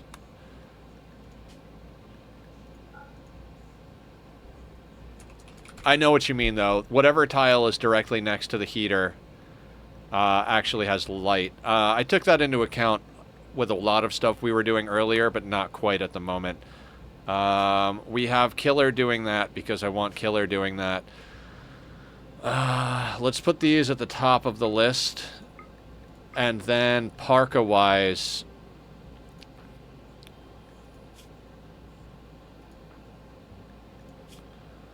sheep wool there, Megasloth wool there, sheep wool there, even at a poor quality. How much Thrumbo fur do we have?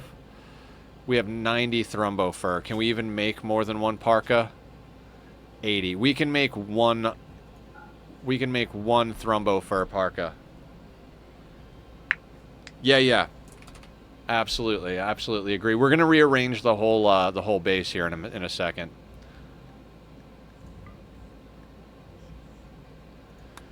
Alright, so with that butchering, we can make one Thrumbo fur parka, 2 button downs, and a pair of pants, which more or less gets our people sorted, other than one of those parkas. One of these people are going to be stuck with a human leather parka.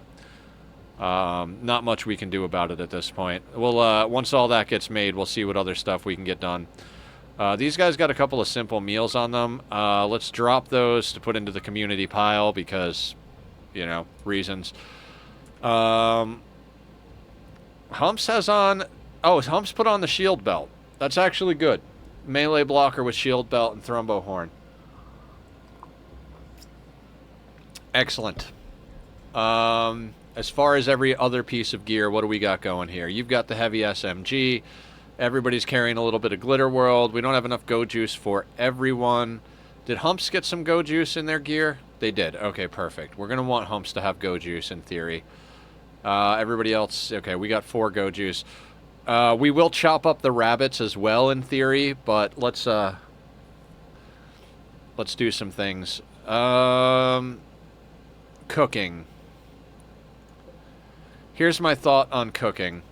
Let's just reinstall it up here. Then the heater's right there. Because we'll reinstall the other stuff in other places. Did we feed everybody? I think we fed everybody, right? And we should adjust these up. So 3, 6, 9, 12, 15. We should really have this up around 15.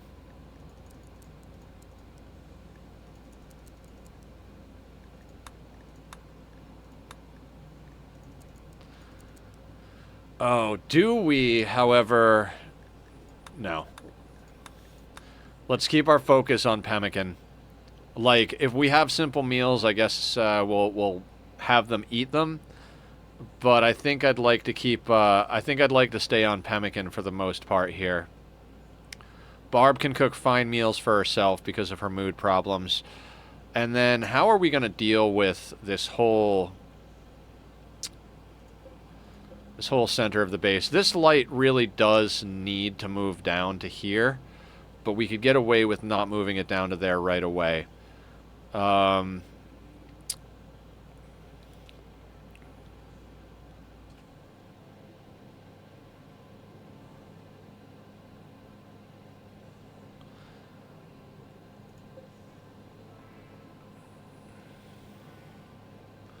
As I'm backseating a lot, but I might as well get it out while I'm at it. Can you also go to the settings and allow weapons under portrait and place them forbid the scanners so we have at least planned?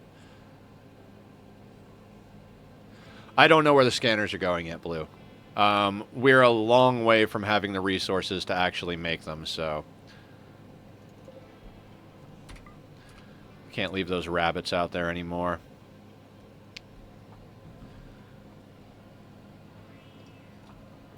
Yeah, I don't mind a little backseating as long as people understand that I'm going to make the decisions I'm going to make and aren't upset about it. Yeah, I don't want to work on the scanners just yet because we literally have 64 steel. So there's a lot that's going to go into us actually getting there, and we're going to probably need to put steel into more basins before we get there, given that we just took on two more ponds. So, like, 1 1/3 basins running full-time with rice is theoretically enough, but it's, as far as what I've read online, most people err on the side of caution and say 2 basins per pond. That being said, if it was 1.5 per pond, we've got 6, so that's 3, so 2 basins, 3 basins is 2 ponds. So we've got enough theoretically for 4 ponds, plus a little bit, plus any of the meat we've got bringing in. And the weapons under portraits thing in the settings, please. I like seeing what weapons they all have. I mean, sure. I never do that, but I could do that. Don't even know where that is.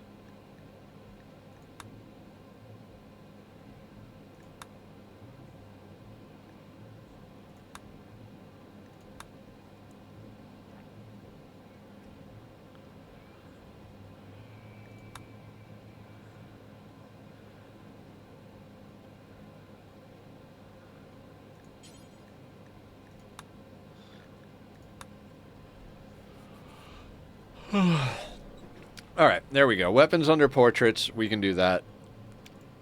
I never usually worry about it, but that's fine. I guess we'll put humps at the beginning.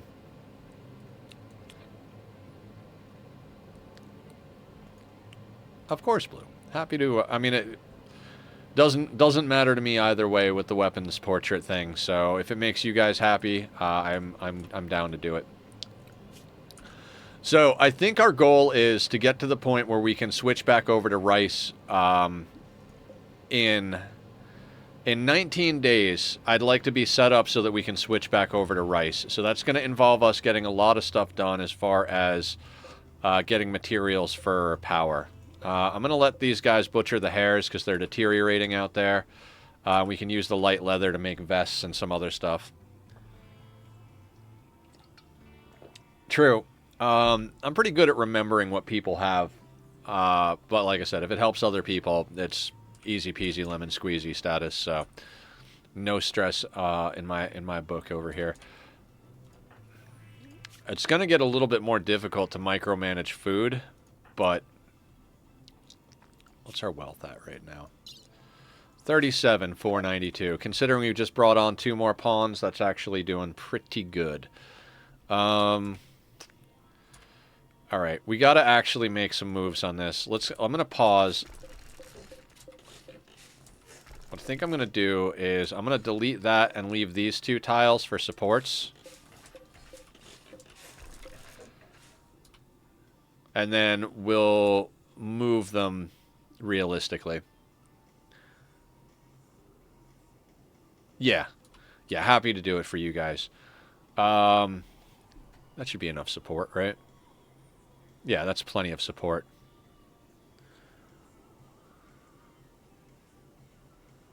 Especially the vanilla ones. Yeah. Yeah. Again, and if anybody has any questions, comments, concerns, ideas, I'm down for just about anything. So don't be afraid to ask or suggest.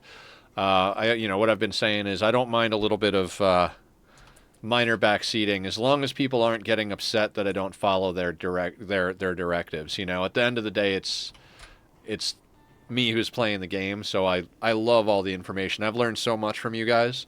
So as long as you guys are cool with me doing it my way after receiving information, I'm cool with you guys throwing anything out there you want to throw out there. You know, if you're going to get upset that I don't do it your way, that's when I shy away from letting people backseat. But that doesn't seem to be anybody here. Just for anybody out there who's listening and, here but not doing anything yet, feel free to speak up, ask questions, make suggestions as it goes through. But just know that if I don't take your suggestions, I might not, All right, this is going to get a little bit... Dark Scholar on top of everything. Hey, buddy.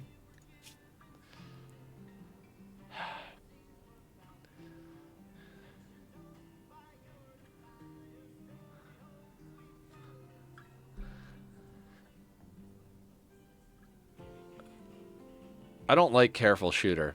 Their intellectual is through the roof. Look at all those surgical scars. Dread leather sandbags. That's not a terrible idea. Yeah, no. Multiple surgery scars.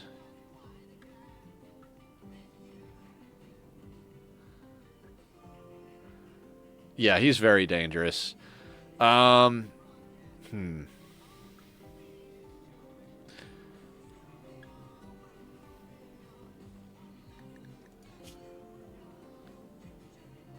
With 11 simple meals.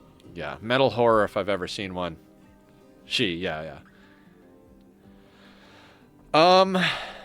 There's always a risk, Blue. If you go and talk to them and you reject their proposal to join, they can go hostile immediately and start punching the person they're talking to. Also, they might do a shriek and call sight stealers.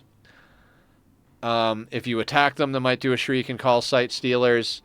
If you do wind up fighting them and they get knocked down, the metal horror will come out of them, I think. I don't think they have to die. I think if they get knocked down, the metal horror will still pop if there is one. I mean, it's, they are just they are such a wild card. I think our best bet is to stay inside the walls. Basically just stay inside, and they don't have a lot of insulation on them. And see if they just kind of knock out from the cold. And then if they go aggro, minimum comfortable temperature 4.2, and it's negative 27. Yeah, absolutely. Metal horror, red flag, 100%. So my thought process here is they're going to get annoyed at us no matter what, whether we tell them no or whatever. I think we just let them stay outside, and if they... best thing that can happen is the hypothermia gets them. They're already moving slowly, and they do not have resistance. Minimum comfortable temperature is 4.2, and we're at negative 27. So I think it's best we just let them grab the incinerator. Not a bad idea there.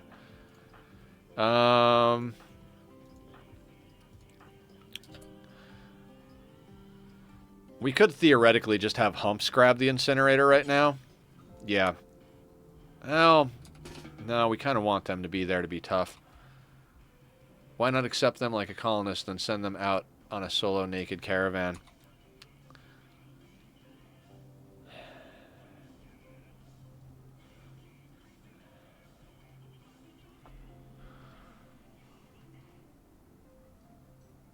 Might be a good plan, actually.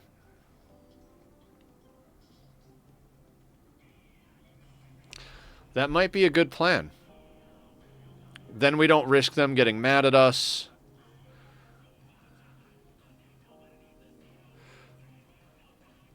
Yeah, if you try to send a colonist on a caravan who has a metal horror, I don't think it pops the metal horror.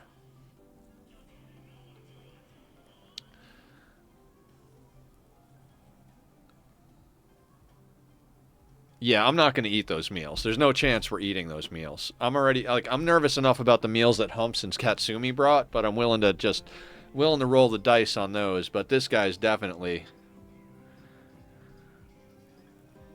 Oh, it does. You can get meals that if a person is a metal horror and they come on map, they can definitely have meals that have metal horror in there.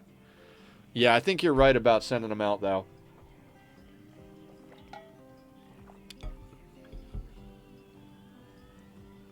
Eggs and tomatoes that you won't throw at me. I mean, I wouldn't blame you. I've talked a lot of shit about your pawn, but...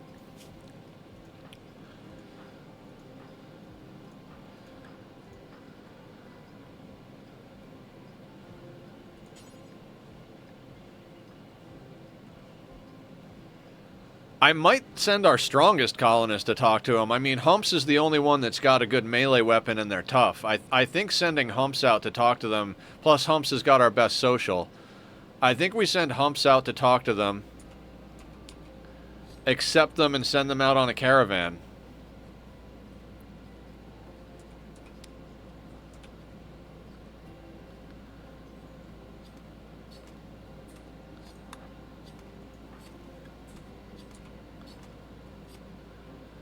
You've changed your mind? You will be throwing things? Fantastic. How about if I give you a fine meal? Will that make things better?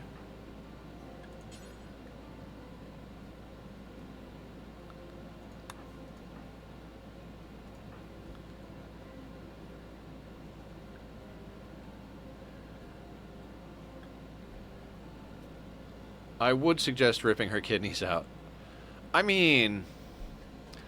Okay, so, Sparta. If we try to rip the kidneys out and she is a metal horror's in the middle of our base. We've already discussed how horrible that would be. If we send them out on a caravan and they have a metal horror, I'm pretty sure nothing happens if that caravan gets lost. I also don't think, from what I remember from Francis's tutorial, the metal horror will pop when a pawn goes to the edge of the map if they're leaving the map. Like, if they're a prisoner and they have a metal horror and you release them, or if they, like, decide to leave the colony. But I don't think it'll actually pop the metal horror if they go on a caravan. So I think all in all, we send Graves out on a caravan. They've got a 4 in social. We could actually load them up with all of the tainted gear and just send them off map to their inevitable demise.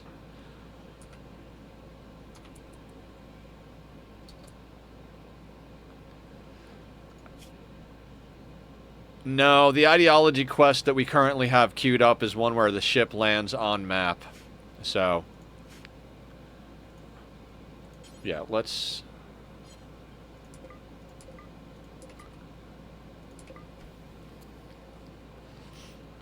Yeah, we'll send them to the complex. We'll see what happens, but I think Blue's right. I think accepting them and immediately sending them on a caravan is probably our best bet for safety.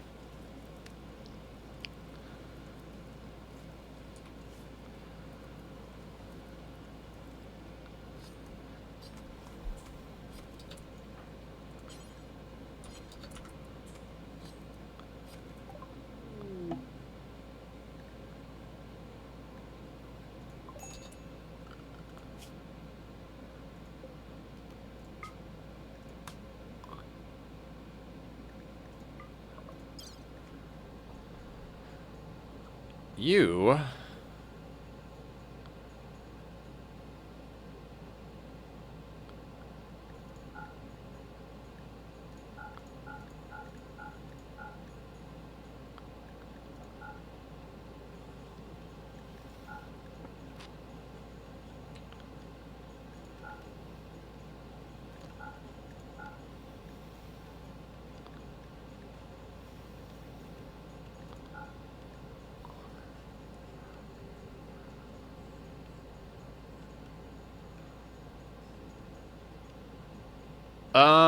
I'll double check their weapon in a second here. I don't think their weapon is going to be any of any consequence here, but we'll take a look at it in a second. I'm also going to have them bring the Jade. I don't want the Jade on the map. It's just wealth we're not going to use for quite some time.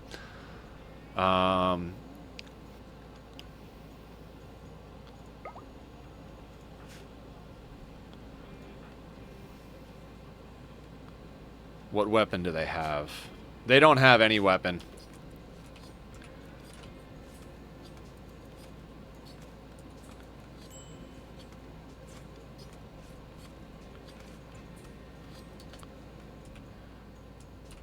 Oh, that great bow that was outside deteriorated too, huh?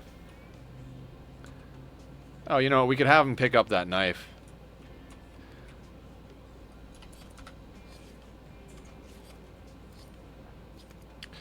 Yeah, the shitty knife might be a good idea.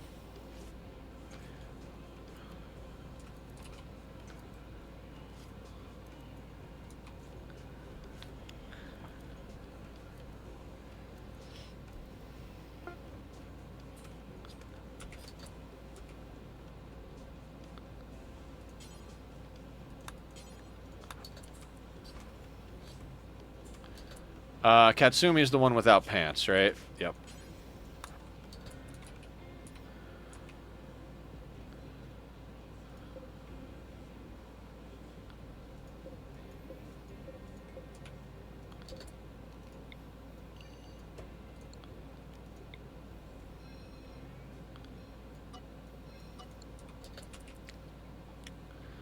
Be 60 feet from anyone with metal horrors. Thank you for... Yeah, totally. Oh,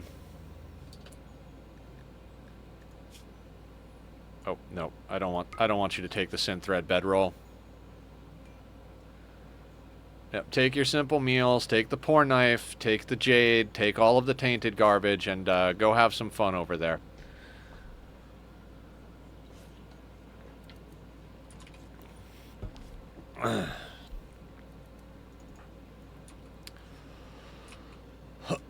I just hope they get off the map before they have problems.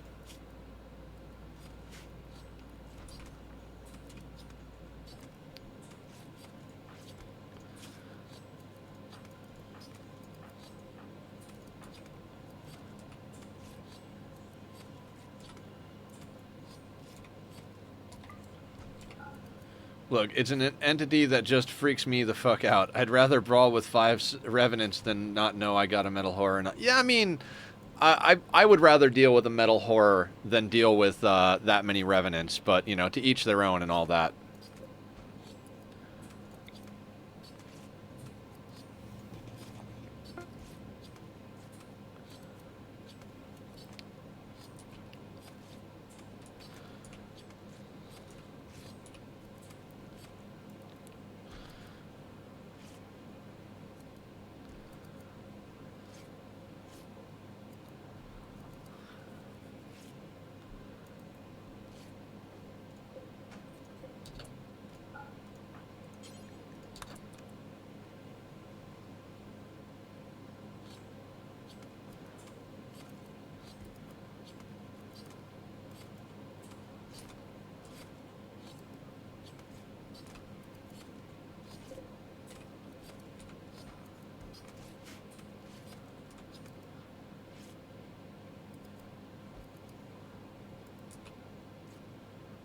Okay. We're negative 34 outside. Barb and Katsumi are cutting up the rabbits, which is good. We're gonna wind up making a few more things.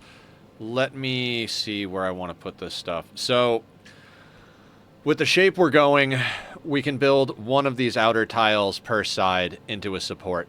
So basically, where the light ball is, right here, and then right here. And that will provide support for everything we need. I can turn my dudes into war machines that'll make the revenants look like a bitch. A metal horror is more likely than not going to pain shock all of my dudes if my colonists get infected. That is true. I think late game, it doesn't matter what they are. Late game... Alright, so that would go there. So let's do some moving around of some stuff here.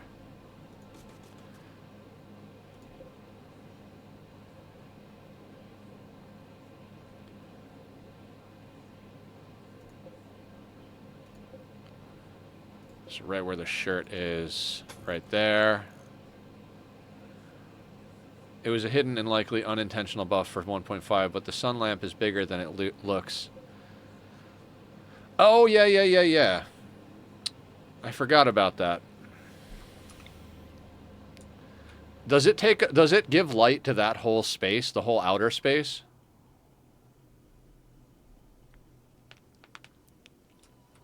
I'll hold off on building walls then.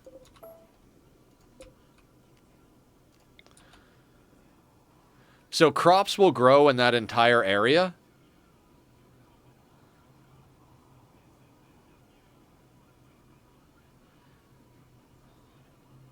Is it like just the mid part? I think I remember what Blue is talking about, though. I think the rest is 50% light. Gotcha. That makes sense. So we could theoretically grow fiber corn or something around that. I think what Blue is talking about, I've heard people talking about it, that even though it looks like the middle area is the only place that gets enough light, it is a little bit extended beyond that. I might just err on the side of caution here, but at the moment we don't need to do that, so I guess I'll just let this be what it is for now. Human leather button down, good. Yeah.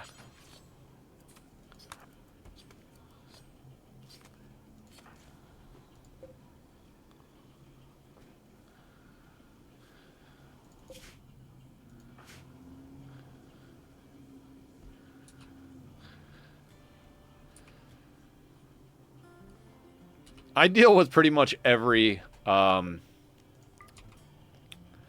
threat from Anomaly the same way. I send it off map. If we get the golden cube, it gets caravanned and dropped off map immediately. One of our colonists will go into a coma for like 2 or 3 days, but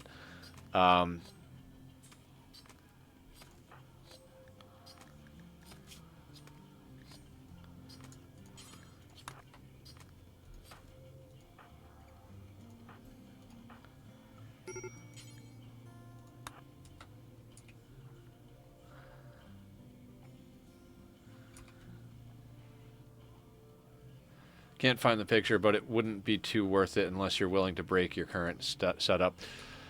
We can't really afford to rebuild. As it stands already, I'm upset with the fact that I didn't build this correctly. This one should be up. And then this one should be up, and these shouldn't be, like, basically, like, if we were to do the spiral build, so at this point we're locked into having to do, like, the outer supports. I'm not thrilled with that, but can put 1 basin extra to each side, and it will light up 3 spaces. Yeah. All right, let's just let's stick with the plan then.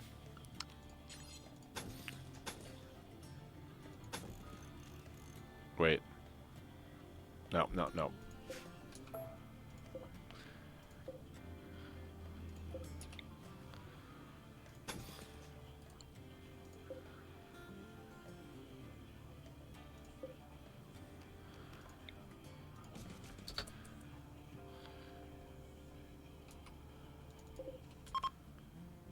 Spring has begun.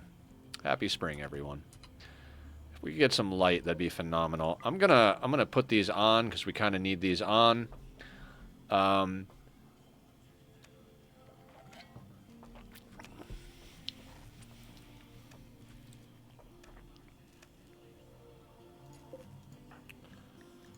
You're a planter, right?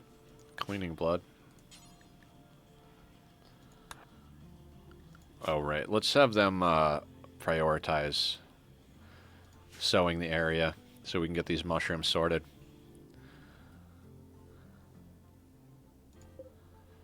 Giggles.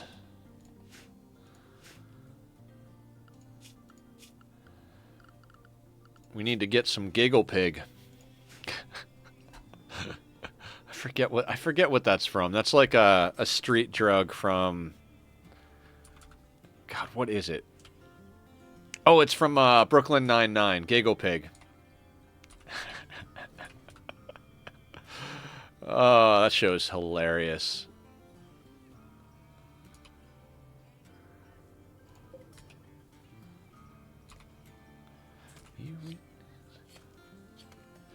Okay. So, we got a little over an hour left in stream. We've got 2 new pawns added to the equation, one of which is on the verge of breaking down. We're doing a lot of food micromanagement now, which is getting a bit overwhelming, I'm not going to lie. With a little bit of work here. What is your problem, for fuck's sake? Alright, we got to make somebody the Wayfinder. Yeah, Graves, that's fine.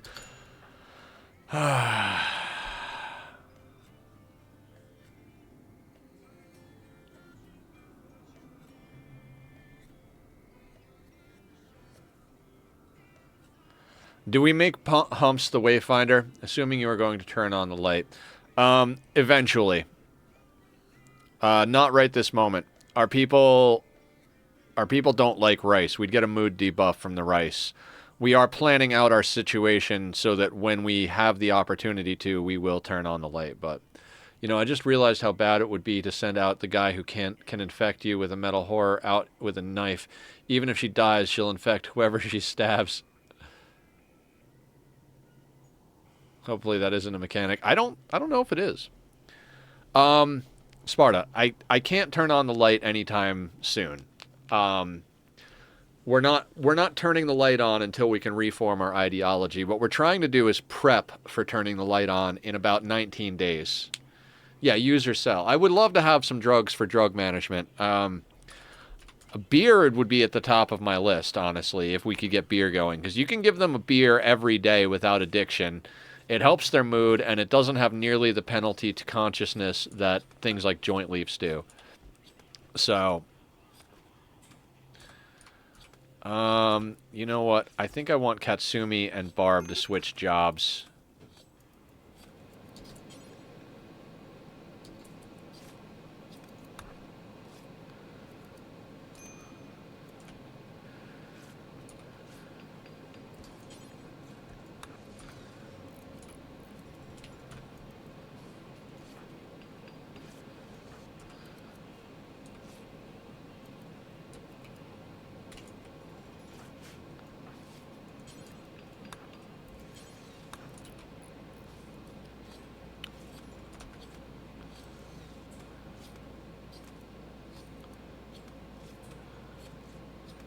I mean, beer is a lot of labor. Well, it's a lot of time is what it is. You grow hops same way you grow anything else in the hydroponics basins. But then once the hops is grown, it just goes into a barrel. And it's just a matter of keeping temperature up, which makes beer difficult.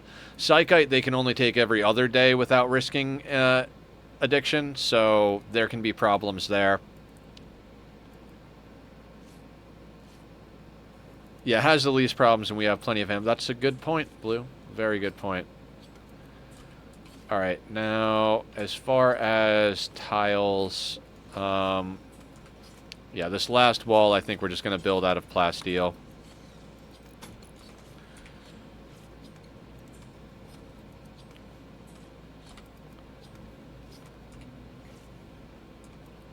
Actually, no. You know what? We'll build that... Well, fuck.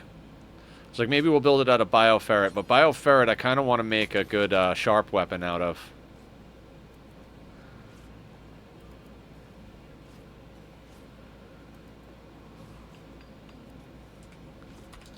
Alright, so we've got a wall here, wall here. Yeah, so we can knock these walls out.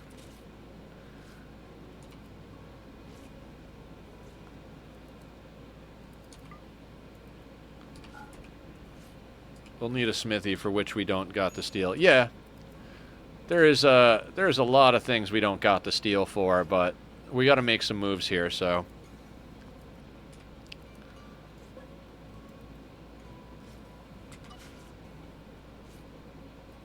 Zed subscribing with a tier 1. Thank you so much. 11 months in a row. Zed, it's been almost a year. It's been almost a year.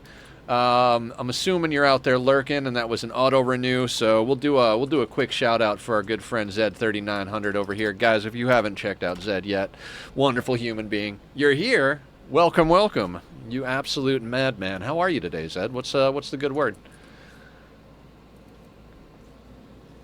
We're continuing our absolute mad dash of a play. Well, the mad dash is not the right word, I suppose. We're completing our madness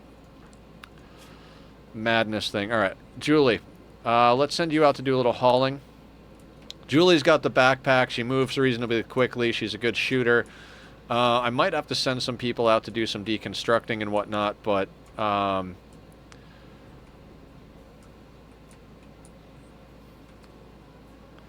happy almost our anniversary. Yeah.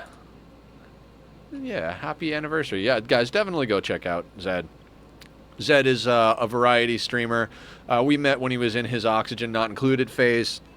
He is the person that came up with the 100 cycle hands-off sustainability challenge that we did in Ani as our last playthrough.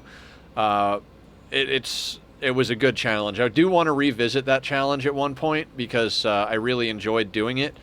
It was very stressful, I'm not going to lie, but at the end of the day, it was a good time. So, good challenge, you know, something nice to stay on top of. If I had done the math, so the reason I want to redo it is I don't actually have. We didn't actually reach the goal of the sustainability because the math on the ranches was not done correctly on my part. So we didn't have the ability to transition properly. Oh wait. Barb should be eating a fine meal because she's in a bad mood. Killer can eat a simple meal, and Katsumi is not hungry enough yet. Knocking back a beer is 10 mood. Psychite tea is 12. Yep. Yeah, we need Psychite and we need beer. It's just everybody wants to go in and hang out with Giggles. You guys are idiots. Why? Leave the goddamn freaking ghoul alone.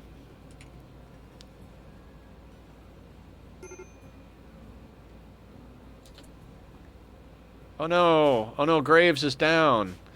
The colonist we didn't want, who is bringing hostile bullshit to our place with a bunch of surgical scars. He's down on the caravan. Who would have thought?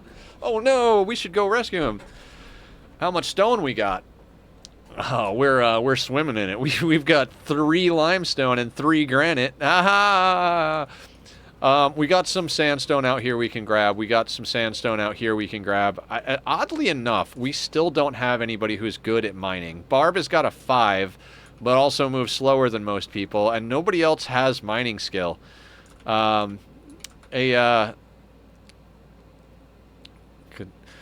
right of the middle chair, that wall looks like it's made of granite and technically doesn't need to be there. Breaking it could give enough granite for the 4th supporting wall. To the right. This one? I mean, we built the 4th supporting wall out of plasteel. I'm not overly worried about it. Corners are insulation in sea ice, I believe, right? I mean, you guys told me to build the corners so that there was more insulation on the place, so I did. Oh my god. Guys, I am exhausted. Oh, I could sleep for a whole friggin' day. Oh, good stretch. Did Julie eat? Did I tell her to eat? I did.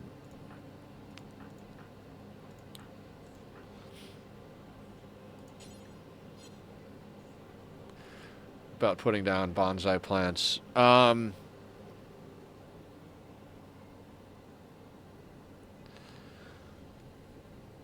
don't know.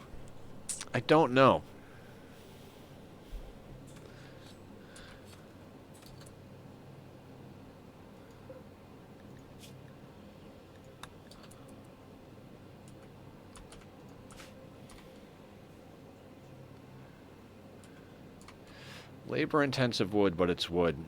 See, here's the thing. I don't know that wood is realistically, like, the best thing for us to be concerned about at the moment. Like, how do...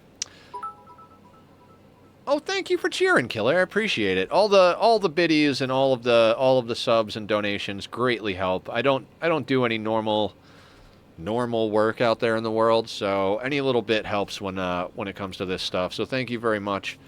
For anybody who doesn't know, I've been going through the whole chronic illness gambit. Let's get you a simple meal. Then let's get Humps a simple meal. Tried that strategy, and personally it's not worth. Takes 24 wood for a pot, meaning it takes 24 harvests just to make one more pot. Legendary work. Legendary Thrombo Fur Parka. Killer, you absolute freaking legend. Now it's a matter of who gets it.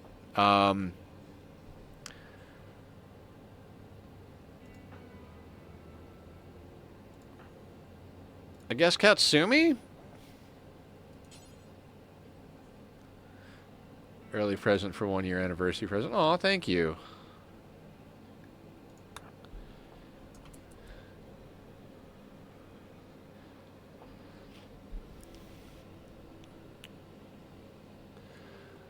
We could send out humps to trade.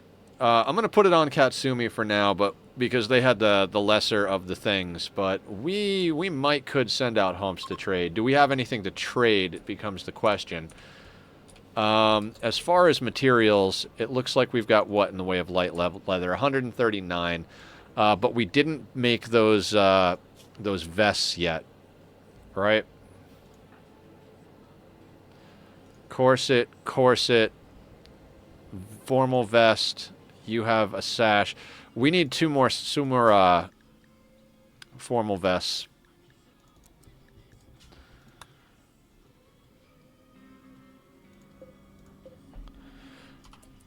We don't really have much to trade, is our big problem right now. I'd actually gladly send humps out on a trade, but what do we sell? We've got 23 wolf skin, 16 wood, some parkas that we're probably going to need as backup. I mean, he will eat more wealth on the trip down there than he'll be able to sell to bring back. Oh, thank you again, Killer. Give it to the tank. That is a good point. That is a good point. Katsumi, come over here. I know I've said I'm tired a bunch of times today, guys, but I do appreciate you guys all helping me here because I'm definitely not playing optimally this time around because of my exhaustion.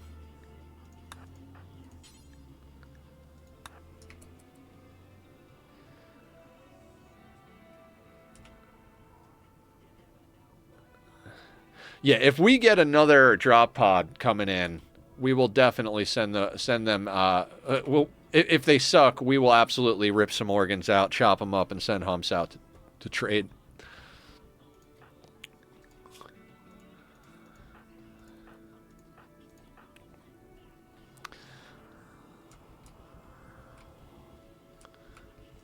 There is Flake and Wake Up on the map, but I don't really want Flake and Wake Up. Are you desiccated yet? You're not desiccated. What is Julie doing? Oh, doing exactly what I want her to do. Oh yeah, a risky option I remember seeing somewhere is that a weapon's durability doesn't affect any of its stats, but a lower durability weapon has less wealth, so if you leave it outside, it deteriorates to like 25%. It'll act just the same, but be worth... Yeah, I've seen that tactic as well. It's definitely something worth considering. Oh, can't leave humps just walking around like that. Some of our weapons are already deteriorated a little bit just from people dropping them outside. The bolty's at 86. I guess not so much, huh?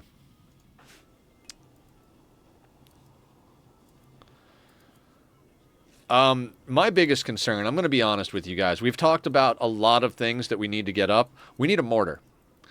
Like, more than anything you guys have been talking about, more than any of the things I've been talking about, we need a mortar.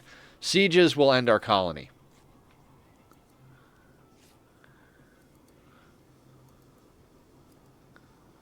My fave. What is your fave? Mortars? Oh yeah, Aya loves mortars.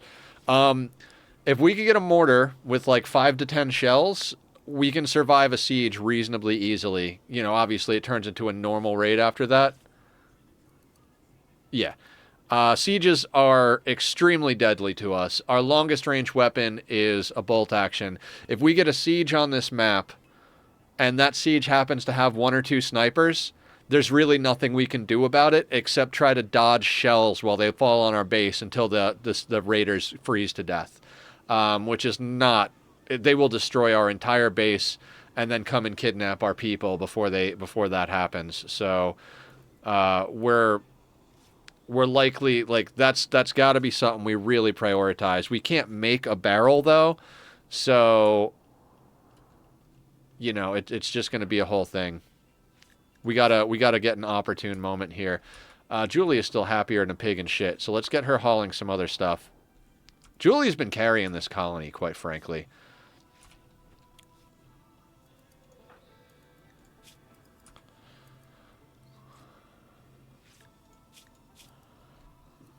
That boring party situation is really screwing with some of our people a little bit here.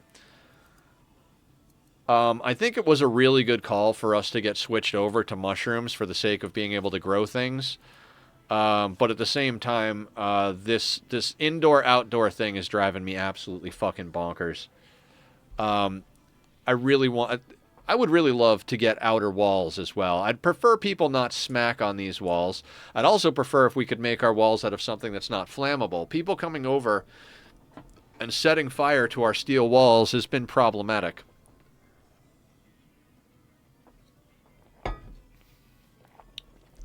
I mean, we've talked a couple of times about how ridiculous that is. I mean, steel does burn in real life, but it burns at some ungodly temperature, not to a freaking Itakeen coming up and setting it on fire with a match.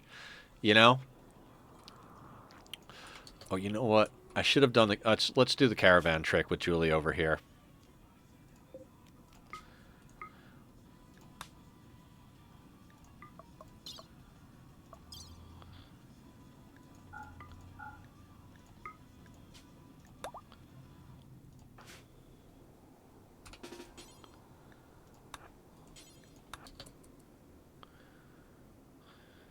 Being an advocate of scanning is because scan materials add no wealth until mined, meaning you can just scan for years without...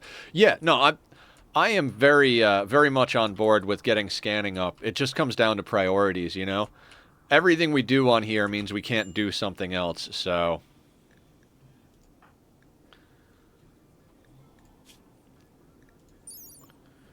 Let's get down to negative 19. Can you send a caravan to a nearby spot to have someone go mine some ore? I know one is a great miner, but a little bit would still be better than none. The problem with that would be keeping their mood up. The only person that's even remotely capable of mining is Barb, and Barb has the worst mood. Yeah, it's such a shame that our caravan died. I didn't even acknowledge it. That's how much I give a shit. Barb has the worst mood of anybody in the colony, is the only one who has any skill in mining. Yeah, Graves did live up to their name.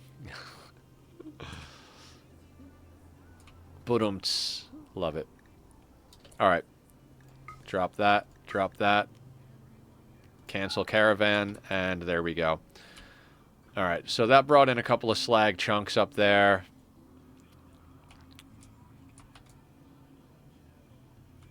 There's another piece of slag down here we'll have her go and get.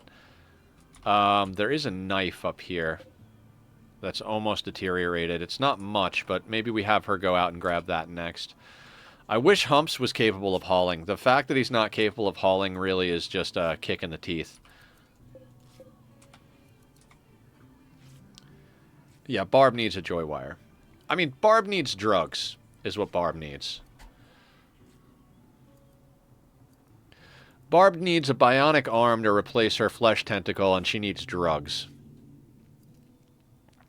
We rolled the dice. We had that unnatural healing pawn come on, and we did unnatural healing. She grew back a toe, lost an arm. It was like really probably a net loss when all is said and done. But it is what it is. I think making Humps our moral leader might be helpful, though. I know their expectations will go up, but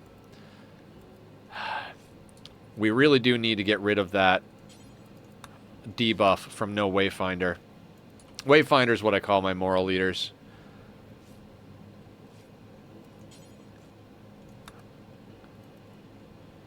Like, I was hoping we'd get someone that has a better mood situation, but having one pawn have a slightly shittier mood for the sake of getting rid of a debuff on all of the other pawns, I think is probably worth it. So we'll get everybody a round of food here in a second, and then we'll get Humps promoted to moral leader. Where is Julie? Oh my god. Fine, fine. You can bring the tainted clothing over there, but that was not really something you needed to do, Julie. There are more important things here. Are you bleeding? Why did she drop... Oh, probably the tainted clothing had blood on it? Whatever. Alright,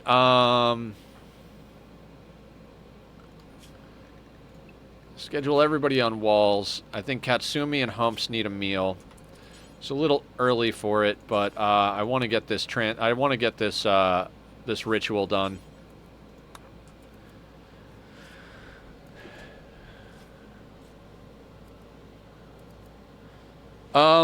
Tentacles increase manipulation at the cost of a mood debuff for the tentacle and some pain, which can also cause a mood debuff. It also caused her ex-lover and her got back together, and the moment she had a flesh tentacle, his opinion of her dropped because she's deformed, and they broke up. So, yeah, there's definitely some things that tentacles do bad for you. Later game, when you have the ability to support the let's just have everybody get involved. Later on, when you have the ability to support the mood problem, you know, if you've got some drugs or a really badass barracks or something like that, it can definitely be a plus to have tentacles. But this early on, it was a crapshoot. Later you just put everybody on cocaine and crack. Well, I mean beer and hallucinogenic tea, but you know, same thing. Not really, but you know.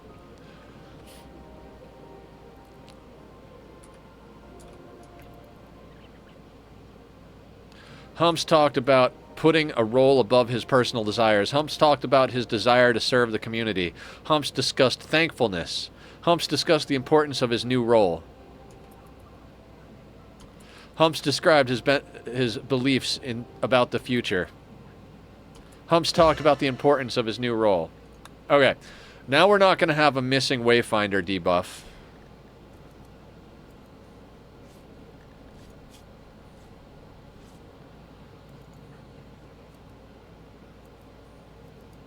Alright, so Humps is only getting a +6 from their mood, or from their expectations, whereas everybody else is getting a +18.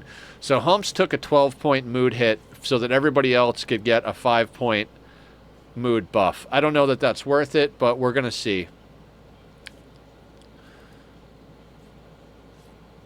Grab a waster, rip their jeans out for Psychite, and just have everybody constantly snort yeah. Oh, we're going to get into some hardcore gene manipulation here. I mean, it's going to take time, but I'm starting to feel a lot better about our situation now that we've got a little bit of a team together here. Where is that slag? Down here. Julie, let's unrestrict Julie.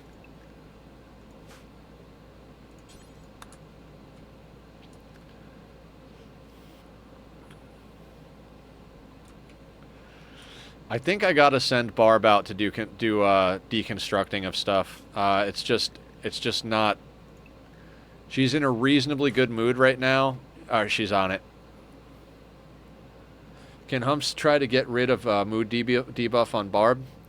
Oh, that's council. It doesn't last forever, and if they fuck up, it gives them a mood debuff. So if we're in a situation where we need to boost Barb's mood, I don't think it works on permanent debuffs too, like Flesh Tentacle or Minor Pain. Basically, it would work on maybe like it would work on Colonists Died. They would be counseled so that they're not as upset about that.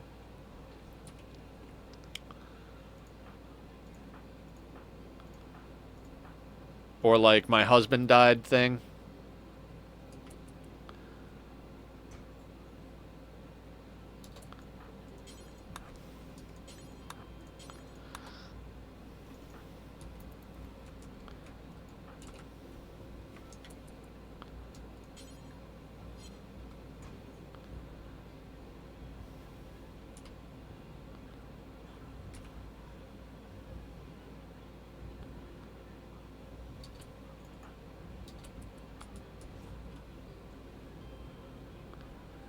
Alright, we're going to do the caravan trick with Barb since she's over here. In fact, might be able to bring Julie down here too. Let's just have Julie bring this slag chunk a little bit further up.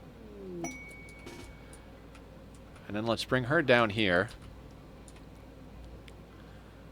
Works on chronophagy. That's good to know. That is a helpful one.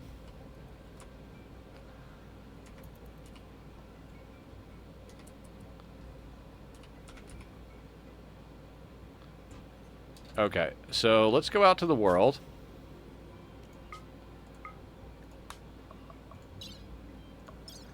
Let's put Barb and Julie in a caravan. Go over to travel supplies. We're not going to bring any travel supplies. We're going to hit send. We're going to hit OK. We're going to pop back in here. Go over to Barb.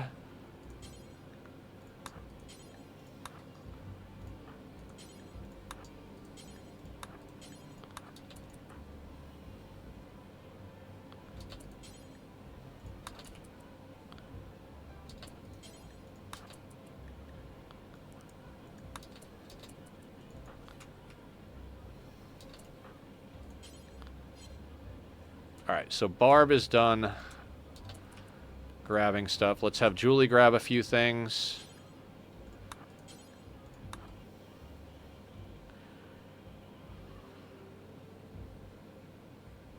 Alright, not quite all of it.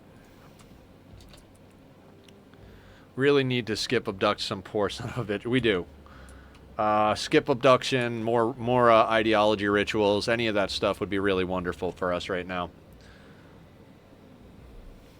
The problem with skip abduction, Sparta, as I mentioned, I believe skip abduction requires 60 bioferret.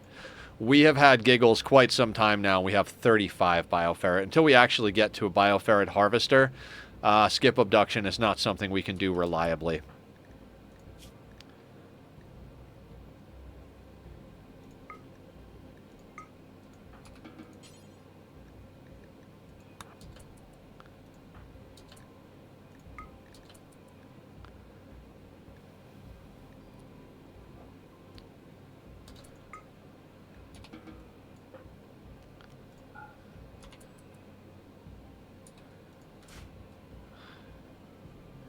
Yeah. I mean, it's just, you know, it's just what it is. Alright, let's see what our needs are looking like across the board here. I should put Julie and Killer next to each other. Our ideology parties are what's keeping our colony together right now, but Katsumi wasn't here for all the good ones, so they're less upset right now because of, we don't have a no wayfinder role. Yeah, and Humps has got pain debuff. God, we need some sort of something.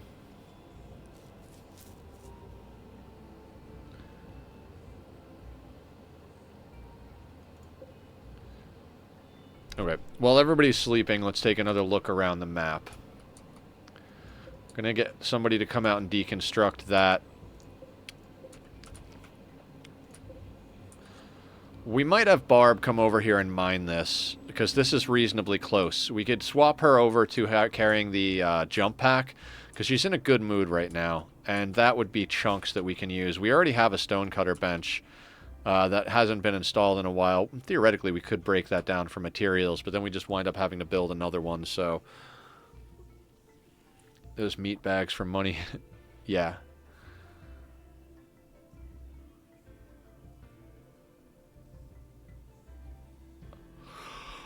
Oh my god. Oh yeah. If you plan on selling clothes you wear, take it off at 61%. At 60 and below, its sell value goes down. Helpful to know if you plan on selling that Thrumbo parka. I mean, I don't plan on selling anything until we absolutely have to, more or less. But that is good to know.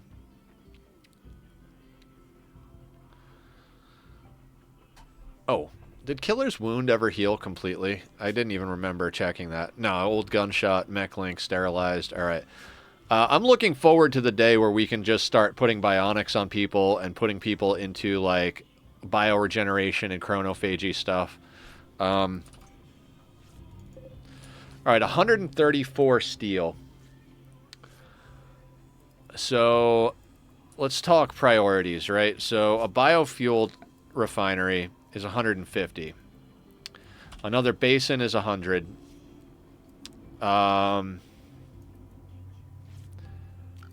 Smithy is 100. I don't think we have enough bioferret to make a bioferret longsword. Scanner's another one that's high up on the priority list. 150, 4 components and 1 advanced component.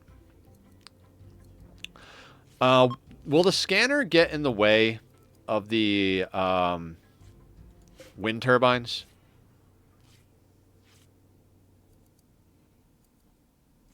No, okay.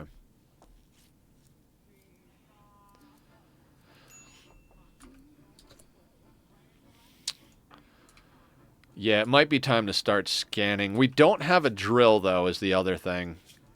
All right, let's not make any permanent decisions till the next round of meals is dealt out.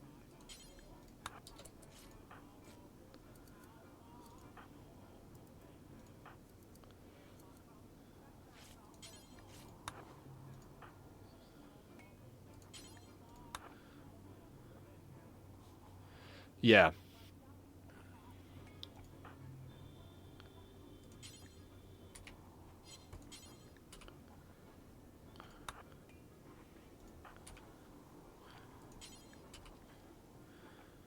We gotta bite the bullet. We'll get drill at some point, but we need to know what shit. Yeah. All right.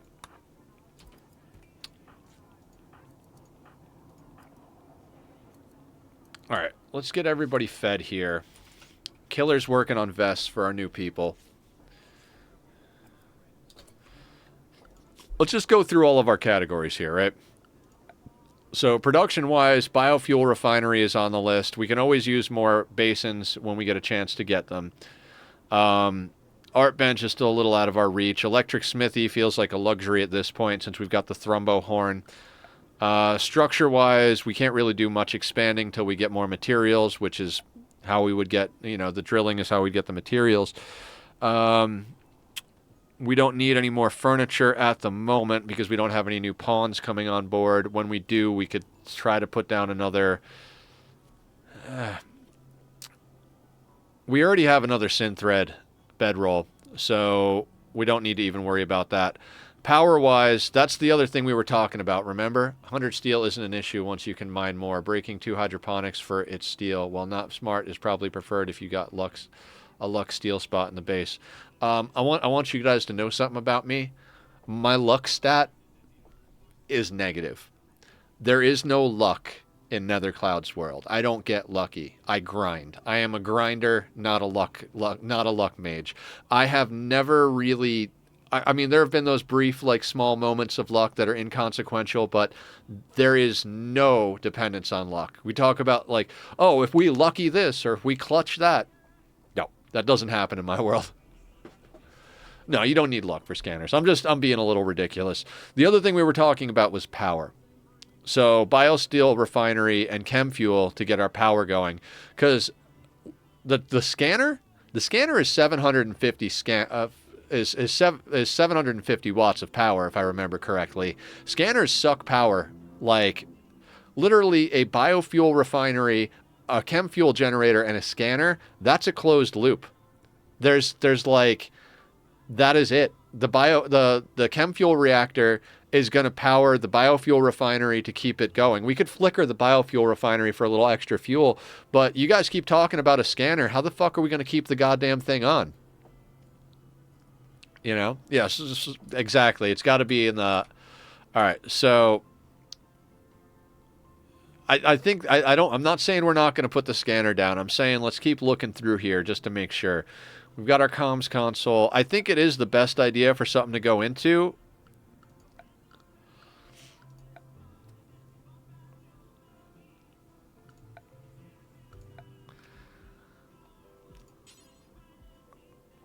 How much plasteel do we have? All right, I think we should get a skull spike down, guys, because it's going to give us, a +1 mood, I think, to have a skull spike down. It's like a free little moodlet, but it's 25 material. I don't think we should spend steel on it.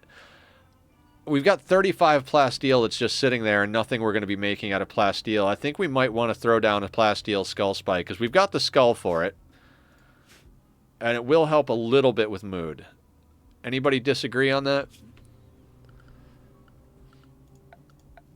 Biotech-wise, we don't need any of that stuff yet. Anomaly-wise, I think you can get power from anomaly entities. Yeah, drop it. Did you trade any bioferret for steel walls? I did not, Aya. We might want to do that, actually. But yeah, let's throw down a plasteel skull spike since we already have the skull right in the middle of base there. It is a good idea. Aya is a very smart human being. Aya, have you started playing yet? Tell us about your experiences with the game. Not yet. You're waiting.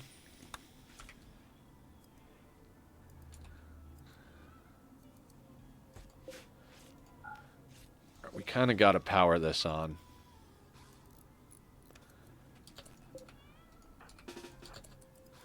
My dad wants to watch me since he got it. Aw, that's adorable.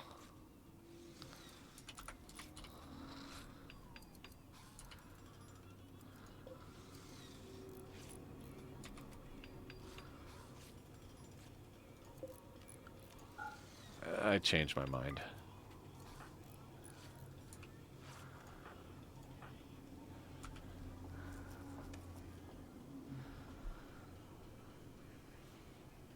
Stop going in there. All right. We gotta create another zone here.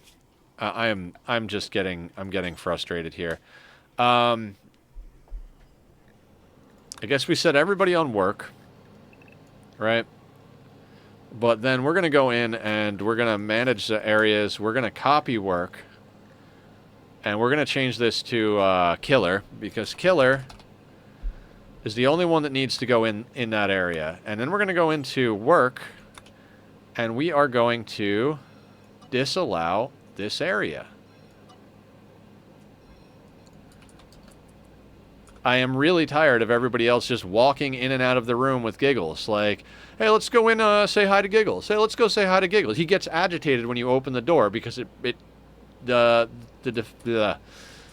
containment strength goes down when the door is open, right?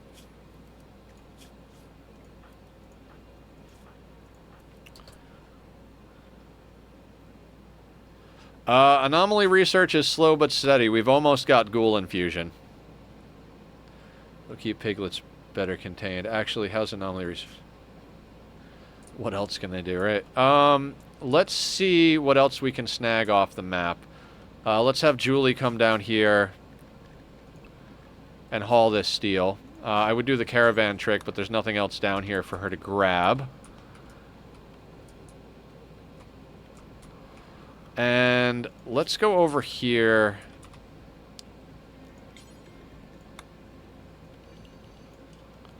I'm going to expand work, and we are going to mine this area out.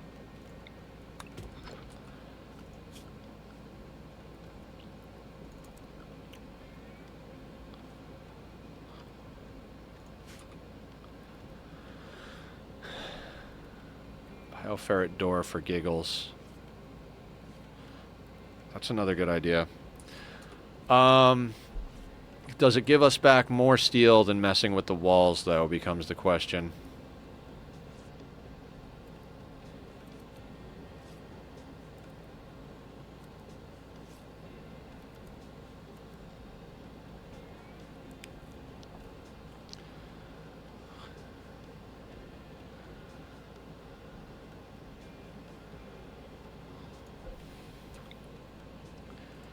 $25 steel. No, I think we get more. Well, maybe we don't get more back.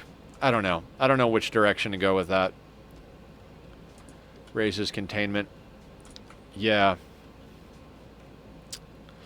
Thing is we'd have to kind of break the door in order to replace it with the bioferret one.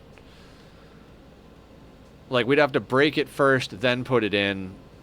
And I'm concerned that our dude here might try to break out. So,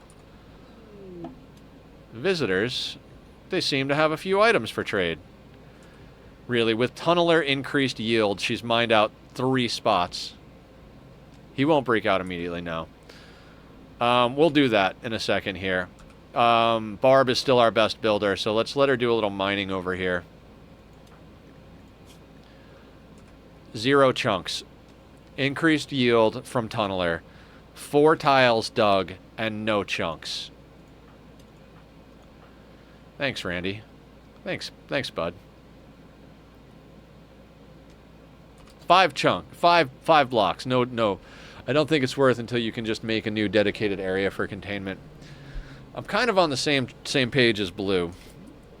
I think we might just want to swap out the walls because containment-wise, if he's going to break out, the door is not going to make such a big difference that it's a huge problem. But the walls being a lot more sturdy might help us out a bit, so I think I'd rather replace some walls. But first and foremost, let's talk to these visitors.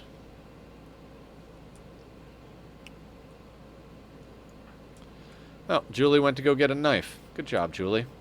I don't remember what I sent you out to get, but you're doing your thing.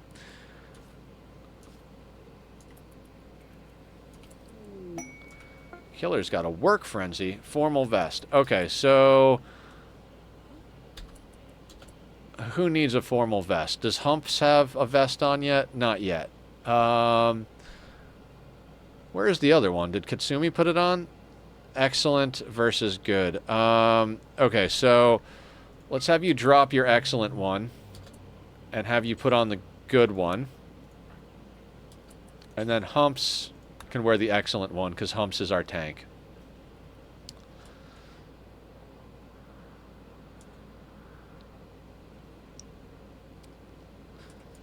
I mean, you never know what's going to happen here.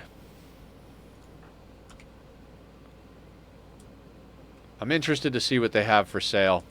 Because we've got a couple of things just floating around here. We can sell off the sashes. Also, hang on.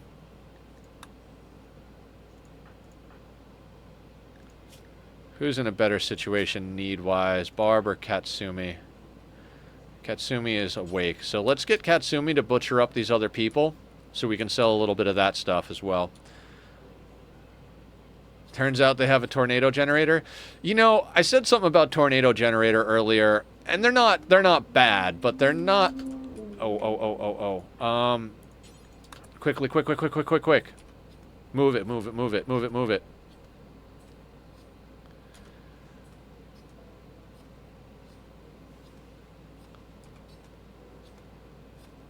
They're the only faction that'll trade with us. Alright. So we paused that nonsense. They have a barrel, and we don't have the money for it.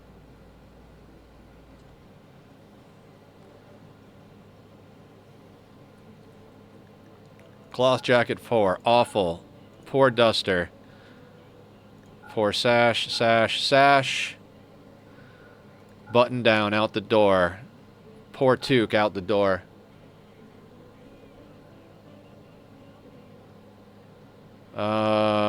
Another sash can go out the door. We've switched over to formal vests. Kind of want to keep the parkas as backup. That's 237. Yeah, they don't actually have enough money. You know what we could do is we can snag a piece of medicine. And then we've got an extra piece of medicine, and we've got all their money in case a better trader comes along. Yeah. Should we spend it all on meds? We might want to spend it all on meds.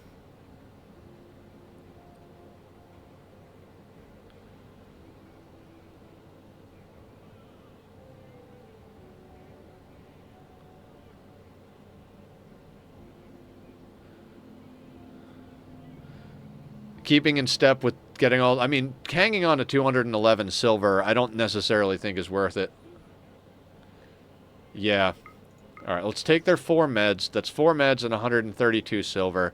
It's not enough to get a reinforced barrel, which would be my biggest preference in here. Like I said, I think top tier list for me is a mortar. I'm going to keep our EMPs, smoke launcher, incinerator, that bolt action. We could sell the revolver, but I honestly think the little bit of steel we're going to get out of it is worth a heck of a lot more than 12 silver. We make this... We don't have the silver.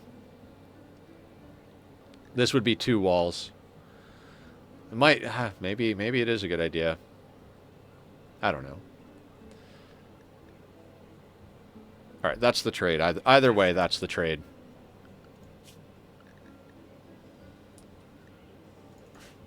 Where's Julie going? Oh no, Julie. No, no, no, no. Let's have you haul in some more local stuff here.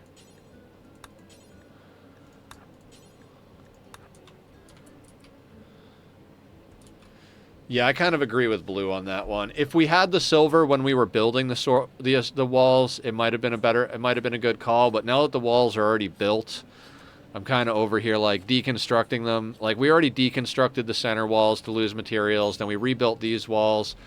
So,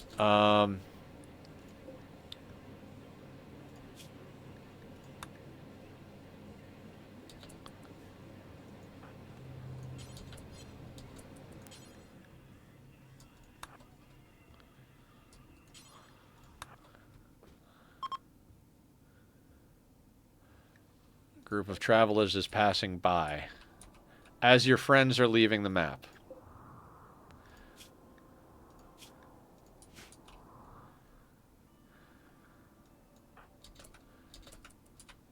All right, Barb, let's see if you can get some more sandstone chunks.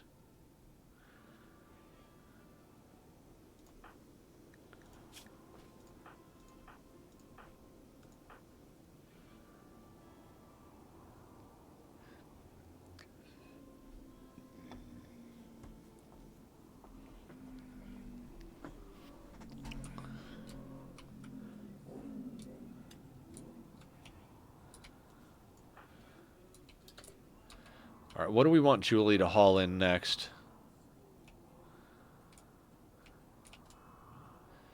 There's really nothing on the map other than that, this thing up here. All right, we're going to have Julie and Barb do a little bit of mining, guarding exercise type thing. Like, we need to get in some of these materials. You are kidding me. Not a single chunk. What group of travelers or Cannibal DoorDash? Unfortunately, they're the only people willing to trade with us, so we can't really push that.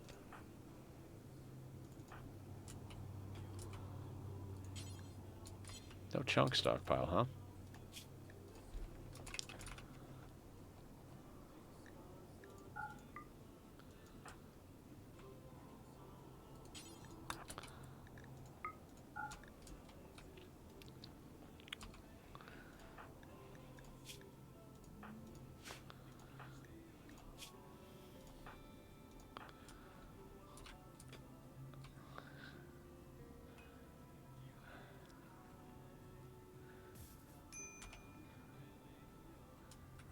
I think Humps and Katsumi are new. Have they been named? They have not been named. Humps and Katsumi are new.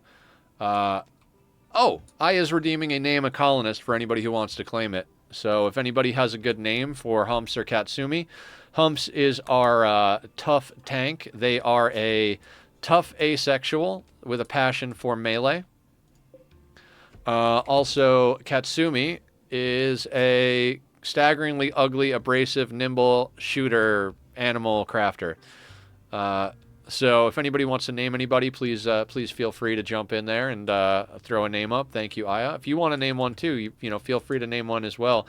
Bernie died, so I know you you haven't gotten yourself a good pawn. Sparta? All right. Let's hear it.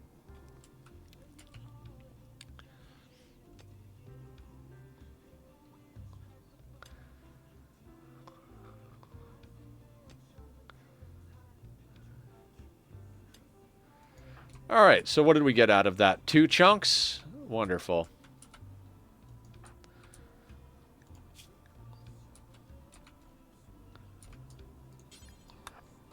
Oh, wait.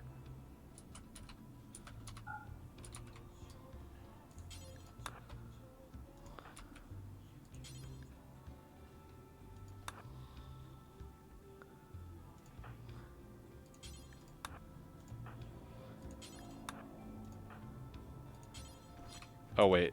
Not everybody's going to get a table.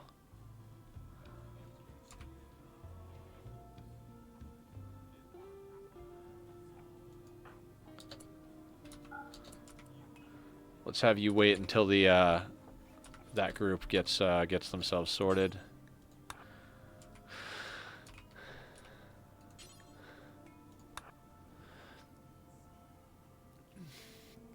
Because of the song?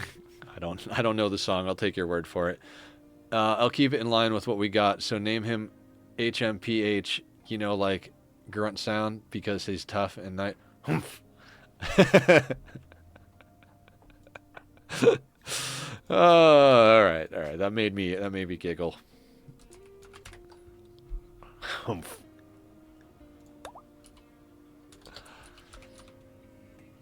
His title is Dromedary Knight.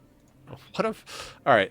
So, Dusty Farmhand. From the time Humph could walk, he helped take care of the animals and crops that his people tended in their arid homeland. The work toughened him, but left little time for intellectual activities. Dromedary Knight. Having caught the eye of his people's Sand King, Humph was trained in the sandy boom rat fighting techniques. Always with a camel to carry his things, he served his sand people faithfully. -3 in shooting, melee +4. I am named for the sound I make in my throat. Oh, fantastic. Also, we never checked Katsumi's backstory. Firekeeper Herder. Katsumi was responsible for keeping the tribe's fire going. He took his responsibility very seriously. Herder. Katsumi herded a variety of animals to help feed and clothe his tribe while on the move. Katsumi learned how to calm and direct the beasts and how to hunt his own meals on the trail. Song by Humps by Black Eyed Peas. No idea. I know everybody loves the Black Eyed Peas, but I don't think I've ever listened to the Black Eyed Peas in my entire life.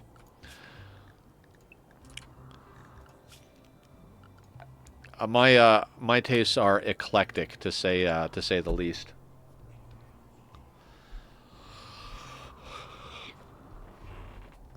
Oh my god. Oh, good pop. Very mindless dance pop. Yeah, there's very little chance that I'm going to know what you're talking about in that situation.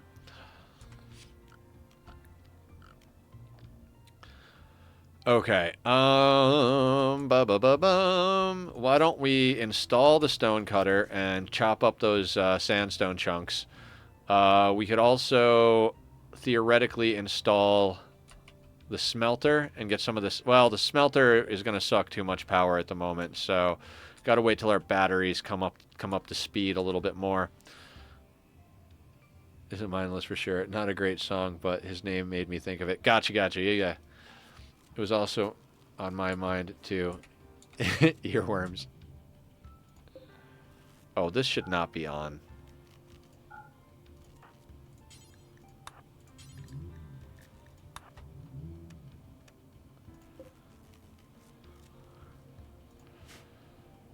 This power situation, guys.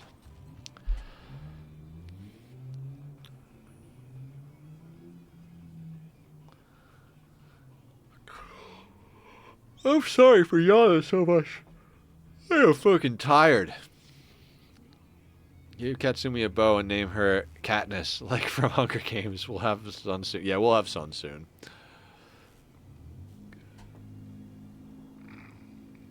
I gotta be honest, I cannot wait to eat food and just, like, relax. Although, I don't think I'm actually going to relax. After stream, I'm probably going to work on scheduling shorts and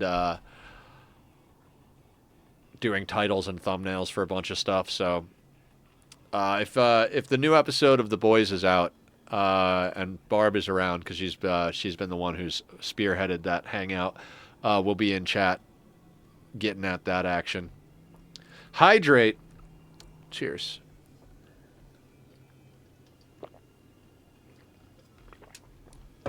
Ah, delicious, delicious water. That is 2 lies followed by a statement. I hate water. I'm going to hit complete all over here. But guys, if you have the points and you're not sure what to spend them on, feel free to hit me with Hydrate Redemption. Doc says I got to drink more water and lose some weight. I'm not going the right way with losing the weight, but I think I'm headed in the right direction with drinking the water because of all you guys. So I really appreciate all the help in that regard. All right, we've got 74 human leather, 23 wolf skin, and a little bit of what do we need to make, guys? Is there anything anybody can think of that we need to make for our people?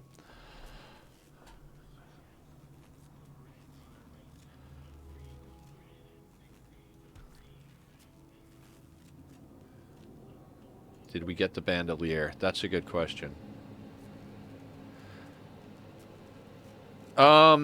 The problem is not what I'm eating, Sparta. It's more how much I'm eating.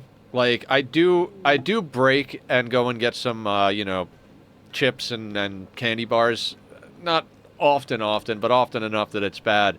But the main problem is I don't have willpower when it comes to the food in my house. I love getting stuff like berries and granola and stuff like that. The problem is you go and buy a bag of granola, you eat some for a meal, and then I go back and I eat more. I go back and I eat more. I go back and I eat more. I can't stop myself from eating everything in the house. Yeah. No, I mean, what I mean is for me currently, my biggest problem is not. I'm getting better about eating healthier stuff per meal. Like the quality and healthiness of the food is definitely going in the right direction. My problem is that I can't stop myself from eating everything in the house. Like there, it just gets to be late at night. I'm chilling. I'm playing some games. I'm like doing whatever. Yeah, food impulses are really hard with ADHD. Like last night, I went to the store and they have these little self-contained things. It's like strawberries, grapes, granola, and a few cheese cubes, And it's like, I know cheese isn't the greatest thing, but I get that and I get some crackers, right? It took all of my willpower not to eat both of them back to back.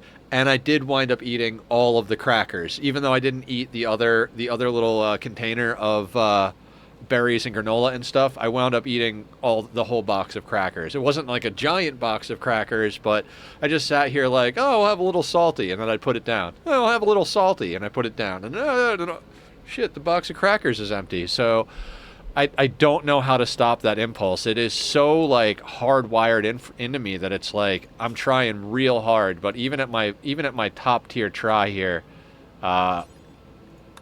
it's proven difficult.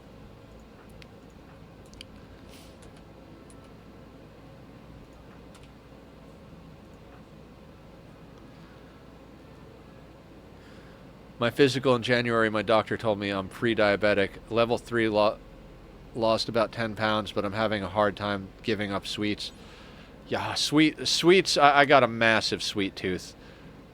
I swear to God, it's like having a legitimate drug addiction with food, with sweets. There are nights that I'm just like, I have to go get sugar. Like, I have to. There's no option. Like, I need a Twix, or I need, like, a Three Musketeers, or like a freaking ho-ho, or whatever. I'm just over here like, and it's so difficult for me to not do that.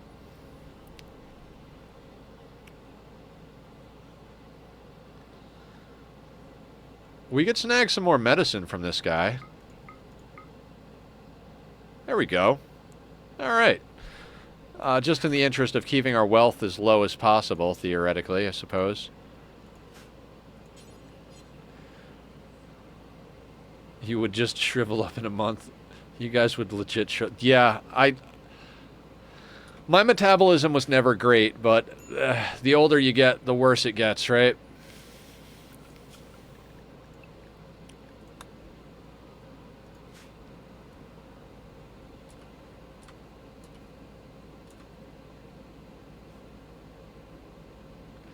I'm very tempted over here to just make all this food into pemmican.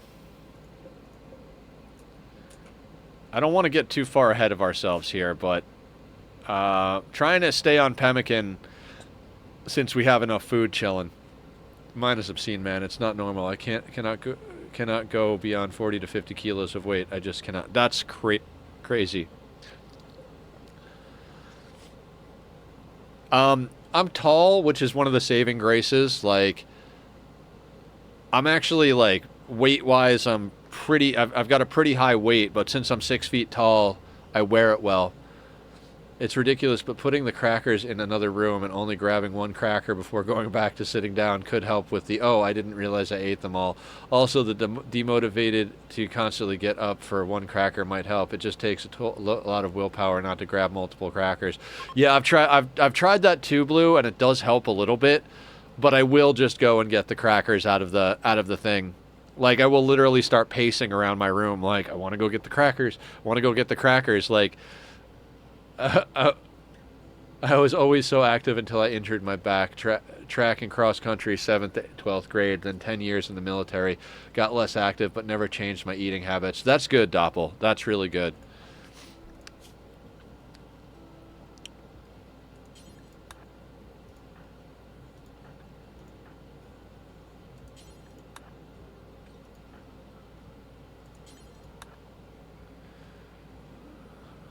I just forget to eat all the time, so my metabolism is in starvation mode. Saves everything it can. You know what my dinner was? 5 strips of bacon, 2 eggs, and 4 slices of bread. Oh, Sparta, why you got to do that to me? I had a breakfast burrito this morning, and I'm planning on eating that second berry and granola plate. But, God, it is so tempting to just go make another breakfast burrito.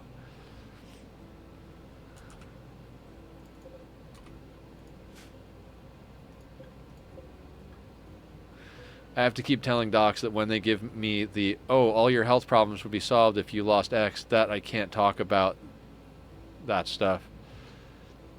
Yeah, you know, I've always been a little bit on the fluffy side, other than going through all of my surgeries. I got down to be really scary small, like emaciated small, because I legitimately couldn't eat things because of my stomach problems. It was just like, I couldn't and I didn't want to all at the same time, and it was definitely not a good thing. All right. 15 days until our next ritual. I keep thinking to myself, I got to swap out some of these walls, but everybody winds up sleeping, and I don't want anybody to get upset about the wall being broken while we're doing stuff. What do we got? We've got 40 sandstone blocks, so I would like to knock out some of this steel in favor of sandstone. What is our best location to do that, though? Kind of thinking maybe over here or down here. Although they do seem to come in up here. What do you guys think? Where should we replace the walls first? Out here in the backyard? Yeah, it might be out in the backyard, right? It certainly helps, but it shouldn't be the main thing people suggest. They need to see if working out would even help. So, I've only ever found one thing as far as exercise that works for me, and it's not even exercise. I grew up in the middle of fucking nowhere in upstate New York. When you say New York, most people think of the city, but I'm talking like, you know, nothing but pine trees and unmarked freaking back-ass woods roads as far as the eye can see. Like, can't even see your neighbor's status. And what myself and my brother did when we were trying to actually get a little bit more in shape, our favorite food was chicken wraps. You know, like some grilled chicken, a little bit of like balsamic vinaigrette, and some veggies. You know, like some lettuce and tomatoes and whatnot. And we would just chop wood all day long. We'd go out and chop and stack wood. I loved grabbing the logs and dragging them to where they needed to go. My brother loved messing with a chainsaw, so I did a lot of the chopping and stacking and moving and stuff like that. Or I did a lot of the stacking and moving and dragging and all that. And my brother did a lot of the sawing and chopping. And we just had like this flow, and it was the most healthy I'd ever been in my entire life. Loved doing it.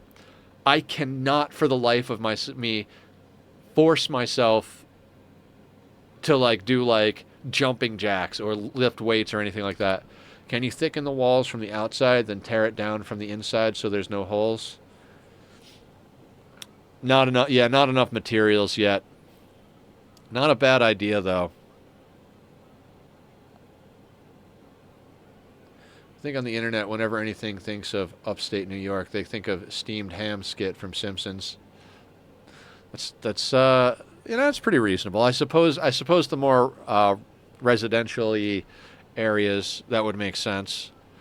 So part of the reason we want to swap the walls out is because we want the steel back for other projects. We have 40 40 sandstone. So if we were to make 40 walls, or 5, 10, 15, 20, 25, 30, 35, 40, that's 8 wall segments. So 8 wall segments would be that.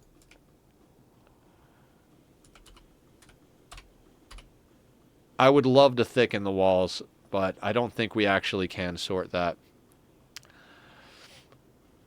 Yeah, it's where I grew up. It's a lot. I think I kind of want to do it outside. We seem to keep having problems with people breaking in here, and our most expensive shit. So it takes us the longest to get outside to defend these walls. And we've got all of our power stuff out here, which if it breaks, we're kind of fucked, right? So I think maybe we start replacing the outside walls because we can always repair from inside if we've got good construction people. Yeah, I think that sounds about right, yeah. I think I want to do these first because if we have to use this as a choke point, I think those will be the best spots.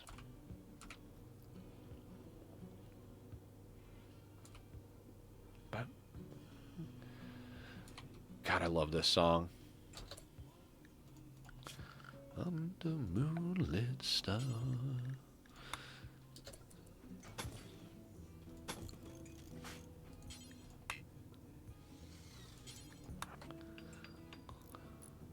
Nodded. Okay. At least my thinking is along the same lines of the group here.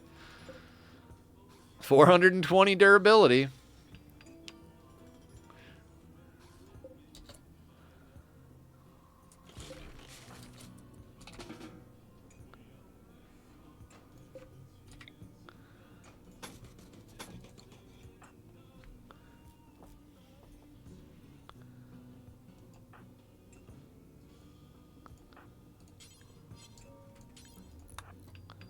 No, we want Barb doing it because her construction is so much higher than Katsumi's.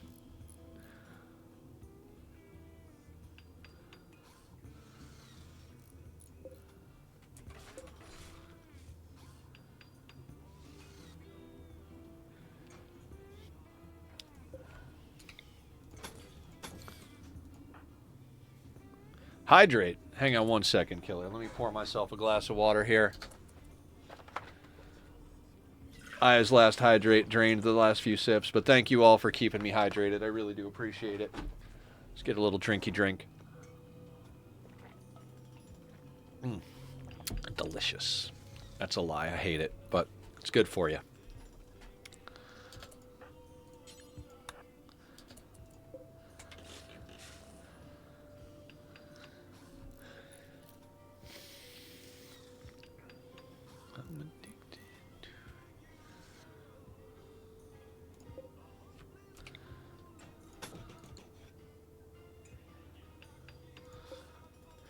We could just use this 10 plasteel to knock out... Yeah, we're not using the plasteel for anything. We might as well make walls out of it.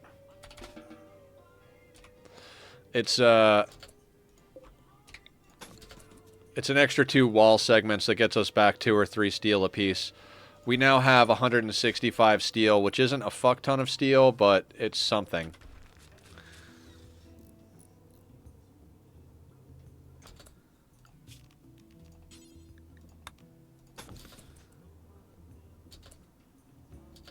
No, we don't have enough to swap out the door for plasteel.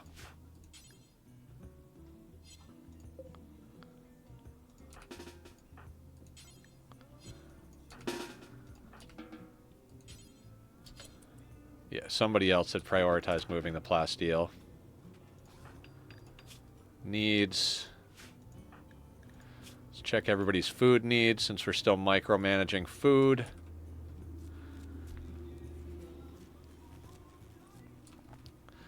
God, power is such a kick in the goddamn shins.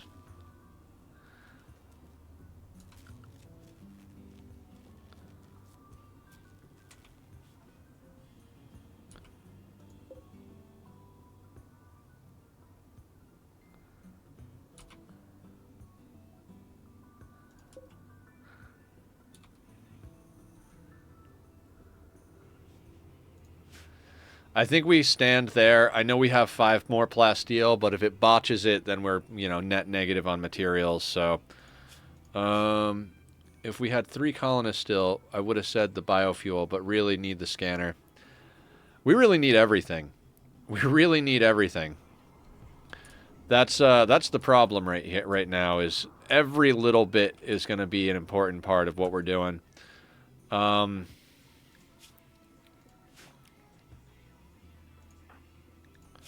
I want to go up and deconstruct that other downed spaceship. I know it's only like 20 steel or something. You got a crazy idea. Why does that not surprise me, Sparta?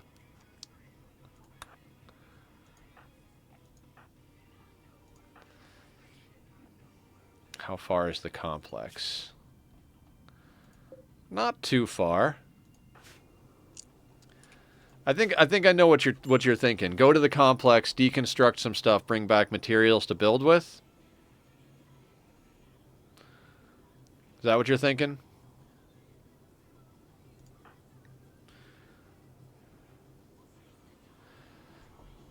Killer and somebody else. Interesting. All right, we'll put a pin in that for next time because we're real close to the end of stream right now, and I don't want to start something and then come back midway. But I think that's it's definitely in the realm of possibilities.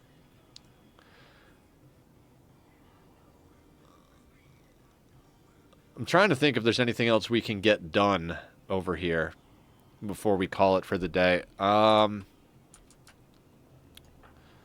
How is Barb on food? Barb is okay on food. Her mood is still up because of the unforgettable parties.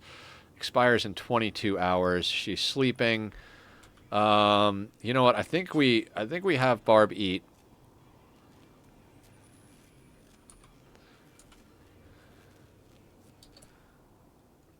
Just for a second, take a look at how much weight you'd carry. Oh, with this guy? That's a fine idea. It would be, let's say, Humph and Killer. 95 kilos. Mini handgun? Yeah, like a short nose, snub nose gun. Totally. Trigger right here. Oh my god. Yeah, that's not a bad idea. I think we might do that when we come back next time.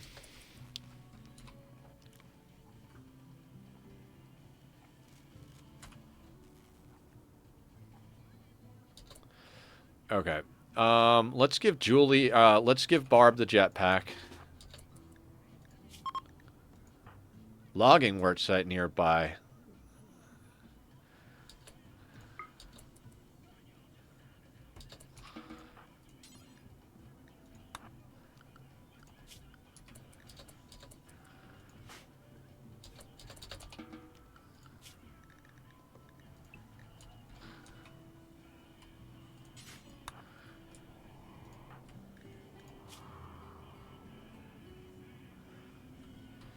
That's a good question.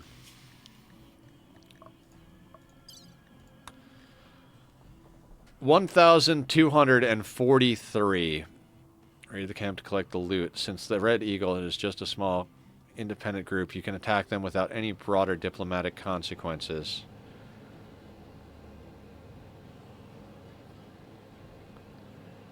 We don't know how many people are going to be there. The light leather we don't care about. 438 steel at the steel mining work site.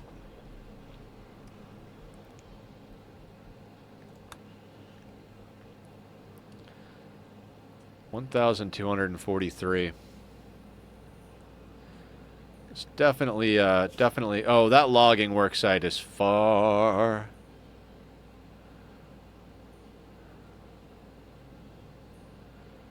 I never do these off-map things because I always feel like they're not worth it. But we might have to do something like that.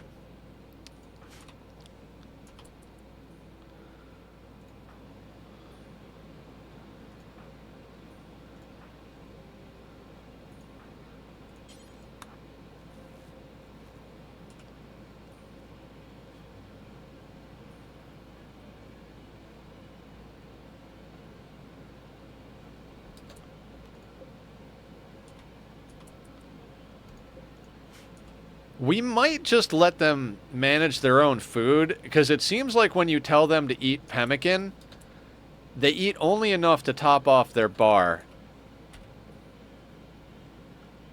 I think I'm going to do that. I'm getting real tired of micromanaging this.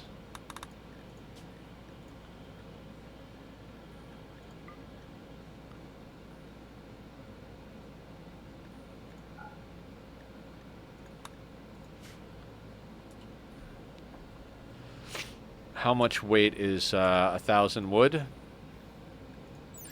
If we look at wood, 0.4 kilos per piece of wood. So 4 kilos for 10 pieces, 40 kilos for 100 pieces. We really wouldn't be able to even remotely bring back all of it. We'd be able to bring back like a tenth of what they have. Maybe like 15 to 20% of what they have. So that's a tough one.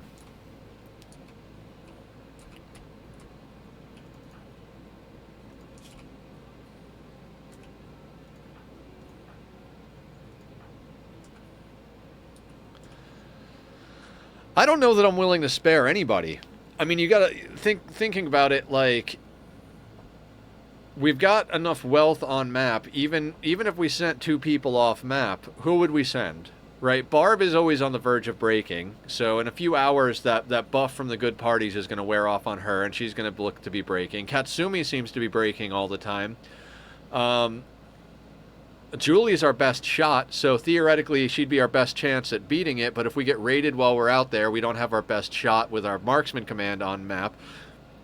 Humph is our melee tank, so sending them might be useful.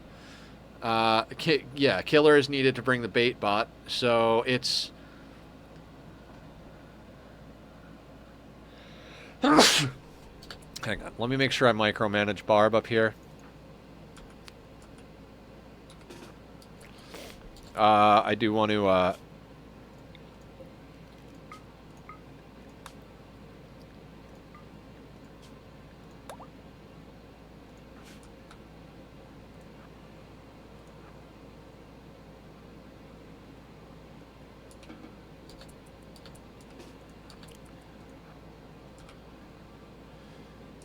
Oh, wait, who did I put on the caravan? No. Killer. Shit.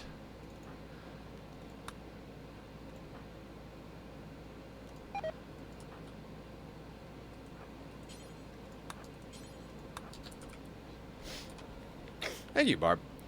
I think we just have Barb bring all this stuff home, drop it off, call it for the day, and then consider our options for next time.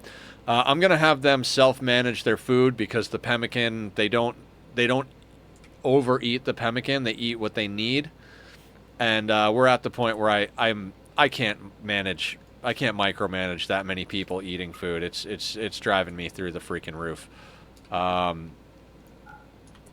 But yeah, so let's take a look. Let's go over what we did today. We got 2 new pawns, Katsumi and Humph. Humph is tough. We ripped out the center wall. We replaced some segments of the outer wall. We got Thrumbo fur parka. We got new vests for our new people. Basically, we got our food, clothing, and colonist count really topped off. If we're looking over at our wealth, we're at 41,155 wealth. High priorities for us going through this next year, coming back on Friday. We need the scanner. We need power. One way or the other, we need some sort of power, because we're having a hard time getting through every season here. And scanner, power, and more food. Better weapons would be nice too. If we could get a couple of shock lances, I'd be really happy, but I don't know how we're going to do that. If we can get the scanner power situation going, we could also start looking into growing some drugs, both for mood and for trading purposes. 41,000 wealth is a lot of wealth for this colony. Usually by this point, I like to have outer walls. We do not have the capabilities to put up outer walls. It'd be nice to try and start double thicking up the outer walls. Our plan is to expand here. So if we focus up on expanding, doing this expansion and then doubling up our walls, I'd be pretty happy about that. That's going to take a lot of materials, so we're either going to have to trade for a lot of chunks or find another way to get materials. We've got the ancient complex up here, and we've got hunting, mining, and logging work sites down here. So there's some possibility there. We have to be very opportunistic about all of it. There's no real way for us to kind of force goals, but it is what it is. So let's hit save and quit to menu, so I don't accidentally leave the game running. And let's see who's streaming right now. Let's raid out to somebody, share the Rimworld love, so to speak. What do we got? What do we got? Boop boop boop boop boop boop boop boop boop boop boop boo. What do we got? What do we got? What do we got? Looking through the list of people we know. You know what? Let's do a little search. See who else. See who's online. That is. Oh, you know what? Rual's online. We haven't raided Rual in a while. Yeah, let's. And they'll find the gray flesh in the kitchen. Yeah, let's go. Let's go right over to Rual. Super chill dude. He plays Rimworld. Used to do extreme challenges as far as difficulty, but now plays more challenges like, let's do like an extreme map challenge. He'll play on like blood and dust on a map that's full pollution and all that. I will be hopping into Discord in a little bit here. Give me a few minutes to sort myself out, get some food. But I'll be hanging. I'm probably going to do a little bit of editing and stuff. But if the new episode of The Boys is out, that's going to jump right up to #1 on the priority list. So I will see everybody later. Take care of yourselves. Be well. We'll be back tomorrow for some more Oxygen Not Included, and Friday for some more Rimworld. All right, everybody. Thanks for a wonderful stream. Good night. Then like the end game event, like when you're at the end of the anomaly thing, for the most part, it's been like regular old boring raids that have been what have killed me. Hey, Nethercloud, thank you so much for the raid. I really do appreciate that. I hope you had yourself a good stream.